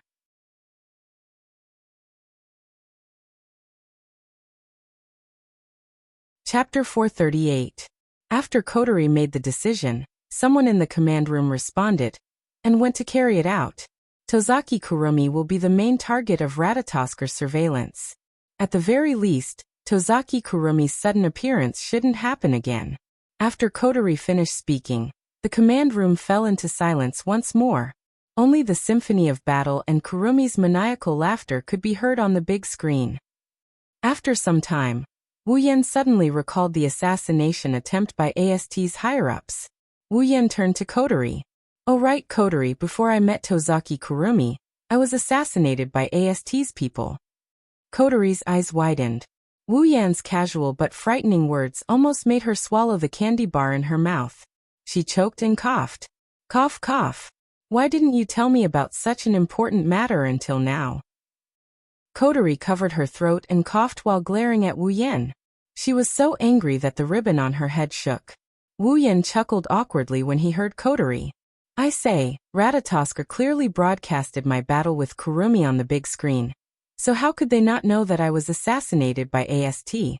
After that, I met Kwang-san." Kotori crossed her arms and curled her lips. "We were able to detect your battle with Tokisaki Kurumi, because she summoned her spiritual equipment, and her psychic waves leaked out. Who would have been watching you before that? Ratatosker isn't a peeping Tom." No, Ratatosk was a voyeur. Every time an elf appeared, Ratatosk would replay the scene on the big screen and monitor it for more than 10 times. Wu Yan inwardly retorted. Subconsciously, he released a sigh of relief. This is good. At least Kotori doesn't know that he killed everyone in AST. Otherwise, even if Kotori doesn't blame him in her commander mode, she would at least feel bad about it. Moreover, the kind sister mode would probably be afraid of him. Who knows? Kodori glanced at Wu Yan and said to Wu Yan, "What's going on? Why would AST assassinate you? I haven't received any reports of AST's movements." Wu Yan didn't try to hide anything. The AST assassins that came to assassinate me weren't part of Kyuchi Origami's frontline unit. They were part of a sniper unit. They seemed to be under the direct command of the higher-ups of AST. Direct command of AST's higher-ups. Kodori narrowed her eyes and sneered. "Ah, it's those guys' troops. No wonder I couldn't get any news. The direct subordinates of the AST higher-ups usually don't appear in the eyes of others. They only hide in the dark and secretly do things that others look down on. If it's them, then it's not strange at all." Wu Yan could hear the disdain and disgust in Kodori's words. It seems like Kodori doesn't have a good impression of AST's higher-ups who only know how to talk. Kodori asked Wu Yan, "Then why did they attack you?" Wu Yan frowned and looked at Kodori in confusion. "Wasn't the reason why you attacked me because I was mistaken for an elf when I arrived with the spacequake earlier? After all, I only explained to you guys that I'm not an elf. But you don't have psychic waves." Kodori froze as if she thought of something. It's not just Kodori, Kamizuki Kyuhei and Murasame Rain also had a strange feeling. This made Wu Yan even more confused. Even if there's no psychic wave, the people from AST saw me descend with their own eyes. Perhaps they thought that I used some method to conceal my psychic wave, or perhaps they would rather kill the wrong person than let me go. That's understandable. Hasn't AST always been aiming to destroy the elves? Lucian asked. Wu Yan looked at Kodori with his red eyes. "Oh right, Kodori, if I was attacked, what about Toka? She shouldn't have been attacked, right? I tried to get information from the sniper squad leader, but he didn't know anything about Toka. Isn't that a little too unrealistic?" Wu Yan isn't sure if it's just his imagination, but he felt like Kodori's expression is getting stiffer and stiffer. She even started shivering as if she knew something. Wu Yan rubbed his chin and stared at Kodori. "Kodori, could it be that you know what's going on?" Kodori chuckled, but there's a hint of guilt in her laughter. Wu Yan narrowed his eyes. Wu Yan's intuition tells him that the reason he's being treated differently than Toka is because of this commander. Kodori's expression turned unnatural under Wu Yan's intense gaze. She finally said, Toka is under Ratatosker's political protection because she's an elf. As long as she doesn't have psychic waves, AST won't pay attention to her." "Political protection?" "That's right." Kodori went all out. "It's similar to America's Witness Protection Program." "Oh." Wu Yan rubbed his chin and grinned at Kodori. "In other words, Toka is under Ratatosker's political protection. So she doesn't attract attention, but I'm not. That's why I was attacked. Is that what you're trying to say?" Kodori gulped. She's speechless. Looks like she's admitting to it. Wu Yan flipped over 1,000 tables in his heart. He couldn't stay calm as he shouted, "Why is there a difference in treatment? Don't tell me they don't care about me?" "Aya, you're so long-winded," Kodori retorted. "Ratatosker's political protection is only for elves. You're not an elf, so. So what?" Kodori fidgeted for a bit and whispered, "So I forgot." After a while, Wu Yan slapped himself on the head and sighed at the sky. He wanted to cry but no tears came out.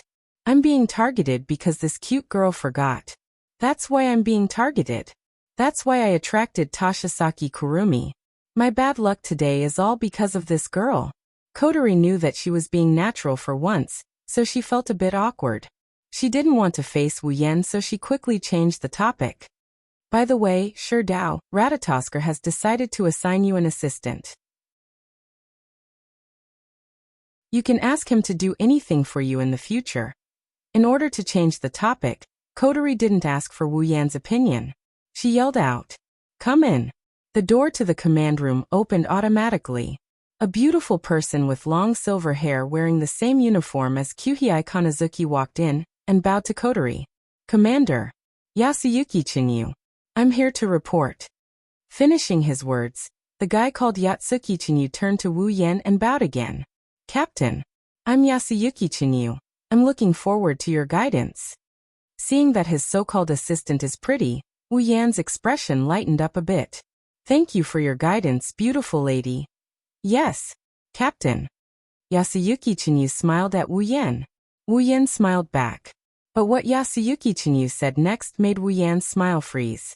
By the way, Captain, I'm a man. Wu Yan channeled his innate chi into his head. Wu Yan looked at the smiling, beautiful girl in front of him and he started crying. You're tuning in to the Li Mei's Sword of Destiny YouTube channel. We're so grateful for your support and don't forget to subscribe to join us on this incredible journey through captivating stories.